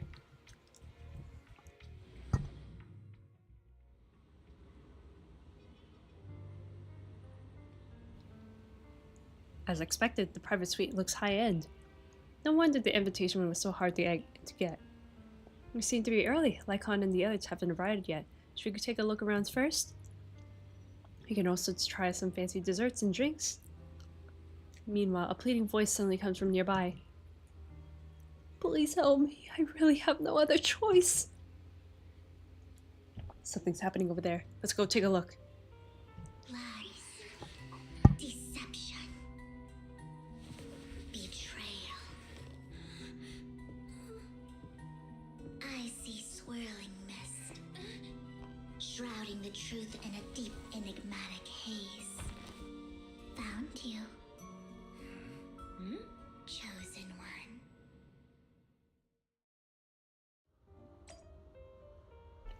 Vivian? You are exactly as I thought you'd be. It's Phaethon's #1 simp. Hello. Nice to meet you. What do you mean by the chosen one? Chosen one? What's that? Sounds like something from a tacky novel that was popular a decade ago. Words can only convey so much, so it's understandable if what I say doesn't make sense to you now. But you'll know what I mean soon enough. Young lady, I know you might think I'm lying, but I'm telling the truth. That item was my late husband's keepsake, and I had to pawn it due to financial difficulties.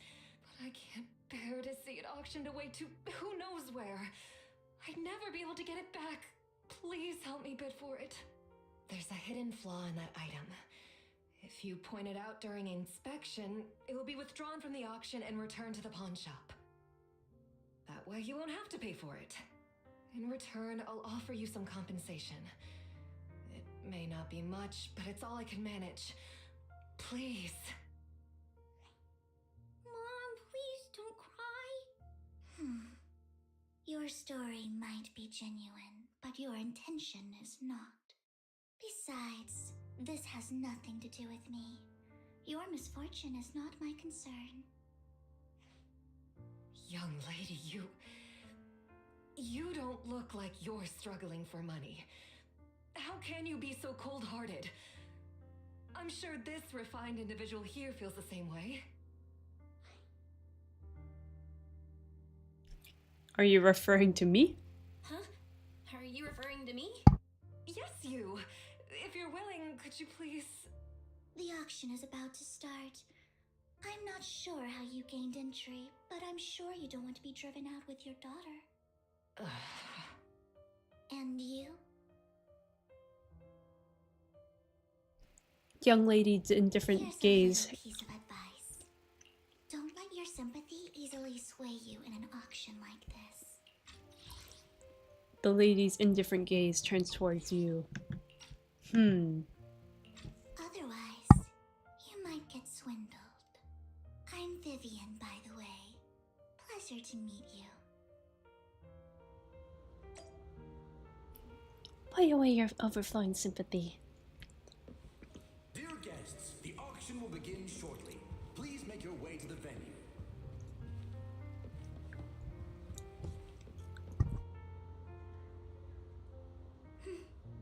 Not much longer until it's mine.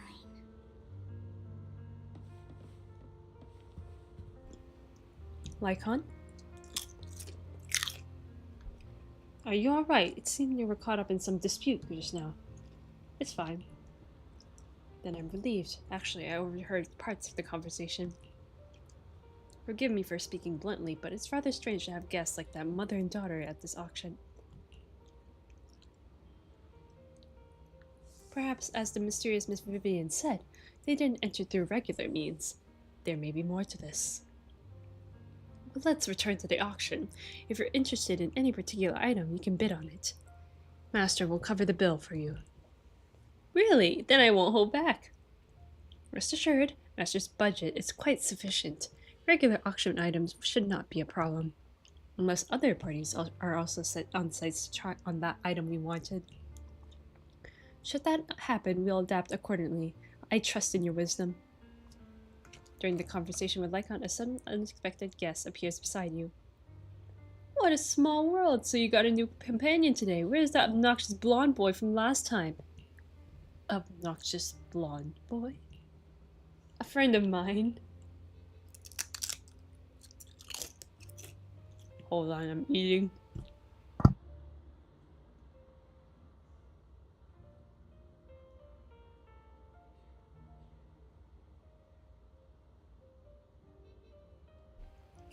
I didn't expect someone of your caliber to be able to attend this auction.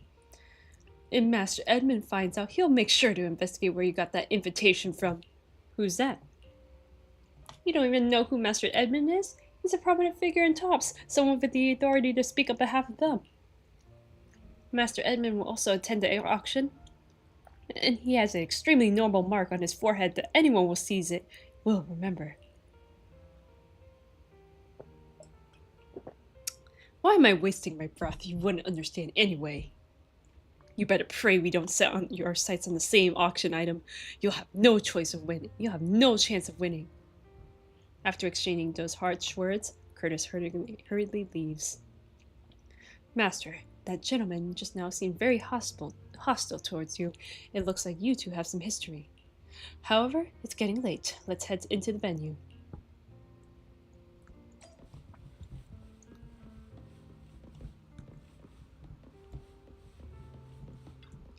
Esteemed guest, please present your invitation. Hand over the invitation. Your invitation has been confirmed. Welcome to the auction. Please follow me.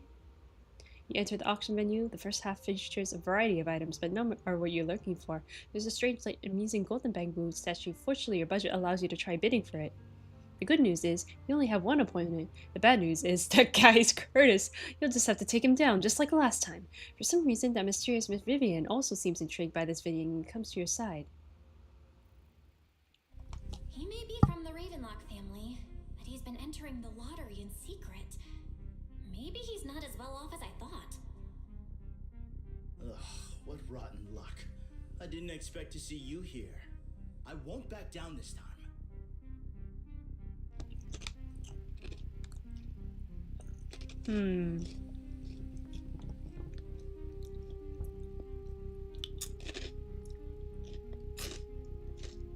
Double your bid. Well then, let's double our bid. A commoner would never bid so high. Damn it. A strong move, setting the tone right from the start. You should just give up already. I'm dead set on getting this item. Overwhelm him with your financial power. Good luck to you. Host, I increased my bid by 20%. Where could you have gotten so many Denny's? A solid move, but perhaps a bit too costly for me. Okay. Let's not rush into inflating the price. Seems like it's just the two of us interested. I don't want to waste time. Why don't we discuss this in private first? I won't back down. No matter what, I won't back down. Ugh, I didn't expect you to be so determined. This is the perfect moment to shake your opponent. You're really stubborn, huh? Is it really worth arguing over such a small collectible? Keep raising your bid without flinching. Sure is. The money in our pocket is our biggest advantage. Host, I'm raising the bid. The price is way more than it's worth. Forget it, I'm out. It's a bit overpriced, but it's still acceptable. You beat Curtis, winning the bid. Regardless, congratulations on your winning bid. Though, in my opinion, its aesthetic style is a bit ahead of its time. But as long as you like it, that's what matters. After all, the true value of art is in the love people invest in it. The next item is truly exceptional. The final creation of a legendary artist, the only one of its kind in all of New Eridu. The artist's tale is quite fascinating. Unrecognized during his lifetime, his works were discovered by art collectors after his death and became hugely popular. Oh, typical Because of artist. this, authentic works are few and far between, making each one incredibly precious. And this stunning final piece, anyone who loves his work won't want to miss it. Without further ado, let's get started. Starting bid, 200 million Denny's. If I can get it for under 500 million, I can still turn a profit. 300 million! If I'm not mistaken, Wise, isn't that the item the woman asked Vivian to bid on? Yeah, that's the one. If our budget allows, perhaps we should.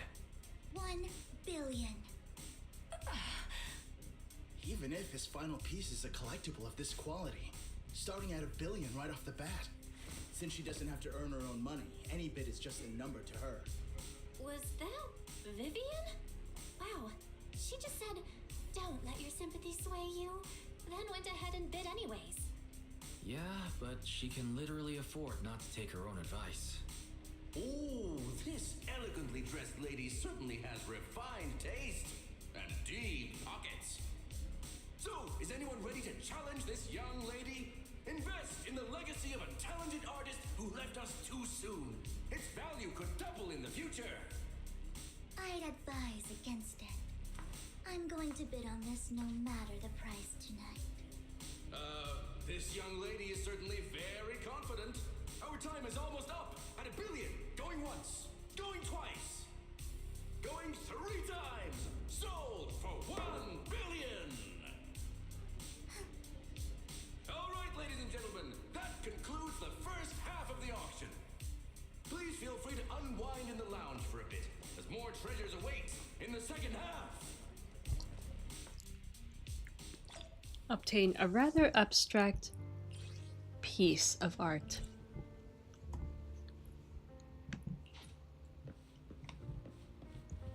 Mysterious guess. She's sus. The statue you've acquired is indeed extraordinary. I previously helped clients require similarly distinctive statues. Was there a client of your time as an attendant? Yes, and as an attendant, it's only natural to fulfill the employee's wishes. Is this thing good investment? Well, in terms of this collectible's commercial value, it's not exactly a good deal. But if you like it, then that's its greatest value. Miss Vivian also seems to have a keen eye for collectibles. It's a bit concerning. Okay, let me quickly brush my teeth. I just finished eating.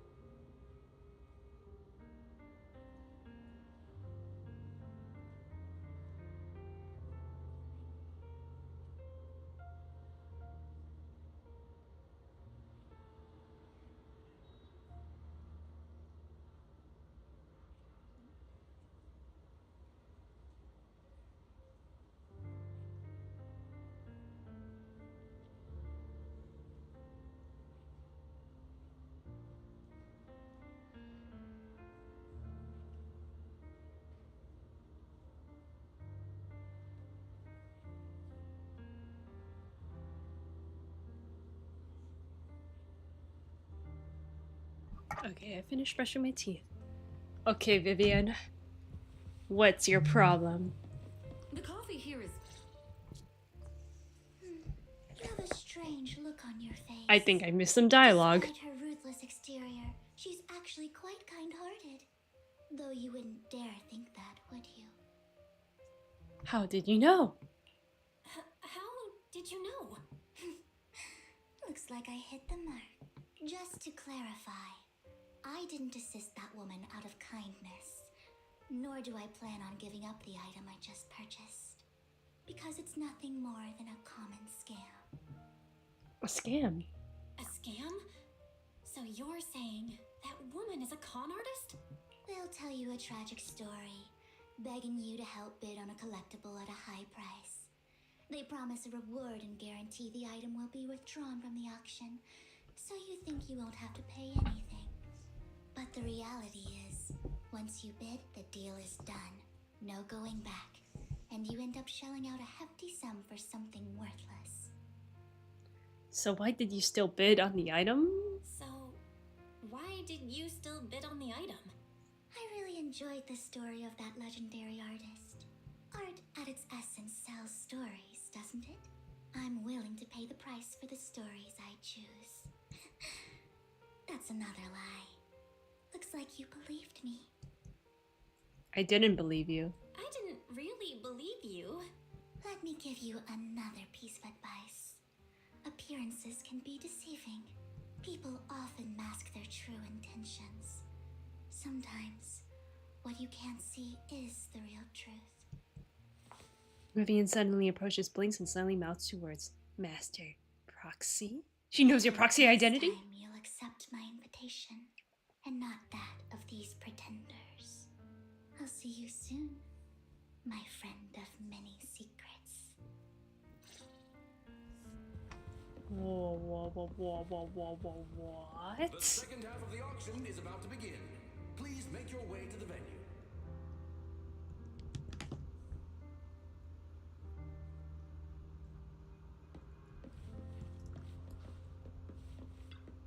Esteemed guests, the second half of the auction is about to begin. Would you like to enter the venue? Enter. Ladies and gentlemen, welcome back. Up next in our auction is tonight's showpiece, the one-of-a-kind Robe of Heroes. Legend has it that, long ago, this was a garment that only a hero could wear. What's truly fascinating is the unique gem embedded in the collar of this robe. It's unlike any gem I've ever seen. Almost magical. A weird core extracted from a sacrifice, radiating an ominous aura. It seems to be hiding a mysterious power. Wise, that gem's probably what we're looking for.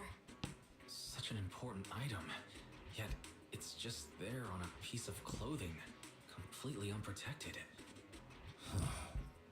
How gaudy. This auction sure is busy.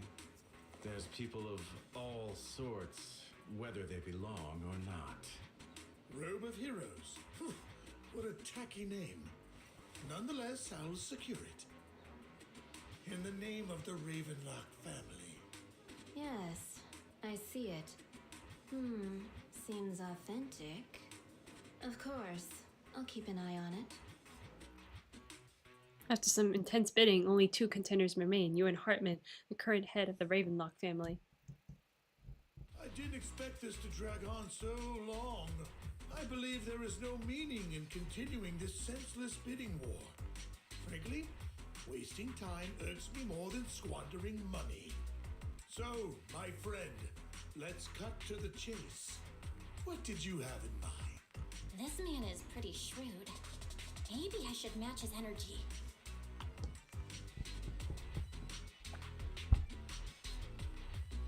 What can you offer?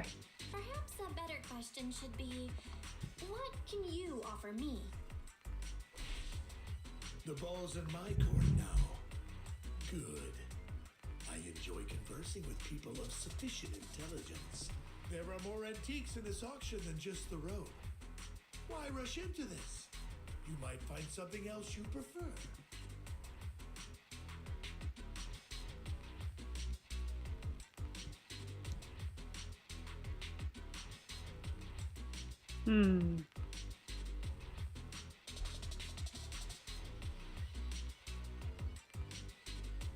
I know the secret.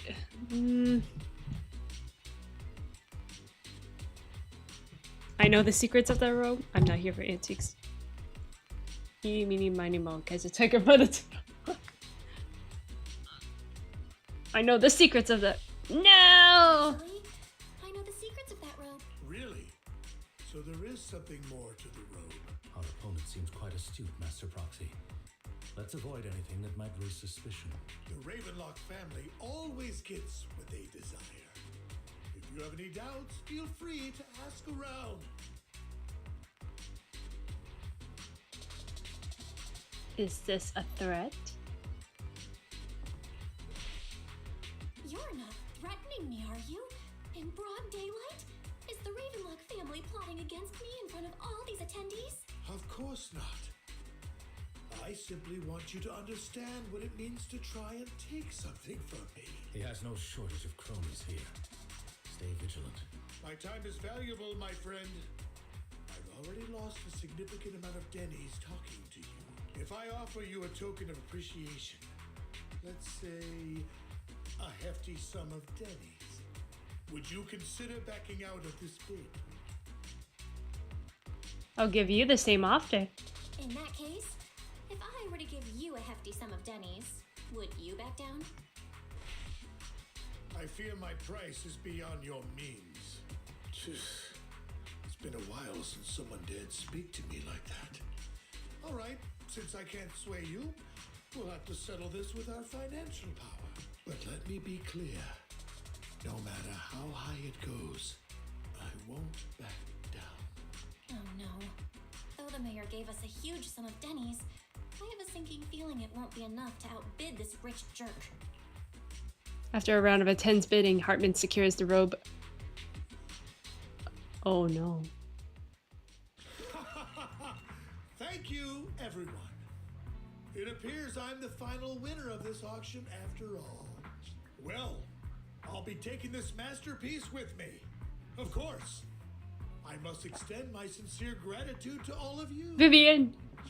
Damn it, we almost won! Ugh, denny grabbing jerks. I got a message from Hugo. He wants us to look up? What happened? Why'd the lights go out? Get the robe. What's going on? The power went out?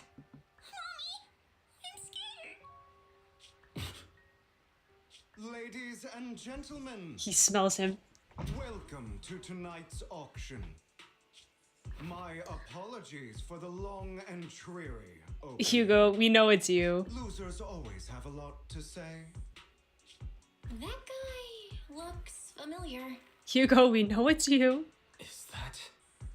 What are you all standing around for? Someone deal with this intruder! How uncouth. I'm simply here to reclaim what's rightfully mine.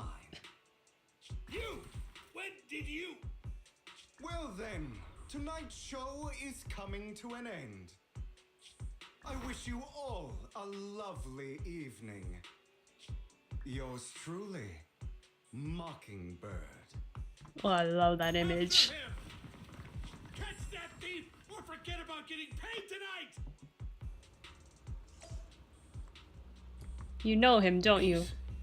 I can't believe he's here. And his target happens to be that core, too.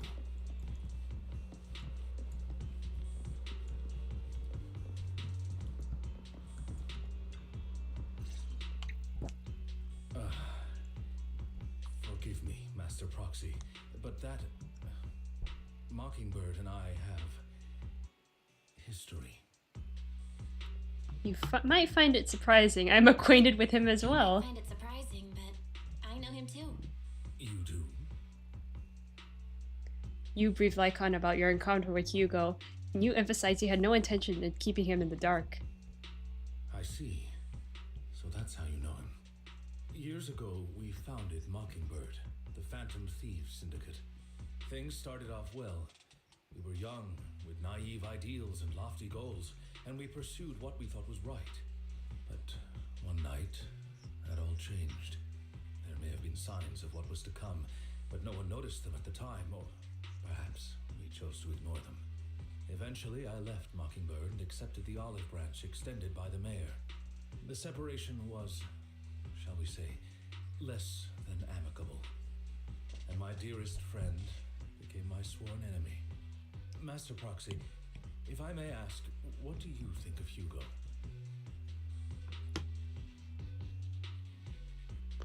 He doesn't come across as a villain to me. He seems pretty nice. He did lend us a hand, so he doesn't really come across as a bad guy to me. I see. A facade, I'm sure, to earn your trust. In any case, he's very dangerous. I'm still unsure of his intentions, but we cannot risk letting him have the sacrifice core. Based on my past experiences, I can likely predict the route he'll take to evade his pursuers and escape. However, this path lies within the hollow. Master Proxy, can you... Let's head straight over. Let's head straight there. I'm feeling super strong right now. Very well. Please, follow me then.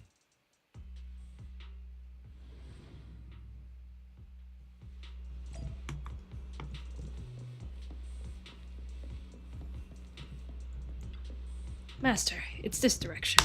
If we enter the hollow from here, we should be able to track him down. By the way, about your sibling. He's already gone home. That's good to hear. Don't worry not, I'll ensure your safety at all times within the hollow. You're not gonna fight him, are you? I hope it won't come to that. But how it actually goes depends on his attitude. Master Proxy, if you're ready, let's enter the hollow now.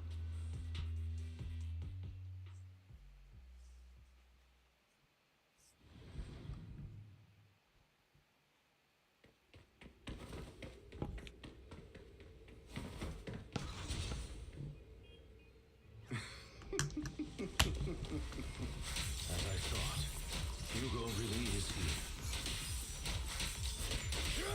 When we were still working together, we would often choose routes that were difficult to attack, yet easy to defend. Master Proxy, the layout of the fort is complex. Ethereals may jump out from any corner.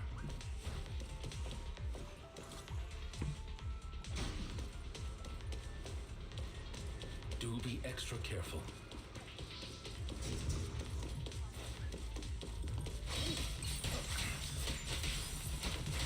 So many ethereals. But they don't seem to faze him at all.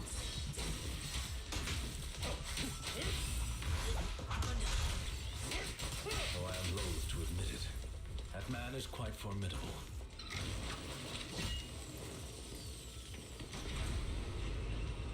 Bruh.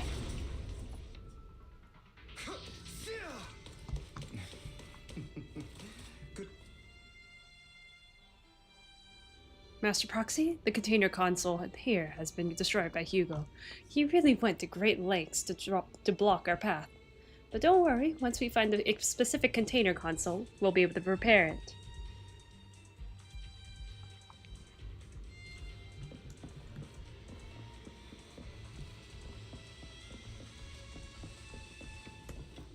Master Proxy, taking care of this container console will allow us to proceed forward. Let's repair it quickly.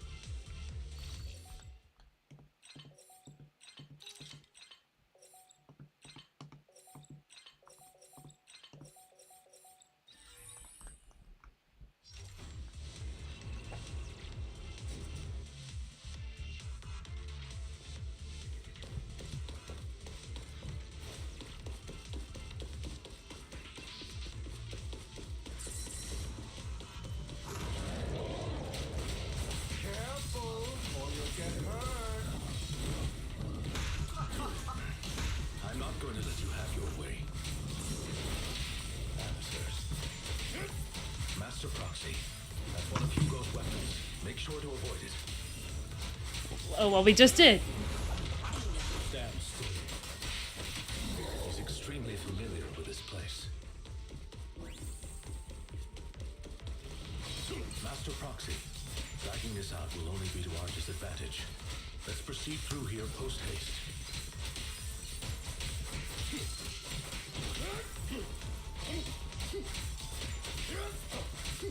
Evade now.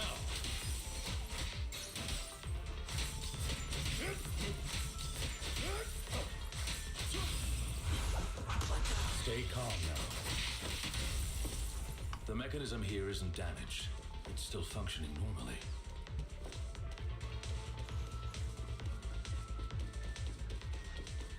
Something's not right. It feels too easy, almost as if you let us through on purpose.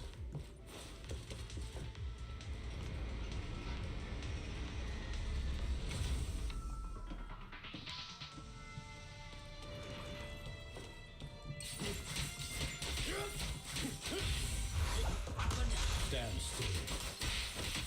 What's the rush, my friends? We still have plenty of time. What is this one crafty doing? We played right into his hands. He's taken the opportunity to run off again. Is this a thief's escape ability? You're right. They are skills honed through countless practical experiences. He's very good at this. If I'm not mistaken, the direction Hugo just escaped should be the area above where we first entered the hollow. Master Proxy, let's hurry and catch up. This must be the right way. Not to worry, Master Proxy. We'll be able to catch up to him soon. Master Proxy, repair this console as you did before. Hugo hasn't gone far yet. It should be this way. Lycon pauses momentarily. In the distance, a group of heavily armed figures emerge. Are they from the auction? No, they shouldn't be able to track Hugo here. They're likely just hollow raiders. Back then, Hugo would typically retreat into a hollow after securing the goods. And as his partner, I'd be responsible for leading the pursuers astray. I'm unsure if he has a The good partner old now, days. or who they might be if he does. He seems to be alone. He was alone the entire time when he approached us before. I see. That's good. It means he must be carrying that core himself. I mean, Vivian could be his partner. Master Proxy, let's steer clear of those hollow raiders for now. Although I'm confident in my ability to defeat them, a clash here might delay us and jeopardize your safety.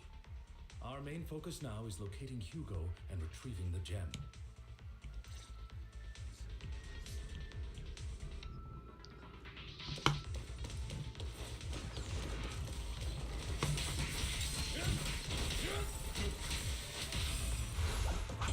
Stand still.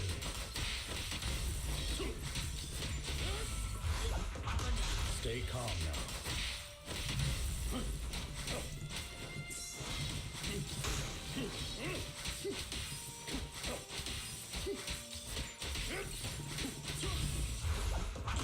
Stand still.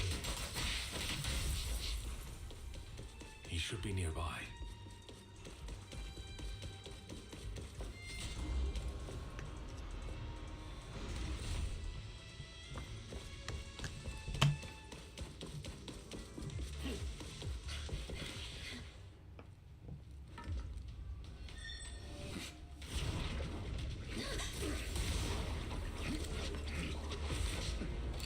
Long time no see, traitor.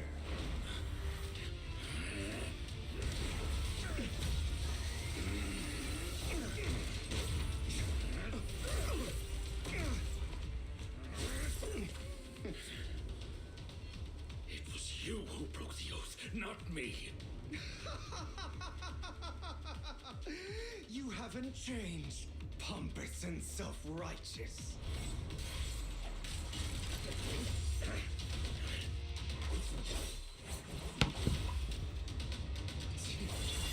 Are we gonna have to fight him? Oh my gosh! Beyond reason. Both of you! No more! Master Proxy. Both of you don't need to fight. Are you all right, Master Proxy? Any injuries? I just forgot how tall I was. I'm fine. I just forgot I wasn't Eos. I thought your attacks would just go over my head. I'm not used to being this tall, I guess.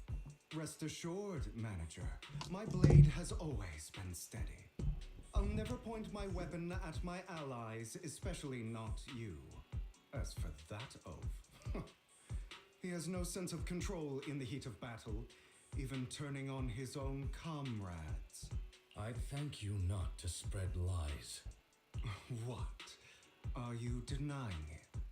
I merely spoke the truth, didn't I? At that moment, the Hollow Raiders you encountered earlier close in on you.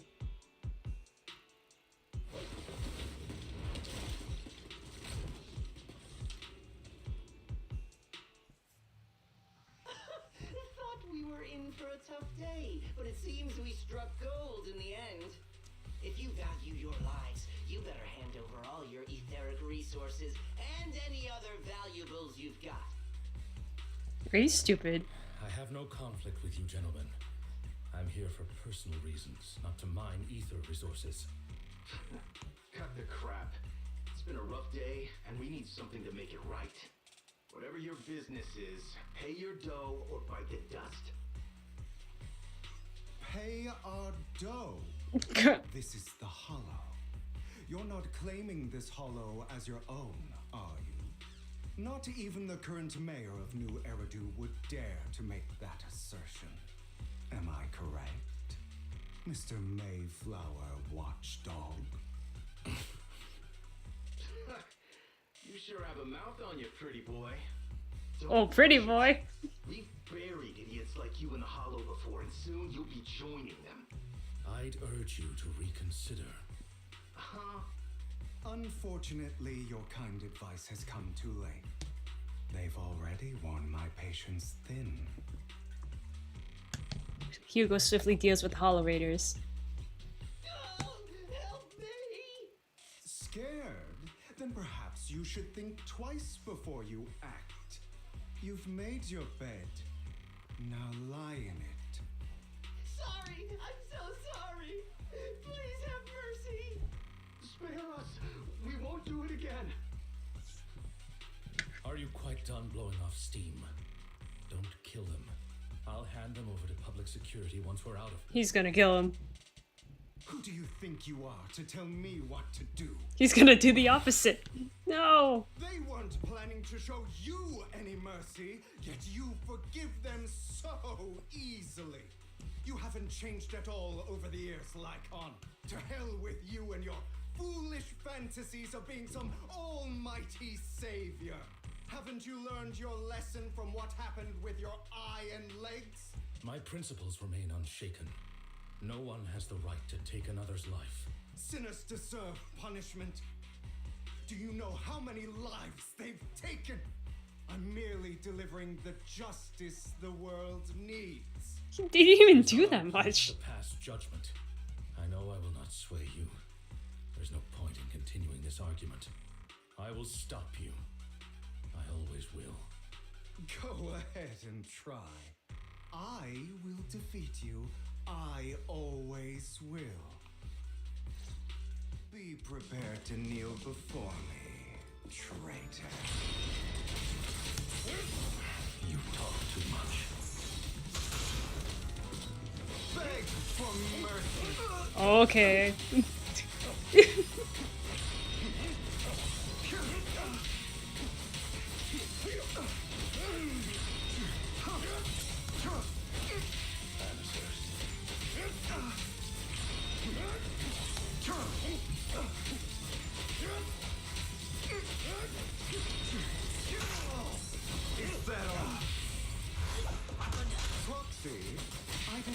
Really? Do you two have to do this now? They're fighting over me, guys. Cleanup's not finished. I have my apologies, dear manager, but I'm itching to teach him a lesson.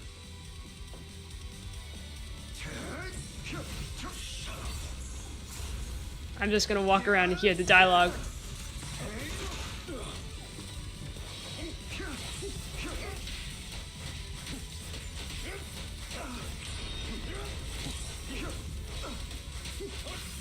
I'll fight your throat out.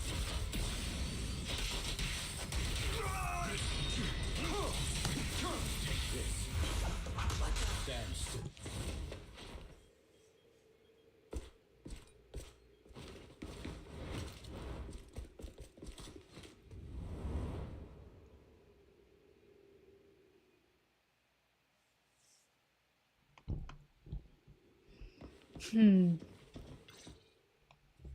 After Hugo leaves, Lycon goes silent as if lost in his memories. Worry not.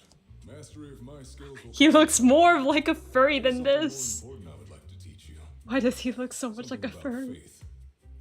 Does a phantom thief even need faith? Of course. What else would we fight for? For wealth, fame, and power to stand at the top so nothing and no one can imprison us. Isn't that what everyone desires?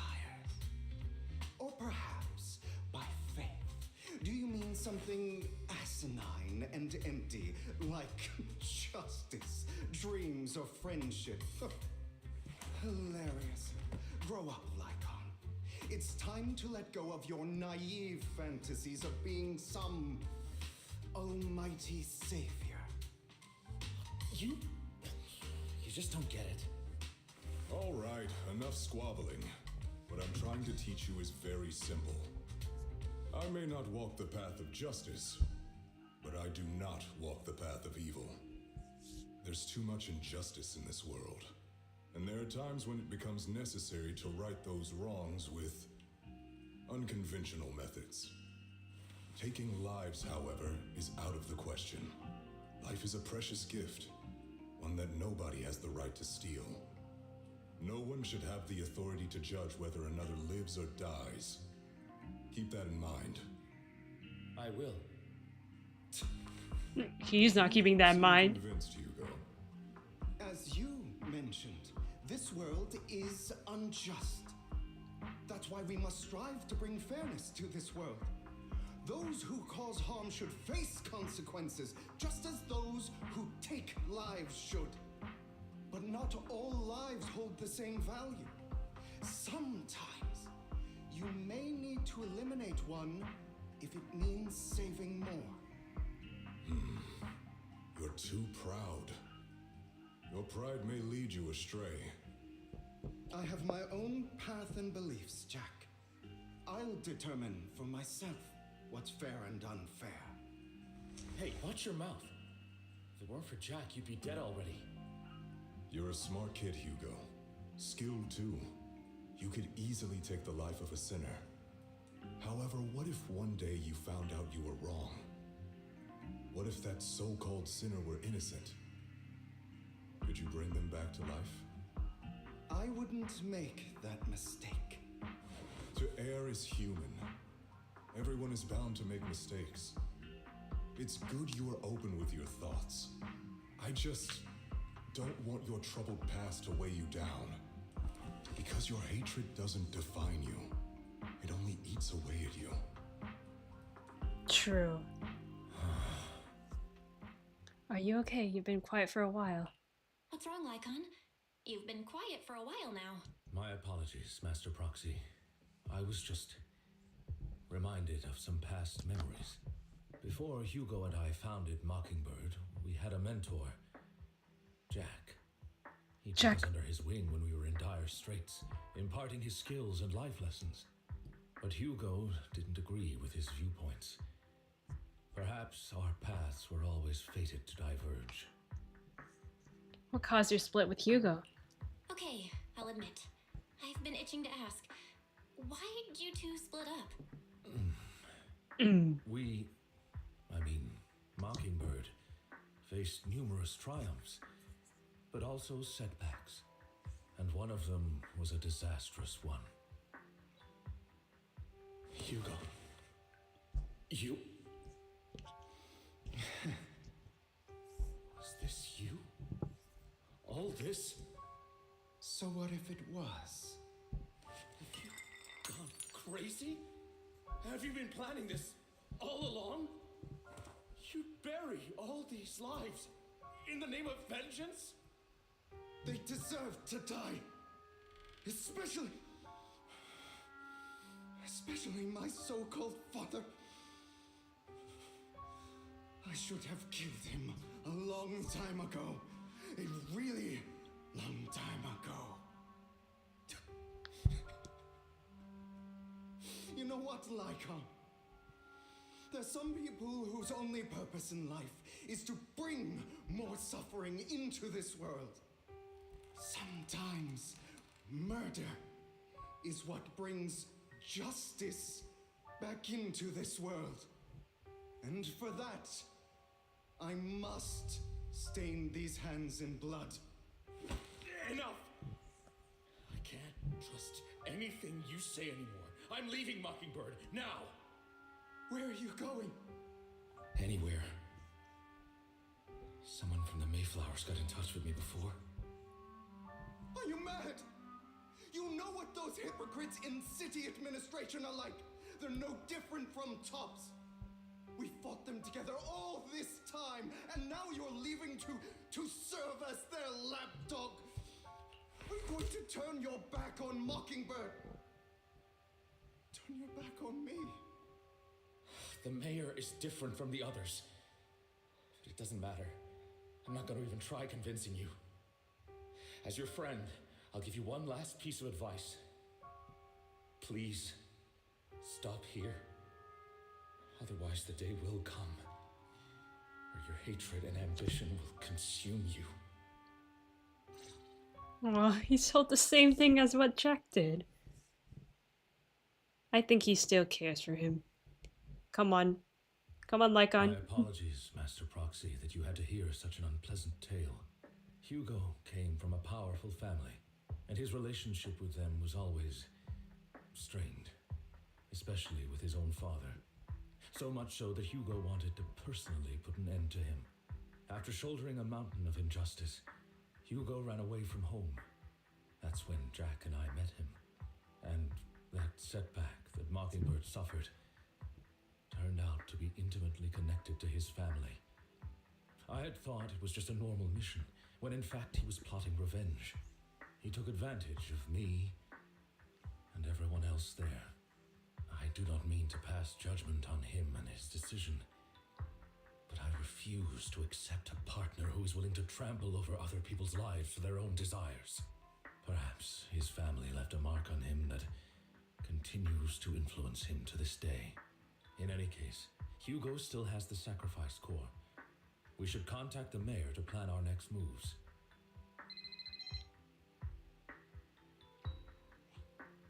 A pleasure to speak with you again. Lycon has already filled me in on Mockingbird stealing the sacrifice core. I'll deal with it. Is there anything we can do to help? Anything else we can do to help? I mean, we didn't manage to complete our mission. No. You've done well. It's just not appropriate for you to get involved in what's to come. We've been through worse. We've been through far more dangerous situations. Plus, we've dealt with Mr. Mockingbird before. So maybe we could help you. He's a pretty easy boss, actually. Kindness, it's just... Very well. Seeing as you're all people I know I can trust, I'm going to be frank. Not long ago, I received a letter declaring criminal intent. Sir. Lycon, I know you don't want to place them in danger. I feel the same way. However, I believe they deserve to know the truth. That letter threatened to use a sacrifice to take vengeance against the entire city of New Eridu. Vengeance? What do you mean by vengeance? I believe the person, or the organization, who sent the letter is planning to use the sacrifice to mount a large-scale attack against the city. Everything we've uncovered so far seems to support this hypothesis. As you know, the sacrifice's true power is a mystery and cannot be controlled if anyone attempts to use it as a weapon. This is no small issue. If this gets out, it'll send the public into a panic. Please promise me you'll keep things confidential. Then let us help out. Then let us help out. We can do our part too. But it's like I said before, it'll be too dangerous for you. Whichever way you look at it, you're still citizens of New Eridu, and as mayor, it's my duty to protect you. Plus, Carol would be furious with me if I put you in danger. If she were still around. Anyway, I'm not at liberty to discuss this matter any further.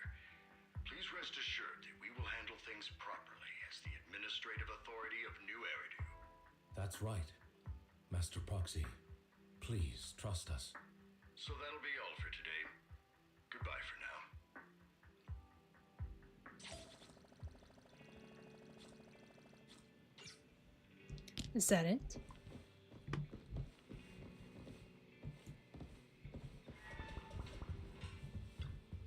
Well, although the mayor and Lycon seem reluctant to let us get involved in this matter, we can investigate on our own. That's right. If the warning letter is true, this is a major issue concerning the safety of New Eridu. Sacrifice, Exaltus, Bringer? There might be an even deeper secret behind all this, and it could even be related to our teacher. No matter what, we can't just sit back and do nothing. But before that, let's find some time to discuss our tactics properly. But for now, let's call it a day. Feels like too much has happened. By the way, did you notice that Hugo's Mockingbird disguise is just a mask? The mask is enough to conceal his entire identity. Sounds like a lot like a classic character's glasses. Enough jokes, let's take some time to rest. After a sweet, refreshing sleep, you feel rejuvenated. Well, let's discuss how we're going to investigate the Exaltus. Let's start by investigating Bringer. Yes, I agree. The commissioner's hasty closure of the case is a bit suspicious. We should definitely find Julian and get more information first. Let's go at PubSec. I'll leave it to you then. Come back soon. I'll gather more info at Internet.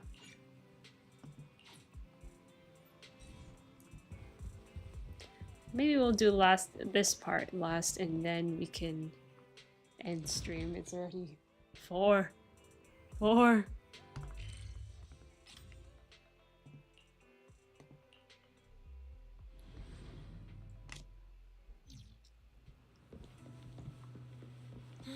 have to work overtime to finish this mission report. Overtime? The first time she went overtime? Oh, it's you. What can I do for you? I wanted to ask about Bringer. You saw the news, I'm sure. The commissioner closed the case citing personal misconduct. I already found it strange and wanted to investigate it further, but there's been a lot of obstacles. It's as if there's a hidden force that doesn't want me to get involved in this matter any further. Sounds sus. Yes, but it could also be my sensitive position. As far as I know, after the case was closed, the items left behind by Inspector Bringer were all sent to the Hollow Special Operations for processing. However, those items have already been screened through within the Bureau, and there's nothing suspicious about them. If you're still worried, you can go out there later and ask. Also, my colleagues at PubSec, most of us has worked with Inspector Bringer to some extent, so they might know something. I would love to investigate with you, but I've been busy lately. There's an organ trafficking case recently, and some rather odd missing persons cases as well. No worries, I'll investigate on my own first. Alright, just let me know if you have any questions.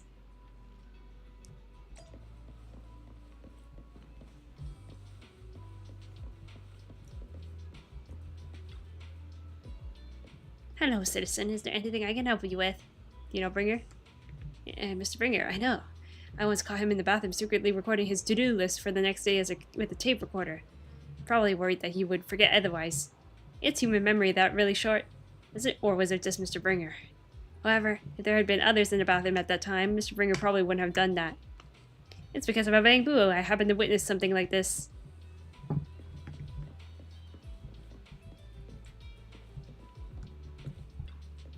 Is there a problem, citizen? Do you know about Bringing?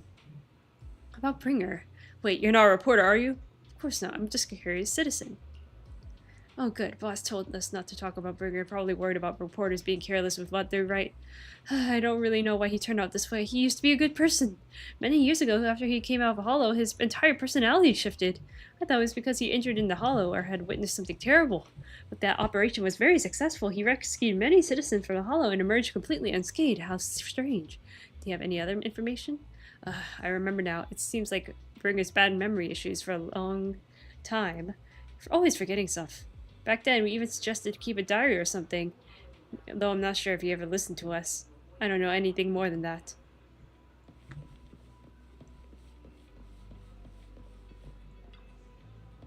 Hello, how can I help you? Do you know Bringer? You mean Inspector Bringer? Oh no, he's not Inspector anymore. I'm not very familiar with him, but I did help and organize the things he left behind. Looking at it now, I guess they could be considered his estate. Is there anything special about them? Special? No, just very ordinary things. However, I heard from other colleagues that Bringer had a notebook he never parted with. But I couldn't find this notebook in his belongings. It's probably lost somewhere. Anyway, everything has been sent to Hollow Special Operation. I think it was Section 6? Maybe it's because the higher-ups suspect there's a mole in PubSec. After inquiring around, you gather a lot of information about Bringer. You share this information with Julian and agree to meet at Hollow Special Operations. Looks like I need to check the items left by Bringer. I need to go. I'll head to HSO now.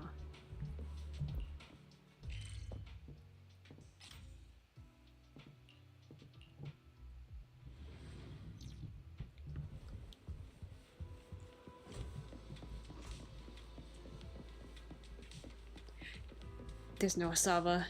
Today's training. Not interesting. Maybe with Miyabi is more interesting. But we'll see. You're here. Julian has already told me about the current situation. We have already found all of Bringer's belongings. Nothing unusual so far. Heard he had a notebook. A notebook? I don't recall seeing one, but there are a few tape recordings.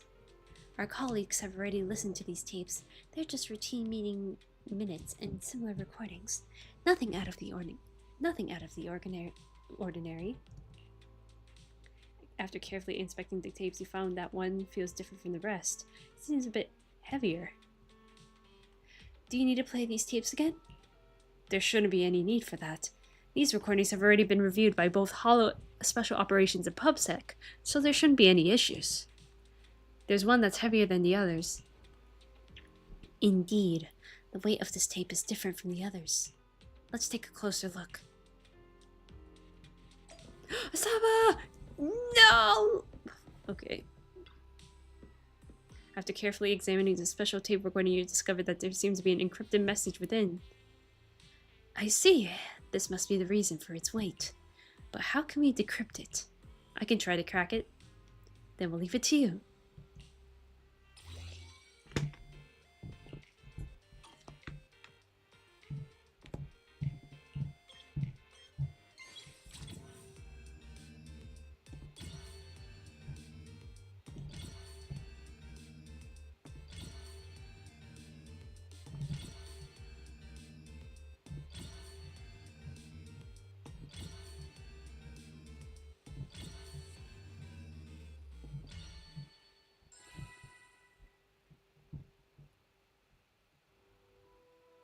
You did it, as expected.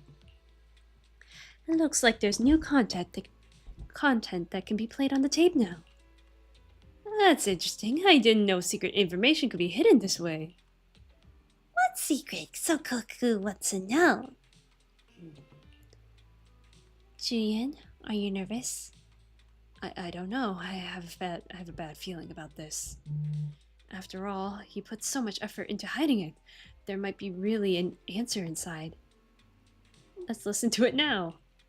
You're right. No matter what, I have to face the truth. Alright, let's get started. The cassette the Bringer left behind starts playing. I'm probably not getting out of this hollow, but at least this tape recorder still works. Let's say these are my last words. I gave away my anti-corruption equipment to save those civilians, so I'm not in good shape. Unfortunately, we came up against a horde of ethereals right after that.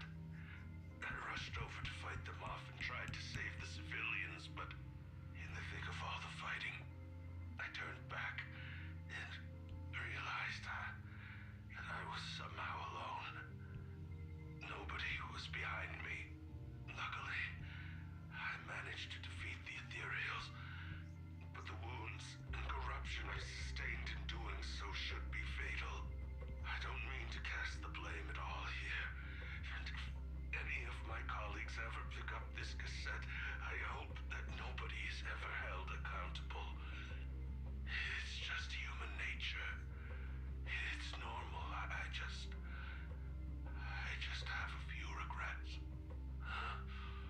Oh, what's that over there? You hear a long, raspy, and creepy noise.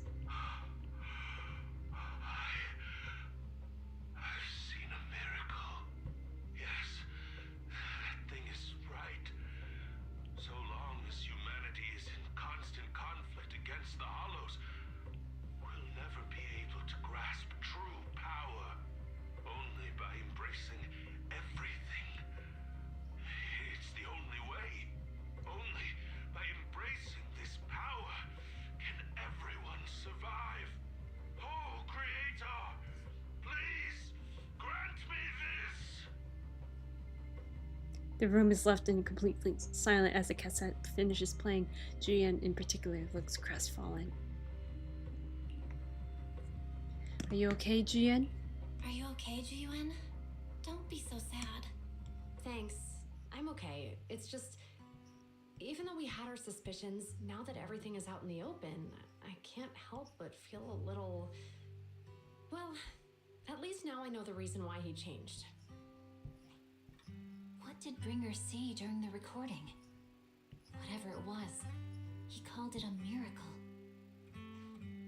I saw the mission report from that incident. Sounds Bringer like something emerged suspicious. From the Hollow unscathed, completely free from injury or corruption. Yeah, I wonder why. I remember him rescuing It's something that mind controlled him, I assume. walking out of the Hollow together with them. But if that's the case, then it's at odds with the audio we heard. Which one is the true version of events? It's possible that both are true. Like if Bringer actually met a real god that completely healed his body and helped him save the others. And that's why his mood changed so much. Why he started believing the Exaltists. Because he witnessed a miracle. That sounds like a reasonable speculation at this point. But it still exceeds the limits of what we know. In any case, it's a clue that ultimately points to the Exaltists. I'll keep pulling this thread and see where it leads. I never expected the investigation to lead to this, but what exactly are the Exaltists planning? Regardless, time to head back to the video store and rest for a bit. Then I'll think about the next steps.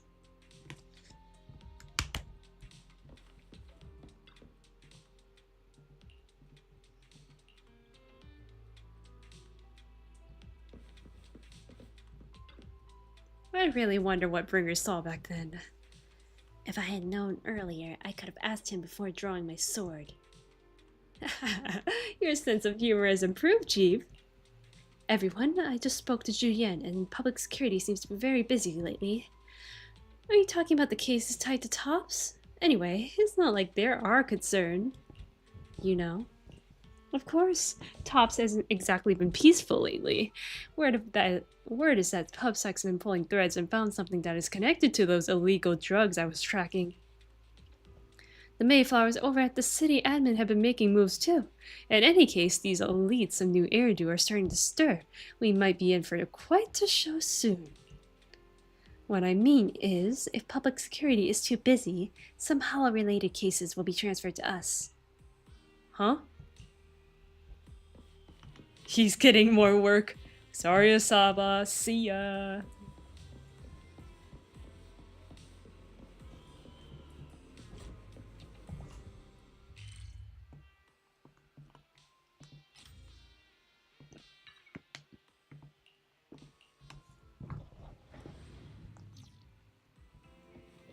I've been waiting for you. For quite some time. We meet again, Master Proxy. Yeah. I imagine you've already managed to gain some info from the conspirators. About some people who wish to use sacrifice to launch an attack on New Eridu. You know about that? How do you even know about that? I only just found out myself. Because I've been watching you this entire time. I know many things. But unlike those hypocrites, I'm willing to share info with you to show my sincere hopes of working together. I need to find Bringer's belongings. Bringer's belongings? Bringer's belongings. Did he even leave anything behind? Oh, he did. I have complete confidence in my intelligence network. All the more reason for you to work with me. You've probably already guessed, but what Bringer left behind will be crucial for cracking the alleged sacrifice attack. Find it, and we'll finally know what they are after. What do you mean by they? Who do you mean by they? The Exaltists, of course. They're always lurking whenever something related to sacrifice comes up. Actually, the Exaltists and I, we have a bit of shared history. But no more than that until you officially agree to work with me. Fine. Alright, I agree then. Splendid. I like people who don't mess around. By the way, might I ask, you're not proficient at in-hollow combat, are you? No, I can't fight. I'm a proxy after all. Well, that's not really what proxies do. As I expected. Not to worry. You're an invaluable proxy. All I require is for you to guide me. I mean, not even my darling Lord Phaethon can fight in the hollows. Hang on, what did you just say? Hang on. What did you just say? Your darling Lord Phaethon? That's right. The best proxy in all of New Eridil. Lord Phaethon. Lord? Don't tell me you don't like him. It's not that I don't like him. It's not that I don't like him. It's just, it's a little complicated. Well, if it's not that you don't like him, then that means you do like him, right? And I know exactly how you feel. My love for Lord Phaethon is really complicated too. Great, you're a fan of Lord Phaethon too. But that makes sense. All of New Eridu ought to be fans of Lord Phaethon. Okay. You're right. I'm a fan of Phaethon. Fine, you're right. I'm actually a fan of Lord Phaethon. Then we're fellow fans! Wonderful. I feel so much closer to you now. Oh no. After inexplicably joining Vivian's informal fan club, you listen to her go on about her love of Lord Phaethon for nearly an hour. Oh my. Once I start talking about Lord Phaethon, I just can't help myself. Look at the time. Oh gosh. I suppose that's all for today then. I'll be in touch with more news. I was caught off chatting with a fellow fan that I almost forgot why I'm here. I found out where the remainder of Bringer's belongings ended up. They should be hidden in a hollow in the outer ring. I need to make some preparations. Let's meet up in Blazewood later. Don't worry, I'll protect you, Proxy. I won't let you get hurt. How did you know we were proxies? Because you... I gathered the information from my intelligence network, of course. I may look this way, but I got a pretty impressive job, and I know many secrets. What's the deal with you and Exaltus? I must foil the Exaltus schemes. Whatever they're planning, I must stop them. This time, I absolutely cannot. Look, just think of it as my personal beef with the Exaltus. Whatever the case, we're on the same side here. It's getting late.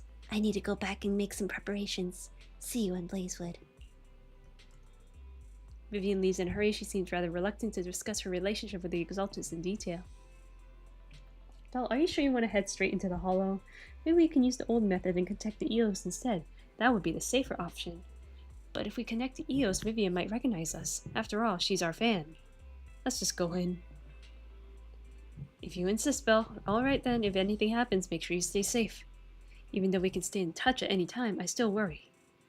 I'll get myself out if anything happens. Good. If anything happens, I'll get back for you immediately. Alright, let's take a break for now and wait for Vivian to contact us. After some time, a message from Vivian arrives, time to head to Blazewood and meet her.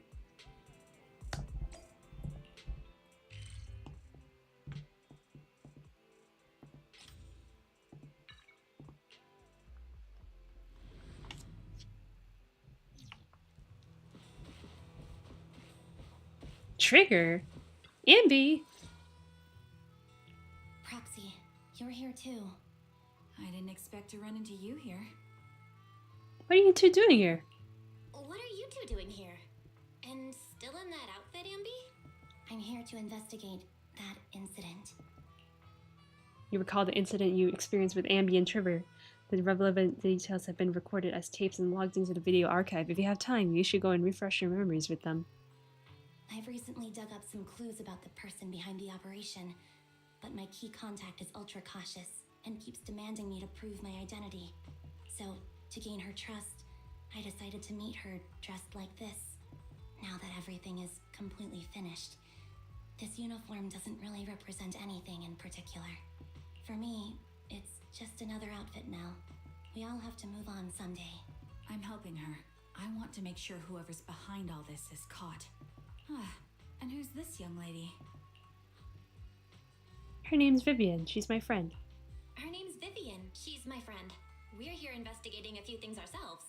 Ambi, one of the Cunning Hair's most powerful members. And Trigger, an Opal Squad sniper. It's an honor to make your acquaintance. You know us? Looks like someone's done our homework. Is it because of the proxy? You two are practically celebrities. And because of my work, I've got loads of info when it comes to anyone with a name around New Eridu. I see. Seems you're handling your work well. Let's prepare to enter the Hollow. Unless you have any further questions, we'll be taking our leave now. You're going into a hollow? Proxy, you plan on going in like that? Yeah, that's right. Yeah, that's right. I've recovered quite a bit lately, so I don't need any protective equipment in the hollows. You shoot a wink at Ambi and Trigger, who both notice your signal and don't ask any more questions. Right at that moment, a rather familiar-looking lady appears.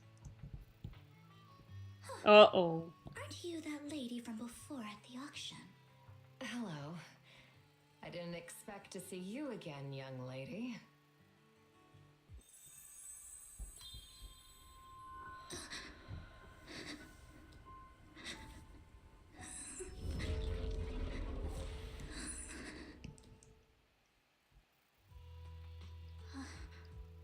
Vivian, are you alright? You look depressed. Are you okay, Vivian? What's wrong, Vivian? Are you feeling okay? It's nothing. I just drifted off for a moment there. So then, what are you doing here? Don't worry. I'm not here to scam you. I'm waiting to meet someone. Don't tell me. You're my contact for intel? That's me. Ambi from Silver Squad, I presume? Pleasure to meet you. All right. I'm going to exchange some information with Miss Ambi here. So if you'll excuse me. Sienna steps to the side with Ambi as they discuss something. Meanwhile, you look at Vivian with some concern. You aren't looking so good. You're not looking so good. Everything okay? I can tell you later, but not right now. Okay, that's all the information I got for you. In return, I want you to do something for me. Take me into the Hollow. I left something very valuable inside. I have to find it. Seeing as we were just about to go in ourselves, why not join us? It's fine by me. But didn't you say you were investigating something? It's fine. There's no rush. Right, Master Proxy. Yeah, there's no rush. Huh? Yeah, there really is no rush. Sure, let's all go together. It'll be safer with more people and we'll find your missing item more quickly. Thank you.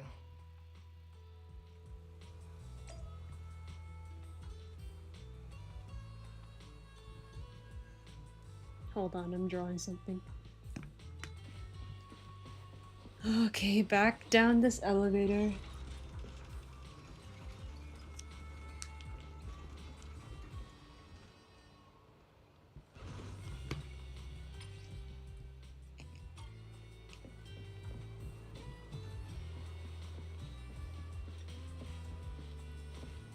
Please be voiced. Why did he suddenly decide to help Sienna? Proxy, do you believe in fate? I believe what you said before about the chosen one. You still remember that? That was something else. Proxy, I actually... No, it's nothing. Let's hurry and head into the Hollow.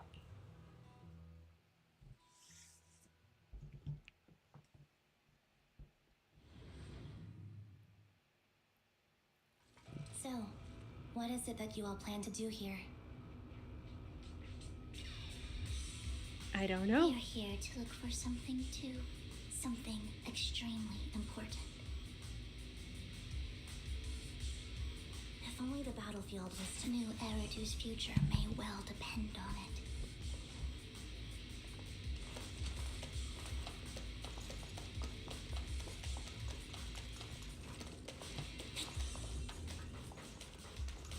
We're gonna fight.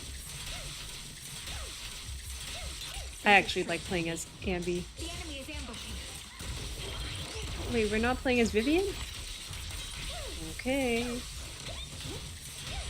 Keep up the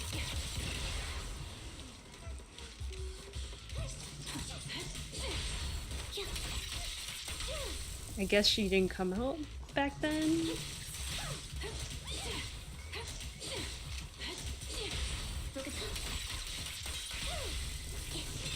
time to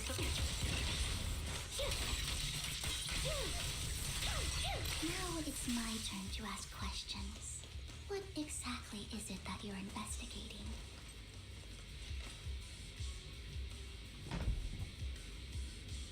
Since you're familiar with the name Silver, then you should know that it shouldn't exist anymore.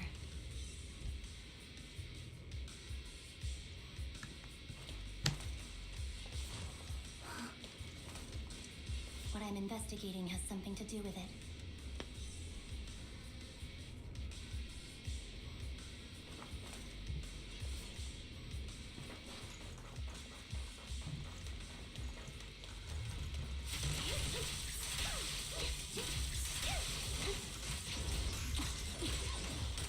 Ether vision activated. Sound strategy. keep up the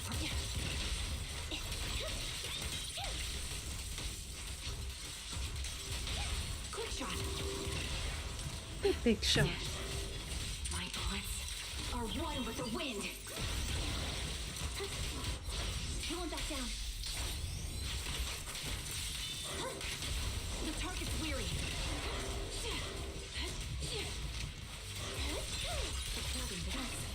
Let's use that fissure to head to the next location.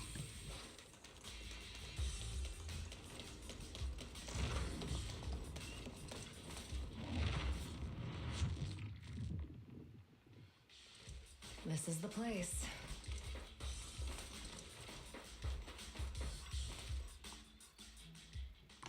So, what is it that you're looking for? A ring. I was excavating ether here before and accidentally lost it somewhere. Please, could you all help me find it? It has to be somewhere among all this stuff here. Sure, I'll start looking. I'll go with you. I'll stay here with her then. Thanks, but you don't have to worry about me. Go ahead and accompany the others. I'm sure it'll be faster that way. And sorry for wasting your time like this. I know it might sound strange, but I'll be so happy if my daughter grows up to be capable like you.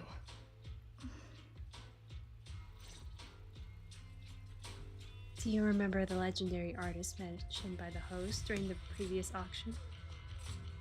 Unrecognized during his lifetime, his works were discovered by art collectors after his death and became hugely popular. Sounds like quite the nice story, right? In reality, these art collectors are to blame for his death. Those pompous big shots discovered his talents and even wanted him to craft forgeries of his famous works. As someone as proud as him would never agree to such a thing, not only did he refuse, he also wanted to expose their schemes. And some days later, he suddenly took his own life. I knew him. He would never do something like that. Those big shots silenced him. How do you know? How did you know all this? Because that legendary artist was my husband, Mira's father. My condolences. Thank you, but I might not need it anymore. So, who exactly are those big shots you're talking about? Given the circumstances, it's fine to tell you. It's the Ravenlock family. The matter I just discussed with Miss Ambi is also related to them. The collectible you asked me to bid on earlier. I should probably return it to you. Don't worry about it. But isn't it your husband's final work? It's fine. Our bond doesn't really rely on any keepsakes. And I don't need those to remember him. It's much better off in your hands than someone like Hartman's. Proxy, may I speak with Miss Sienna alone for a moment? Why? There's something personal I want to discuss. Vivian and Sienna step aside and discuss something private. Alright, regarding the matter of finding the ring, I'm entrusting it to you. It's my wedding ring. I should be extremely, extremely grateful to you.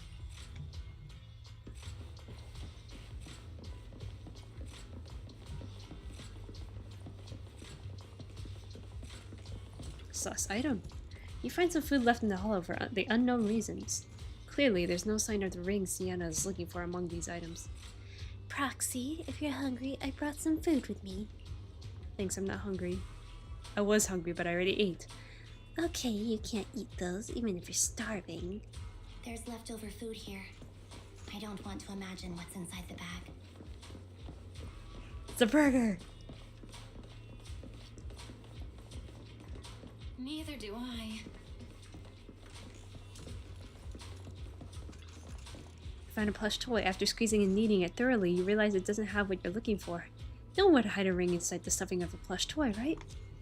Don't worry, there's nothing inside. I've already gone through it. A toy that seems emotionally stable. There shouldn't be a ring hidden in it.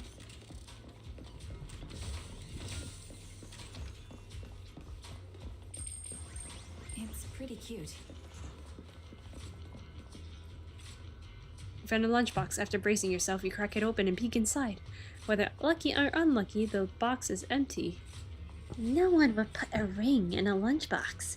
It would spoil the taste. Is that the main concern? It's a fancy lunchbox? I wonder if its owner is safe and sound.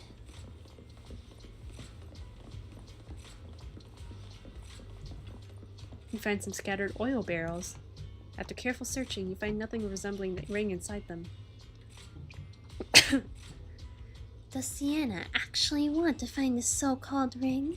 What do you mean? She said she's looking for the wedding ring, but she also said she doesn't need any objects to remember her husband. We've been searching here for so long and found nothing at all. Maybe the ring never existed in the first place. Maybe it was just an excuse. Let's go back. What's wrong, Vivian? You seemed worried for a while now.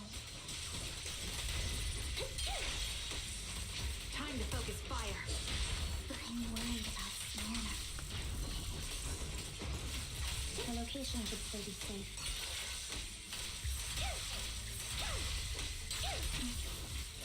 I hope so. Keep up the kick. Adjusting for wind. Time to focus. Voice lines, voice lines. Could the ring be in that gas tank? Good thing this gas tank is empty.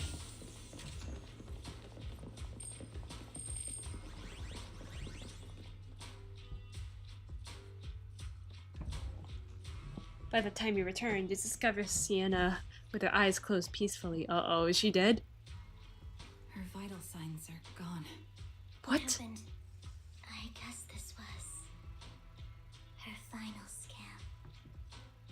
Shortly before. There's one thing I must remind you. Your time is running out. I'm not sure how you can tell, but you're right. I'm going to die in here. That's my plan. Why? I'm very sick and don't have much longer. If I try to get treatment, it'll just be a burden on my daughter. So I scam my way through a bunch of physical exams and managed to take out a hollow corruption policy through Ravenlock Insurance. Once some time has passed, could you please take my corrupted body out of the hollow?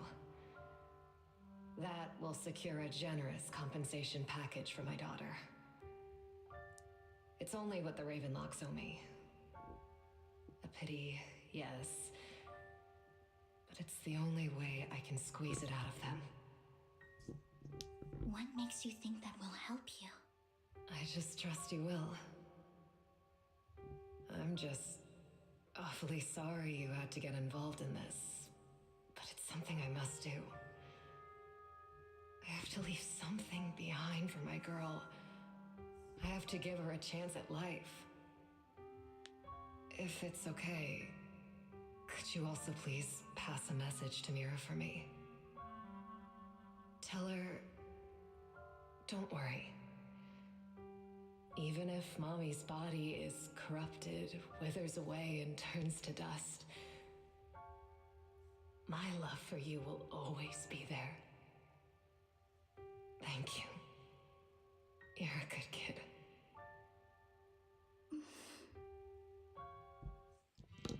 After saying this, Vivian falls silent for a moment. She was betting that we'd help her. So, you were aware of this the whole time? Yes. Because I saw it. Vivian falls silent for a moment as if recalling the memory of back when she would shed tears in front of Sienna.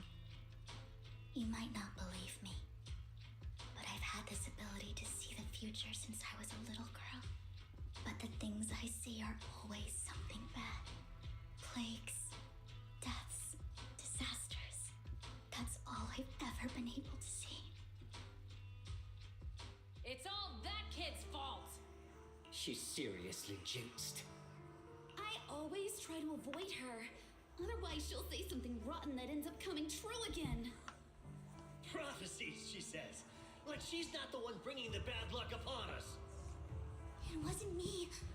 I didn't do anything. Sorry. I'm sorry. What good is saying you're sorry? Things like this keep happening every time you open your mouth. How unlucky. She shouldn't be here. Nobody wants her around. If only she would just disappear. I just wanted to warn you all. I'm sorry. After recounting the stories of her past, Vivian stays silent for a long time, as if struggling to break free from the shackles of those dark memories. Every time. Every time it's the same. In the end, there's nothing I can change. Sometimes I even wonder whether it's me predicting these things, or if my very existence is manifesting these calamities. It's not your fault. Vivian, it's not your fault. You were just trying to be kind and warn them about impending disasters. I can tell it's never been easy for you. Thank you. No matter what. I just hope she finally gets to rest in peace. I hope no misfortune, whether I foresee it or not, ever happens to anyone. So, Miss Vivian, do you always... So, Miss Vivian, do you always cry when you have a mid-prophecy? Yes. Every time a prophecy appears, I can't help but shed tears. I used to wonder if I could just hold back my tears, then maybe these bad things wouldn't happen. But I just can't do it. No matter how hard I try, I just can't. You're being too hard on yourself. Vivian still falls silent for a moment, seemingly unwilling to continue the topic. Sienna said that the compensation from the Ravenlock family's hollow corruption insurance is enough to settle her daughter Mira for life. Though it's hard to imagine them notoriously stingy Hartman engaging in such a money-losing business. Maybe Tops demanded. Yeah, I think so too. Actually, there have been rumors that the Ravenlock family had fallen out of favor with Tops for a while now. That's why they're becoming so desperate, afraid of being abandoned by the mighty Tops. Sienna is actually a skilled intelligence broker. She retired from the business a while ago. I see. No wonder she was able to gather classified information. She said she tried many ways, but everything was useless against the untouchable Ravenlock family. she still couldn't avenge her lover. But I believe everything she did was meaningful. Same goes for you, Miss Vivian. Everyone, it seems that there are ethereals nearby. It's not safe to linger. Let's keep moving forward. Proxy, do you believe that the future can be changed? Whoa, that's kind of an out of the blue. In my memories, this has happened countless times already. Why can I only see these misfortunes?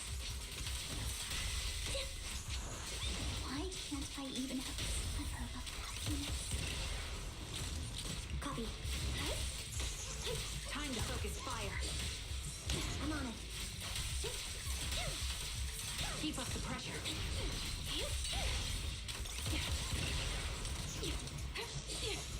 Move behind me. Time to focus. In position. Keep up the recalibrating. Straight on cue.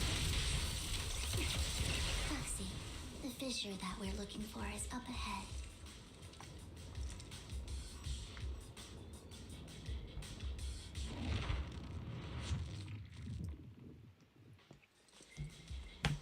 Restaurant and lounge.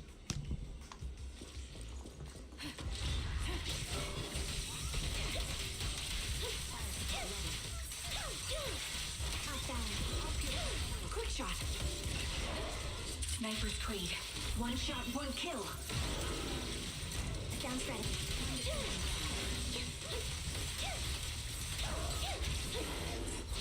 Result.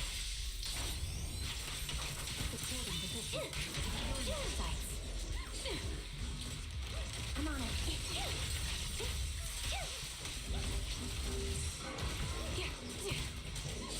A perfect conduit.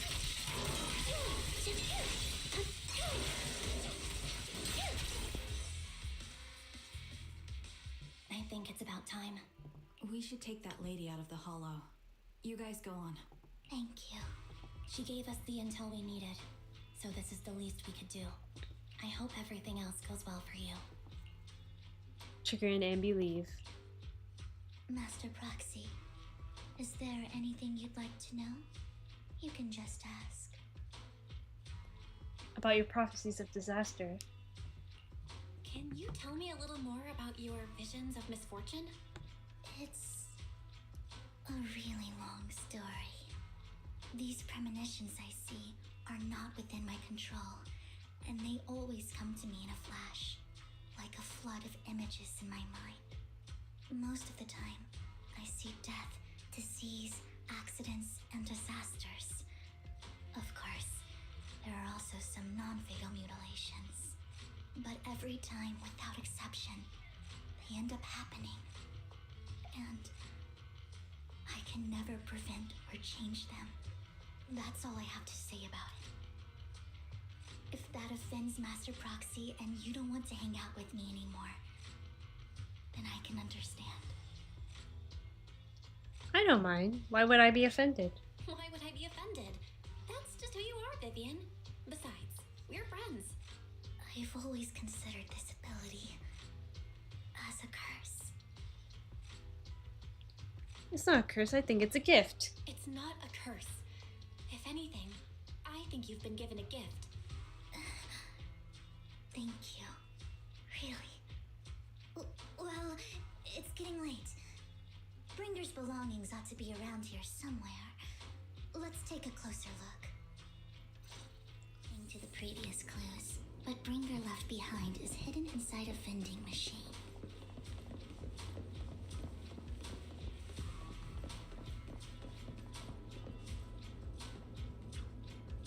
Found it. The vending machine. Oh, thank you for being on top of me.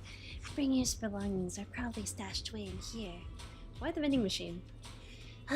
That's the intelligence I got. Maybe Bringer thought that this was a good spot. Anyway, let's look around first. You search the vending machine up and down and find nothing. Looks like it isn't in here.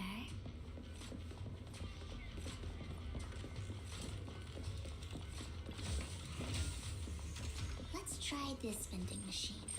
It might be the one we're looking for. I knew it. There must be other vending machines nearby. This should be the one. Bringer's belongings. What could they be? Still nothing. Strange. There's nothing in here.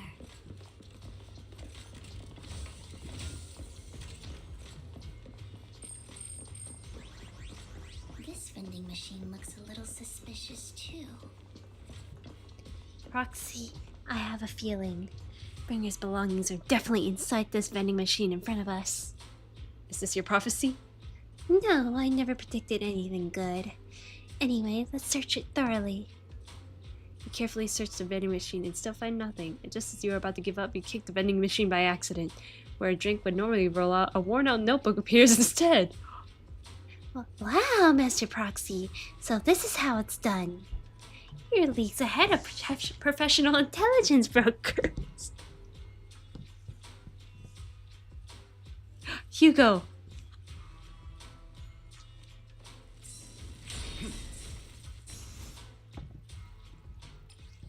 Bringer's notebook. Old and worn looking. It seems to have a lot of locations of interest marked down. This is it. This notebook is what Bringer left behind.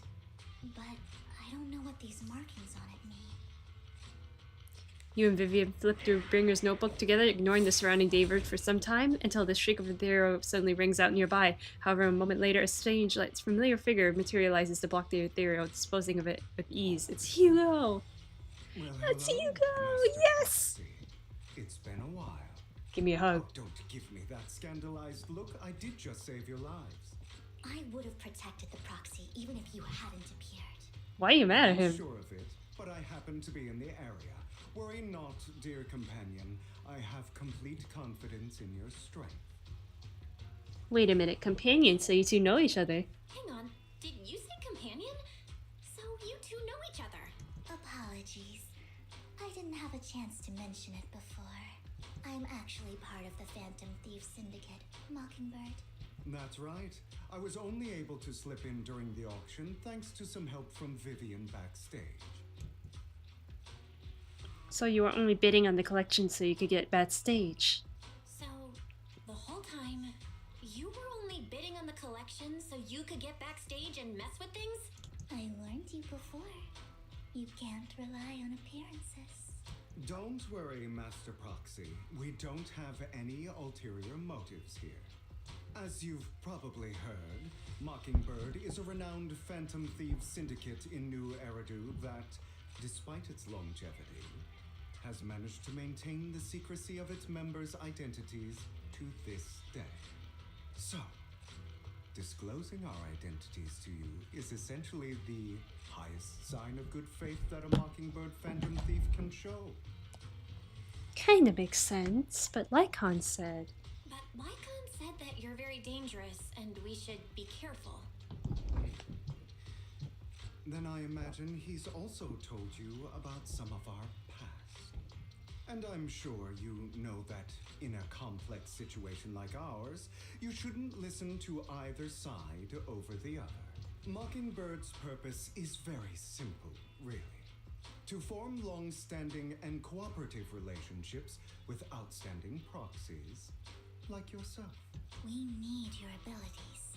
Before you make any decisions, please allow me to briefly explain the concept behind the Mockingbird Syndicate. We all know there isn't anything in this world that's fair. A prime example being the uneven distribution of wealth. People from tops splurge on luxurious collectibles, while the poor have to gamble with their own lives just to get by.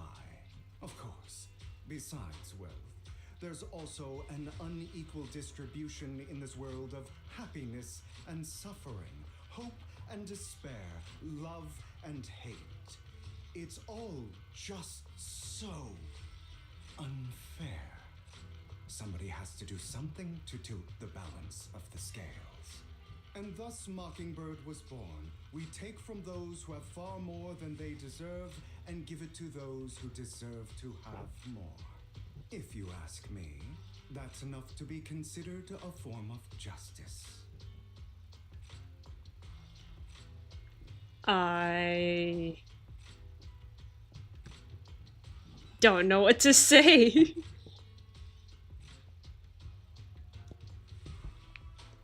I don't know. Okay, I'm not gonna. It really depends on the situation. But honestly, Phantom Thieves do get annoying sometimes.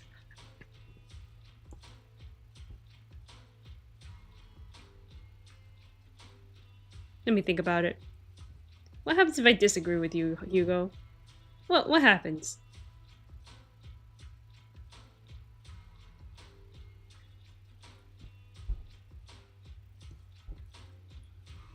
I disagree. I don't really agree with this form of justice. No matter. Words inherently come with limitations. I intend to let my actions do all the talking. However, aside from these philosophical considerations, we also have a crisis on our hands to deal with. As you know, the Exaltists are plotting to use the power of sacrifice to launch an attack on all of New Eridu. We can provide you with all the latest intel, just like that notebook you found. Something those pompous housekeepers would never be willing to do.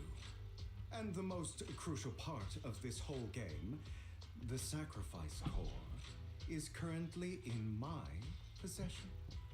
I think that makes this a highly competitive deal. We share the same goal for the moment, stopping the impending disaster from playing out. I need some time to think about it. I need some time to think about it. How about this? If you still have misgivings about our upcoming cooperation, then why don't you bring Lycon along with you? Oh, what? The support of the mayor's office behind him, and his presence alone is enough to keep me in check. That would put you more at ease, right? Of course, you're welcome to bring some other friends along, provided they aren't from public security or HSO. Wait, well, if those are the terms, you got a deal. Well, if you're willing to let my friends come along, then you've got a deal. Great. It's a deal. By the way, Proxy, this is for you. A collectible gifted by Vivian. It looks like I'd expect an expensive and exquisite piece of art, but it seems hollow inside. Might that mess with its value? Consider it a souvenir commemorating our first time working together. For now, we'll carefully look through the contents of that notebook. I'll contact you if anything comes up. I want to talk with Hugo more.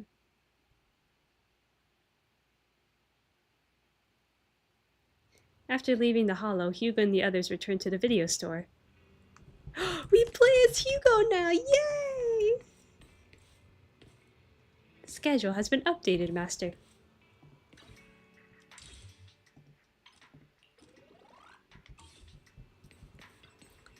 Since we're already at the video store, should we ask Master Proxy to recommend some films?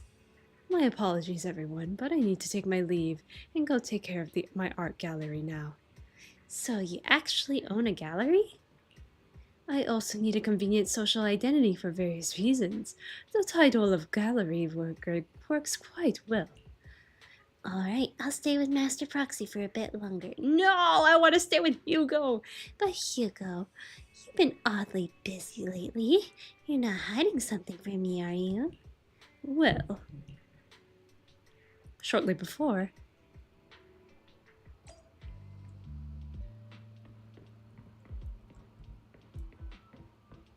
Intermediary Casey.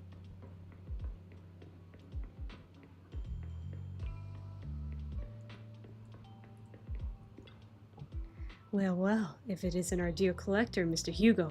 Long time no see. I assume you finished the tasks I asked you to do, yes? Done as promised. I've already found buyers for the goods you gave me, no shortage of big names among them. Of course, I also recommend your gallery to them as instructed, and spread the word about it in the circle. But getting rid of all this exquisite stuff so suddenly, you're not in trouble, are you? If you have funding issues, I'm also your guy. I've got friends who offer loan services. Thank you for your concern, but my cash flow is very healthy, and I have more than just you as my middleman. In essence, I'm looking to boost my gallery's reputation in the scene. I see, those rare pieces in your collection really definitely caught a few eyes. I'm sure they're all looking forward to collaborating with you. Thank you for the kind words. Alright, it's getting late. I should head off now. See you next time. Now, time to find that guy. I remember him mentioning that he would dress up in something more presentable this time.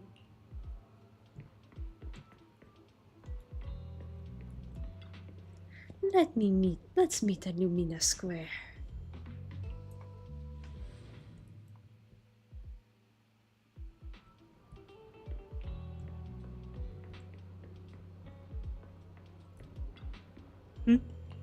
When the musician's third string breaks, the gatekeeper whispers to me, in which hand hides the coin for the Underwood ferryman. The left hand holds death, the right hand holds deception, but the raven has already flown away with the answer. I just can't get over the embarrassment every time I say this. It's quite poetic, isn't it? The meeting with Hartman has been scheduled.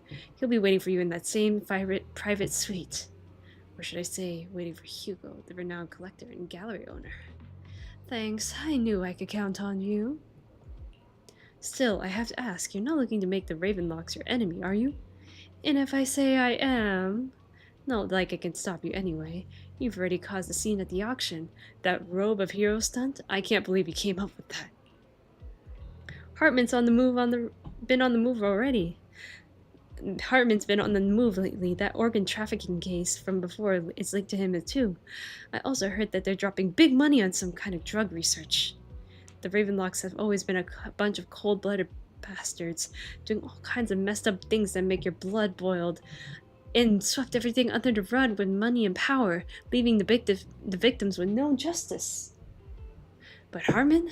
He's the worst of the bunch. Rumor says that he personally took out the previous heir and clawed his way to the throne. I know, relax. I don't plan on clashing with him head on. You better not. I don't want to witness Mockingbird's folly of trying to crack a stone with an egg. I prefer to see it as more of a gambit. I can never win an argument against you anyway. Don't forget it. The Ravenlocks family in bed with those exaltus lunatics. Who knows what awful scheme they've been cooking up lately. In any case, as your old friend, I sincerely wish you all the best. Thank you. By the way, how is Lycon doing lately? I haven't seen him in a while.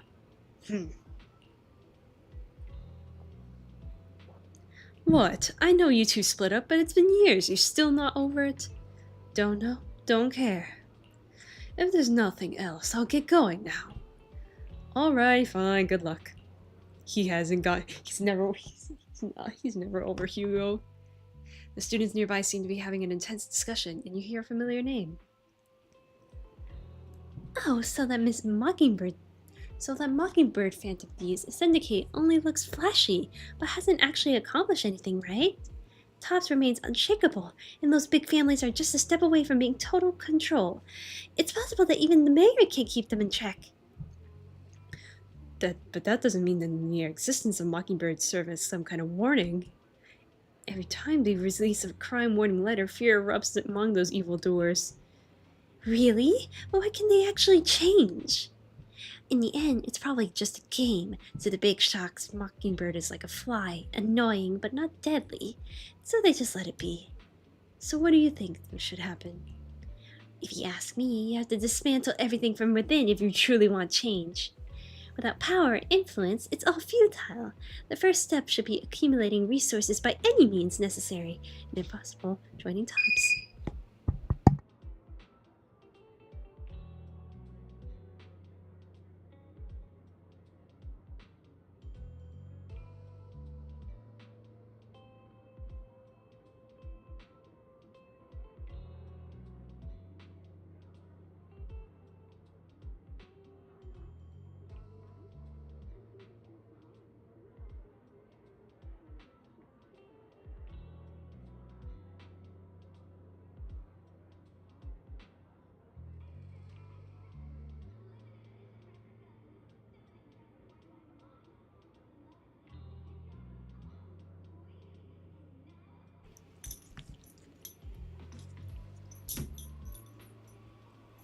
After all, to establish new order, the old one must be demolished, just like how creation requires destruction. That sounds exactly like something a villain would say. Is it really possible to join tops? Many would probably defect immediately. True, who would turn down money? It's almost time for the meeting with Hartman. Time to go.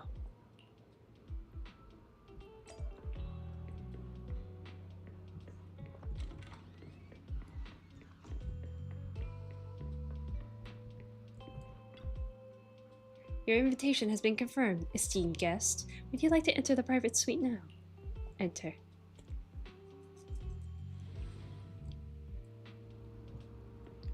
Arrogant man. You, the one who has business with Master Hartman? Correct. Master Hartman's time is extremely valuable, and he has graced you with his meeting amid his busy schedule. I sincerely hope he brings something substantial to the family. Worry not.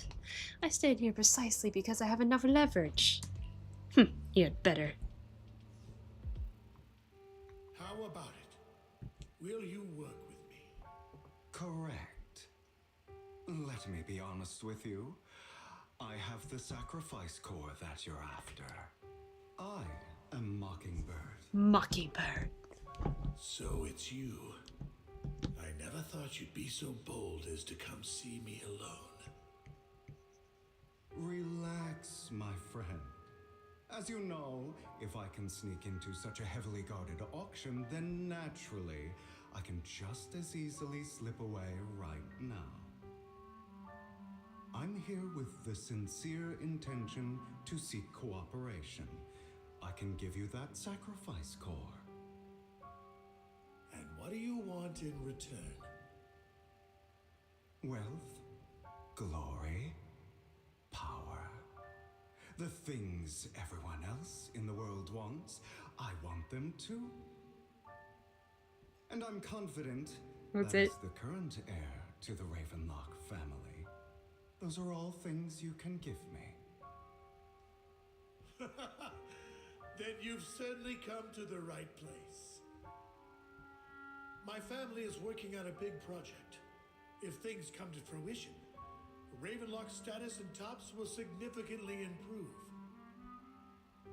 At which point, I'll be sure to leave a spot for you. Naturally, as an outsider, you're precluded from handling any of our core business. But profits from the scraps alone will be enough to set you up for life. Mr. Hartman, I think you've misunderstood me. I have no intention of joining the Ravenlock family.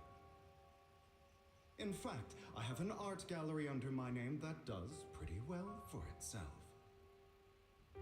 I was hoping you could recommend me for Tops. You want to join Tops? That's easier said than done.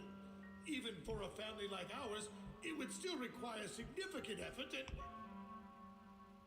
Just answer me yes or no. I don't think either of us can afford to waste time. I understand. Yes, you have my word. But in exchange, you'll have to give me the sacrifice core first. I'm sorry, but I'm afraid I can't. I've already hidden it somewhere safe, a place nobody else but me knows. You don't want to put all your chips on the table when dealing with Tops. I know that far too well. Then that means I also need to keep an eye out when working with the infamous Mockingbird, right? Mr. Hartman, I should remind you that I stand before you undisguised. Coming from a phantom thief who's never publicly revealed his identity, shouldn't that be sufficient assurance? If I betray you, then you merely need to lift a finger to wipe me from the face of this world. You do make a valid point there. In that case, you have a deal. I appreciate your trust. What? why don't we celebrate our new partnership with a toast? Hartman calls over the waiter and pours out 2 glasses of some expensive-looking deep crimson liquid. He lifts his glass and nods to Hugo before draining it in one gulp. Hugo flashes a smug grin as he follows suit and takes a gulp. Poison. Having a drink before undertaking anything important is a family tradition. It's good luck. I don't like that. As an outsider, it's a real honor. By the way, you aren't the only member of your organization, are you? Shouldn't all your companions agree to this deal first? You don't have to worry about that. I'll make sure she agrees.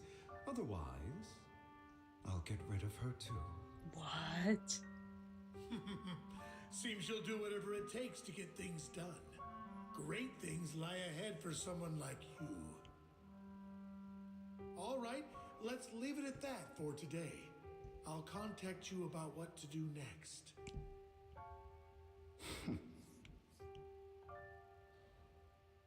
That's him! He's the one who killed Serena! She was the only one who was ever any good to him, right? That's how he repays her? That's why they say once a mongrel, always a mongrel. Just look into his eyes. Father! We have to punish him! Serena had been ranking ahead of him. Hugo must have poisoned her water so he could pass her. Pure evil. Typical for an impure bloodline. He should have been kicked out ages ago. Hugo, did you do all this?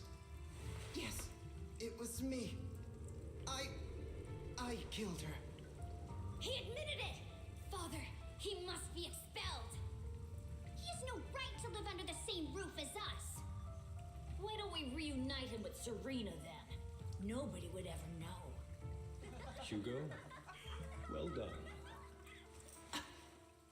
My children, how many times have I told you before? In this world, only the most ruthless, cruel, and unscrupulous of people ever make it to the top. Like Hugo here, who was willing to murder his only true loved one without a second thought. Only someone with the means and the gumption to do that is qualified to be my heir. But I... It's all over now, and the results are obvious. The winner of this month's assessment is Hugo. What? As for the rest of you, go to the usual place for the punishment you deserve. But Father, before this, I was number 1. As I've told you before, there's only room for one winner in this family. You're still a loser, even if it's by the smallest margin. And there's no reason for a loser to exist. This is all for your own good. Do you understand? Go on now. Receive your punishment for the sake of the family. Yes, I understand. I'm sorry.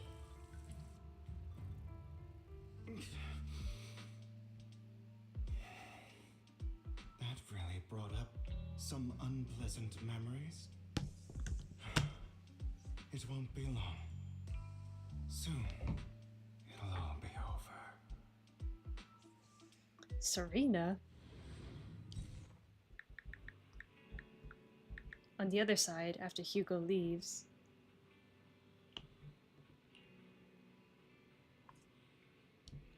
Proxy, you look like you have something to say about that chosen one. But oh well, the truth is, we've always wanted the chance to work with you. Hugo said you're the best proxy he's ever met. The chosen proxy. In other words, chosen one. fine, I believe you. By the way, are you free now? If you're not busy, would you mind taking a walk outside with me? Anywhere is fine. You arrive at Lumina Square with Vivian.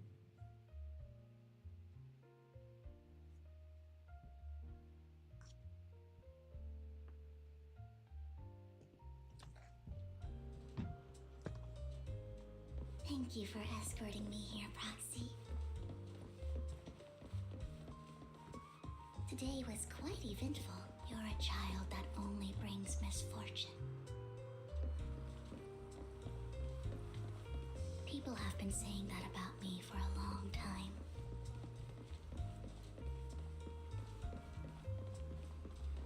I used to feel hurt and resentful. But now that I think about it, it's perfectly normal for people to react that way.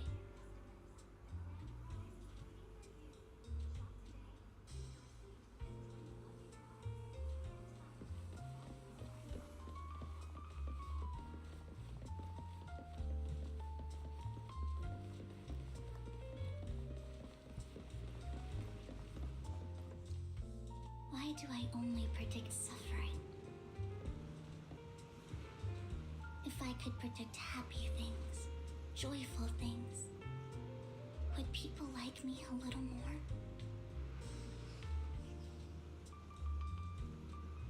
Maybe fate truly is set in stone.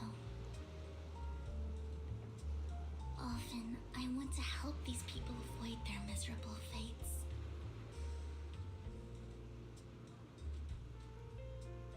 For a time, I even thought that I was successful, that I could change people's destiny.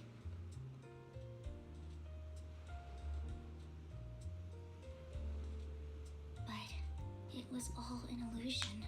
In the end, I couldn't do anything at all.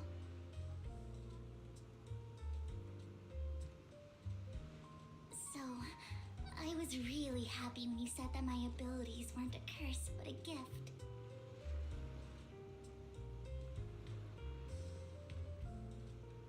Thank you, Proxy. I'm so glad to have met you. And you're also a fan of Lord Nathan.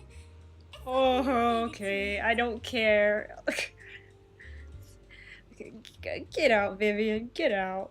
I don't know why, but I feel completely at ease when I'm by your side. I feel like I'm free from judgment, from blame.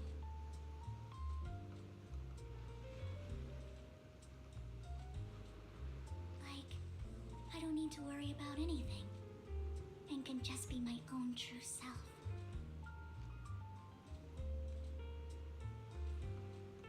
Perhaps people really do possess an aura, and ours just so happen to be extremely compatible.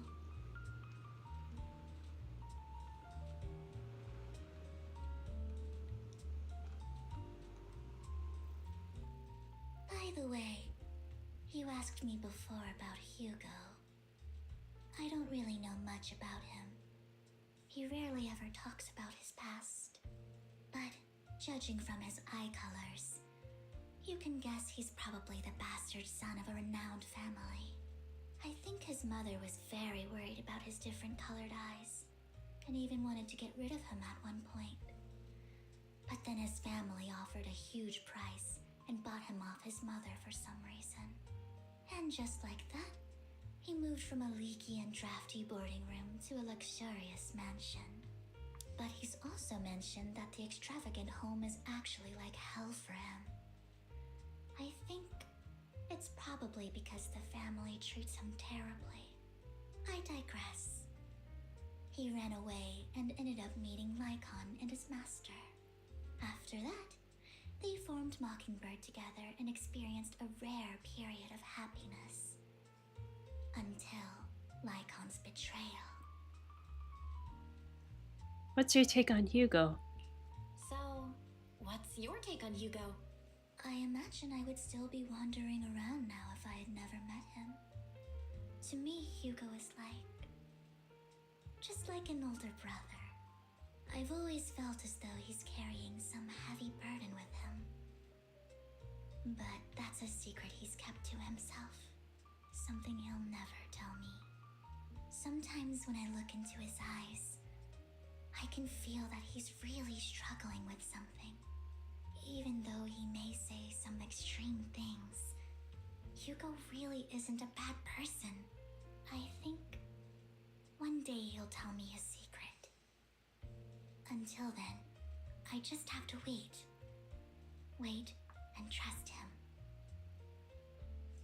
After chatting for a while, you say goodnight to Vivian. It's getting late. Time to head back to the video store and get some proper rest.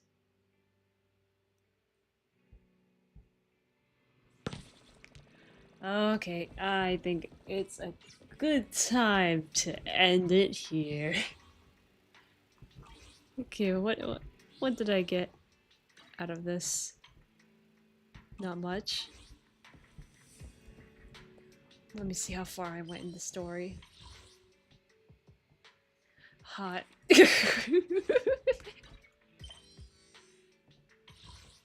Very nice. Anyway, oh, we're not that far off. No, we can't. Oh my gosh. We need at least 2 more days.